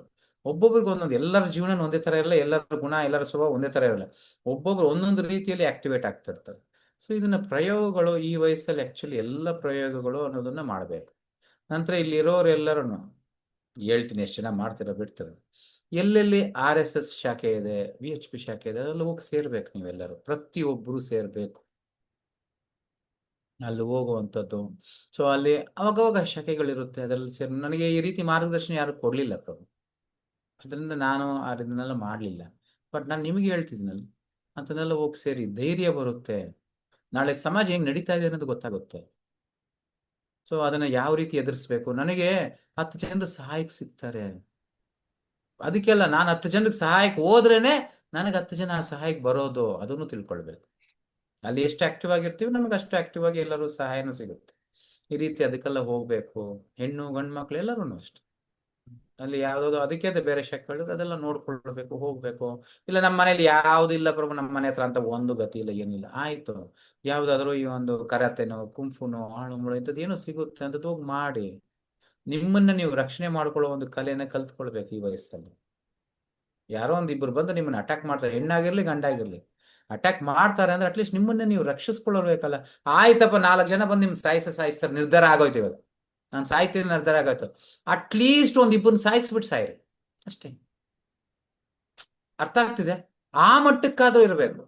ನನ್ನ ಹೆಂಗಿದ್ರು ಕಾಪಾಡ್ಕೊಳಕ್ ಆಗಲ್ಲ ಅಂದ್ರೆ ಅಟ್ಲೀಸ್ಟ್ ಒಂದಿಬ್ಬರನ್ನ ಸಾಯಿಸ್ ನಂತರ ನೀವು ಸಾಯ್ಬೇಕು. ಆ ಮಟ್ಟಕ್ಕಾದ್ರೂ ನಮಗೆ ಆ ಧೈರ್ಯ, ಆ ಪೌರುಷ ಎಲ್ಲ ಇರ್ಬೇಕು. ಸೊ ಈ ವಯಸ್ಸಲ್ಲಿ ಇದನ್ನೆಲ್ಲ ಮಾಡ್ಬೇಕಾಗುತ್ತೆ. ನೋಡಿ, ಜಸ್ಟ್ ಸೋಂಬೇರಿಗಳಾಗಿರ್ಬೇಡಿ ದಯವಿಟ್ಟು. ಮತ್ತೆ ಹೋಗಿರೋ ಸಮಯ ಬರೋದಿಲ್ಲ. ಅದರಲ್ಲೂ ಭೌತಿಕದಲ್ಲಿ, ಅದೇ ನಾನು ಹೇಳಿದ್ನಲ್ಲ, ಗಾಡಿ ಬರ್ಸ್ಕೊಂಡು ಹೋಗೋದು ಅಂತ ಅಯೋಗ್ಯರ ತರ ಇರಬೇಡಿ. ವ್ಯರ್ಥ ಆಗೋ ಕಾರ್ಯಗಳನ್ನ ಮಾಡಬೇಡಿ. ಸುಮ್ನೆ ಊರ್ ಸುತ್ತೋದು, ಅದು ಮಾಡೋದು, ಇದು ಮಾಡೋದು ಇಲ್ಲ. ನಿಮ್ಮ ಭವಿಷ್ಯತ್ತು ಚೆನ್ನಾಗಿರೋ ರೀತಿಯಲ್ಲಿ ನೋಡ್ಕೊಳ್ಳಿ. ಓಕೆ.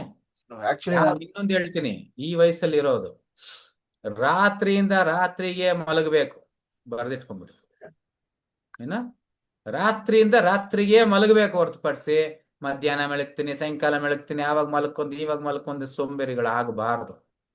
ಎಸ್, ವಯಸ್ಸಾಗುತ್ತೆ ಒಂಚೂರು ಹಂಗೆ ಹಿಂಗೆ ಆಗ್ತಾರ, ಅಂತವ್ರೆಲ್ಲ ಮಾಡ್ಲೇಬೇಕು ವಿಶ್ರಾಂತಿ, ಇಲ್ಲಾಂದ್ರೆ ಆಗಲ್ಲ. ಅವಾಗ ವಿಶ್ರಾಂತಿ ಪಡ್ಕೊಂಡ್ರೆ ಅಂತವ್ರಿಗೆ ಓಕೆ. ಈ ವಯಸ್ಸಲ್ಲಿರೋರು ಮಾತ್ರ ರಾತ್ರಿಯಿಂದ ರಾತ್ರಿಗೆ ಮಾತ್ರ ನಿದ್ರೆನು ಪರಿಪೂರ್ಣವಾಗಿರಬೇಕು. ಕನಿಷ್ಠ 8 ಅವರ್, 7ರಿಂದ 8 ಅವರ್ ನಿದ್ದೆ ಇರಬೇಕು.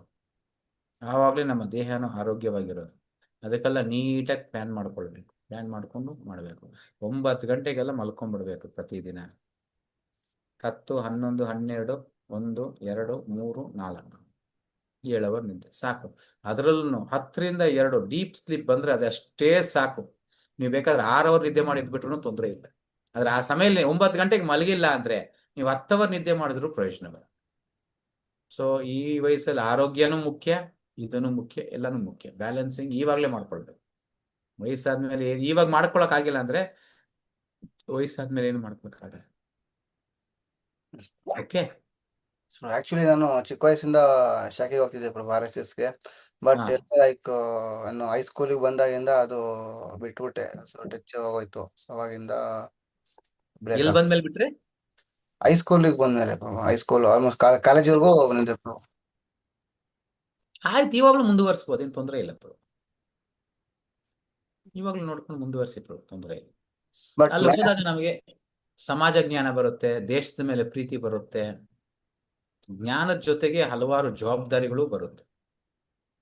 ಬಟ್ ಮ್ಯಾನೇಜ್ ಮಾಡೋದು ಯಾವ ತರ ಪ್ರಭು? ಲೈಕ್ ಮಾರ್ನಿಂಗ್ ಸೆಕ್ಷನ್ ಇರುತ್ತೆ, ಲೈಕ್ ಅದು ಇವಾಗ ಬೇರೆ ಏನಾನ ಮಾಡ್ಬೇಕು ಅಂದ್ರೆ ಅದು ಆಯ್ತು, ವಾರಕ್ಕೆ 1 ದಿವಸ ಹೋಗಿ, 2 ದಿವಸ ಹೋಗಿ, ಅದನ್ನ ಬೇರೆ ಯಾರನ್ನಾದ್ರೂ ನೇಮಿಸ್ಬಿಟ್ಟು ಹೋಗಿ, ತೊಂದರೆ ಇಲ್ಲ. ನಿಮಗ್ ಮಾತ್ರ ಹೇಳ್ತಿದ್ದೀನಿ, ಬೇರೆಯವ್ರಿಗಲ್ಲ. ಒಂದು ವಯಸ್ಸು ಅಷ್ಟೇ ಪ್ರಭಾ, ಆ ವಯಸ್ಸಾದ್ಮೇಲೆ ಪ್ರಯೋಜನ ಇಲ್ಲ. ಆವಾಗ ಏನಿದ್ರು ಹರೇ ಕೃಷ್ಣ ಮಹಾಮಂತ್ರನೇ, ಅವಾಗ ಏನಿದ್ರು ಎಲ್ಲ ಬಿಟ್ಬಿಟ್ಟು ಸೆಷನ್ ಅಟೆಂಡ್ ಮಾಡಿ ಅಂತೀನಿ. ಈ ನಿಮ್ಮ ವಯಸ್ಸಿಗೆ ನಾನು ಹೇಳ್ತಾ ಇರೋದು, ನಿಮ್ಮ ವಯಸ್ಸಿಗೆ ಅದನ್ನೆಲ್ಲ ನೋಡಿಕೊಂಡು ಬ್ಯಾಲೆನ್ಸಿಂಗ್ ಅನ್ನೋದು ಮಾಡ್ಕೊಳ್ಳಿ. ಹರೇ ಕೃಷ್ಣ. ಹರೇ ಕೃಷ್ಣ. ಓಕೆ ನಿಖಿಲ್ ಪ್ರಭು, ಸರಿ, ಇದೇ ಲಾಸ್ಟ್ ಪ್ರಶ್ನೆ ಆಗಿರಲಿ. ಓಕೆ, ಎಸ್ ಪ್ರಭು. ಹರೇ ಕೃಷ್ಣ ಪ್ರಭು. ಎಸ್ ಪ್ರಭು, ಯೂತ್ಸ್ ಅಲ್ಲಿ ಅಂದ್ರೆ ಎಸ್ಪೆಷಲಿ ನನ್ನಲ್ಲಿ ಮೇನ್ ಆಗಿ ಲ್ಯಾಕ್ ಆಫ್ ಕಾನ್ಸಂಟ್ರೇಷನ್. ಅಂದ್ರೆ ಯಾವುದೇ ಒಂದು ಓದೋದಾಗಿರ್ಬಹುದು, ಒಂದು ಚಾಟಿಂಗ್ ಆಗಿರ್ಬಹುದು, ಕಾನ್ಸಂಟ್ರೇಷನ್ ಅಷ್ಟಾಗಿ ಬರಲ್ಲ ಪ್ರಭು. ಡಿಸ್ಟ್ರಾಕ್ಷನ್ಸೇ ಜಾಸ್ತಿ. ಅದನ್ನ ಯಾವ ತರ ಓವರ್ಕಮ್ ಮಾಡೋದು? ಓಕೆ, ಫಸ್ಟ್ ಸೊಲ್ಯೂಷನ್, ಪ್ರಶ್ನೆ ಬಂದಾಗ ಅದಕ್ಕೆ ಸೊಲ್ಯೂಷನ್ ಹುಡುಕ್ಬೇಕು. ಯಾಕೆ ಕಾನ್ಸಂಟ್ರೇಷನ್ ಇಲ್ಲ? ಕಾರಣ ಏನು? ಕಾನ್ಸಂಟ್ರೇಷನ್ ಇಲ್ಲದೆ ಇರೋದಕ್ಕೆ ಕಾರಣ ಏನು ಗೊತ್ತಾ? ಕಾನ್ಸಂಟ್ರೇಷನ್ ಯಾವಾಗ ಇರಲ್ಲ ಗೊತ್ತಾ? ಯಾವಾಗ ಏಕಕಾಲದಲ್ಲಿ 2 ಕಾರ್ಯಗಳನ್ನ ಮಾಡುವಾಗ, ಅದನ್ನೇ ಅಭ್ಯಾಸ. ಒಂದು ಟೈಮ್ಗೆ ಒಂದು ಕೆಲಸ ಮಾಡೋದನ್ನ ಅಭ್ಯಾಸ ಮಾಡಬೇಕು. ಸೊ ಇದನ್ನ 18ನೇ ಅಧಿವೇಶನದಲ್ಲಿ, ಆ ಅಧಿವೇಶನಗಳಲ್ಲಿ ಹೇಳಿರ್ತೀನಿ ಅರ್ಜುನ ವಿಚಾರ ಬಂದಾಗ. ಸೊ ದ್ರೋಣಾಚಾರ್ಯರು ಆ ಒಂದು ಪಕ್ಷಿ ಕಣ್ಣನ್ನ ಗುರಿ ಇಡುವವಾಗ ಎಲ್ಲರೂ ಪಕ್ಷಿ ಕಾಣಿಸ್ತಾ ಇದೆ, ಮರ ಕಾಣಿಸ್ತಾ ಇದೆ, ಅದು ಇದು ಕಾಣಿಸ್ತಾ ಇದೆ ಅಂತ. ಅರ್ಜುನ ಏನ್ ಹೇಳ್ತಾ? ಪಕ್ಷಿ ಕಣ್ಣು ಮಾತ್ರ ಮಾತ್ರ ಕಾಣಿಸ್ತೀನಿ. ಪಕ್ಷಿ ಹೇಳಲಿಲ್ಲ, ಕಣ್ಣು ಮಾತ್ರ ಕಾಣಿಸ್ತಾ ಇದೆ. ಇಲ್ಲ ಪಕ್ಷಿ ಕಾಣಿಸ್ತಾ ಇಲ್ವ ನಿನಗೆ? ಇಲ್ಲ ಗುರುಗಳೇ, ಪಕ್ಷಿ ಕಣ್ಣು ಮಾತ್ರ ಪಕ್ಷಿ ಇದೆಯಾ ಅಂತಾನು ಗೊತ್ತಿಲ್ಲ ನನಗೆ. ಮರ ಇಲ್ಲ, ಕಾಣಿಸ್ತಾ ಇರೋದು ಒಂದೇ ಒಂದು, ಕಣ್ಣು ಮಾತ್ರ. ಬೊಡಿ ಅರ್ಜುನ ಅಂತ ಗುರಿ ಕರೆಕ್ಟ್ ಆಗಿ ಹೋಗ್ತಟ್ಟುತ್ತೆ. ಅವು ಕೆಲವ್ರು ಕೇಳ್ತಾರೆ, ಅವ್ ಬರೀ ಕಣ್ಣುಗಳನ್ನೇ ನೋಡ್ತಾ ಇದ್ರೆ ಬೇರೆ ಗುರುಗಳೆಲ್ಲ ಹಂಗೆ ಬೇರೆ ಗುರಿನ ಹೊಡಿಯೋದು ಕಲೆ. ಅದು ಆ ಗುರಿನ ಮುಟ್ಸೋ ಅಂತದ್ದು ಒಂದು ಕಲೆ. ಒಂದು ಬಾಣ ನಾನು ಕಲ್ತ್ರೆ ನಂತರ 2 ಬಾಣ ಬಿಡ್ತೀನಿ. 2 ಬಾಣ ಏಕಕಾಲಕ್ಕೆ ಬಿಟ್ರು ಏಕಕಾಲಕ್ಕೆ ಅದು ಗುರಿ ಅನ್ನೋದು ಮುಟ್ಟುತ್ತೆ. ಒಂದೊಂದು ದಿಕ್ಕಲ್ಲಿರುತ್ತೆ, ಪೂರ್ವಕ್ಕೆ ಒಂದು ಪಶ್ಚಿಮಕ್ಕೆ ಇದ್ರು ಅದು ಕರೆಕ್ಟ್ ಆಗಿ ಗುರಿಯನ್ನೇ ಮುಟ್ಟುತ್ತೆ. 10 ಬಾಣ ಬಿಟ್ರು ಗುರಿ ಮುಟ್ಟುತ್ತೆ, 100 ಬಾಣ ಬಿಟ್ರು ಗುರಿ ಮುಟ್ಟುತ್ತೆ. Very simple. ನಾವು ಕಲಿಬೇಕಾಗಿರೋದು 1 ಬಾಣ ಮಾತ್ರ. ಆ ರೀತಿ ಏಕಕಾಲದಲ್ಲಿ ಒಂದು ಕಾರ್ಯ ಮಾಡುವಂಥದ್ದು, ಎಸ್ಪೆಷಲಿ ಈ ವಯಸ್ಸಲ್ಲಿ ಇವಾಗ ಕಲ್ತ್ರೆ ವಯಸ್ಸಾದ್ಮೇಲೆ ಸುಲಭ ಆಗ್ಬಿಡುತ್ತೆ. ಜಪ ಮಾಡುವಾಗ ಕಣ್ಮುಚ್ಕೊಂಡು ಇನ್ನೇನು ಕೆಲಸ ಇರಬಾರ್ದು, ಬರೀ ಜಪ ಮಾತ್ರನೇ. ಇನ್ನೊಂದು ಹೇಳ, ನೀವೆಲ್ಲ ಅದೃಷ್ಟವಂತರು, ಮಾರ್ಗದರ್ಶನ ಸಿಗ್ತಾ ಇದೆ. ನಮಗೆಲ್ಲ ಮಾರ್ಗದರ್ಶನ ಇರ್ಲಿಲ್ಲ ಖಂಡಿತವಾಗ್ಲು. ಆಧ್ಯಾತ್ಮಿಕ ಅಲ್ಲ, ಭೌತಿಕದಲ್ಲಿ ಇರಲಿಲ್ಲ, ಯಾವ್ದ್ರಲ್ಲೂ ನೀವು ಮಾಡಿ. ಅಲ್ಲಿ ಭಕ್ತಿ ವಿಕಾಸ್ ಸಮಾನ ಹೇಳ್ತಾರೆ ಸತ್ಯವಾದ ಮಾತು. ಎಲ್ಲ ರಾಸ್ಕಲ್ಗಳೇ ಇದ್ರು ನಮ್ಮ ಜೀವನದಲ್ಲಿ, ಯಾರು ಹೇಳ್ಕೊಡ್ಲಿಲ್ಲ. ಅಜ್ಜ ತಾತಂದ್ರ ಇದ್ರು ಅಂದ್ರೆ ಮನೆ ಸಂಸ್ಕಾರವಂತ ಸಮಯ ಮನೆಯಾಗಿತ್ತು ಹೊರತುಪಡಿಸಿ ಮಾರ್ಗದರ್ಶನ ಅನ್ನೋದು ಎಲ್ರಿಗೂ ಯಾರಿಗೂ ಇರಲಿಲ್ಲ. ಹಿಂಗ್ ಮಾಡು, ನೀನ್ ಹಿಂಗ್ ಮಾಡು, ನೀನ್ ಹಿಂಗಿರು, ಆ ರೀತಿ ಹೇಳ್ಕೊಡೋರು ಯಾರು ಇರ್ಲಿಲ್ಲ. ಅವ್ರವ್ರ ದಾರಿಯಲ್ಲಿ ಅವ್ರು ಮಾಡ್ಕೊಂಡು ಹೋಗ್ಬೋದು, ಆ ರೀತಿ ಇತ್ತು. ಇನ್ನು ಶಾಲಾ ಕಾಲೇಜುಗಳಂತೂ ಇಲ್ಲವೇ ಇಲ್ಲ ಅನ್ಕೊಂಬಿಡೆ, ಮಾರ್ಗದರ್ಶನ ಅನ್ನೋದು ಇರಲಿಲ್ಲ. ಇವಾಗಿಂದನೇ ನೀವು ಪ್ರಾಕ್ಟೀಸ್ ಮಾಡಿ. ಜಪ ಮಾಡುವಾಗ ಆದಷ್ಟು ಕಣ್ಣಿಗೆ ಏನಾದ್ರು ಒಂದು ಕಟ್ಕೊಂಡ್ಬಿಡೋದು, ಕಿವಿಗೇನೋ ಇಟ್ಕೊಂಡ್ಬಿಡೋದು, ಜಪ ಮಾತ್ರನೇ, ಇನ್ನೇನು ಇಲ್ಲ. ಏಕಾಗ್ರತೆ, ಬೇರೆ ಓದುವಾಗ ಬರೀ ಏಕಾಗ್ರತೆ, ಅದು ಮಾತ್ರನೇ ಇರಬೇಕು. ಕೇಳಿಸ್ಕೊಳ್ಳುವಾಗ 10 ನಿಮಿಷ, ಅರ್ಧ ಅವರ್ ಇಲ್ಲ 10 ನಿಮಿಷ ಕೇಳಿಸ್ಕೊಂಡ್ರು ಪರವಾಗಿಲ್ಲ, ಎಲ್ಲ ನೀಟಾಗಿ ಕಿವಿ ಫೋನ್ ಹಾಕಿ ಇನ್ನೇನು ಇರಬಾರ್ದು, ಅದು ಮಾತ್ರನೇ ನಿಮ್ ಕೆಲಸ. ಮನ್ಸು ಓಡಾಡಬಾರ್ದು.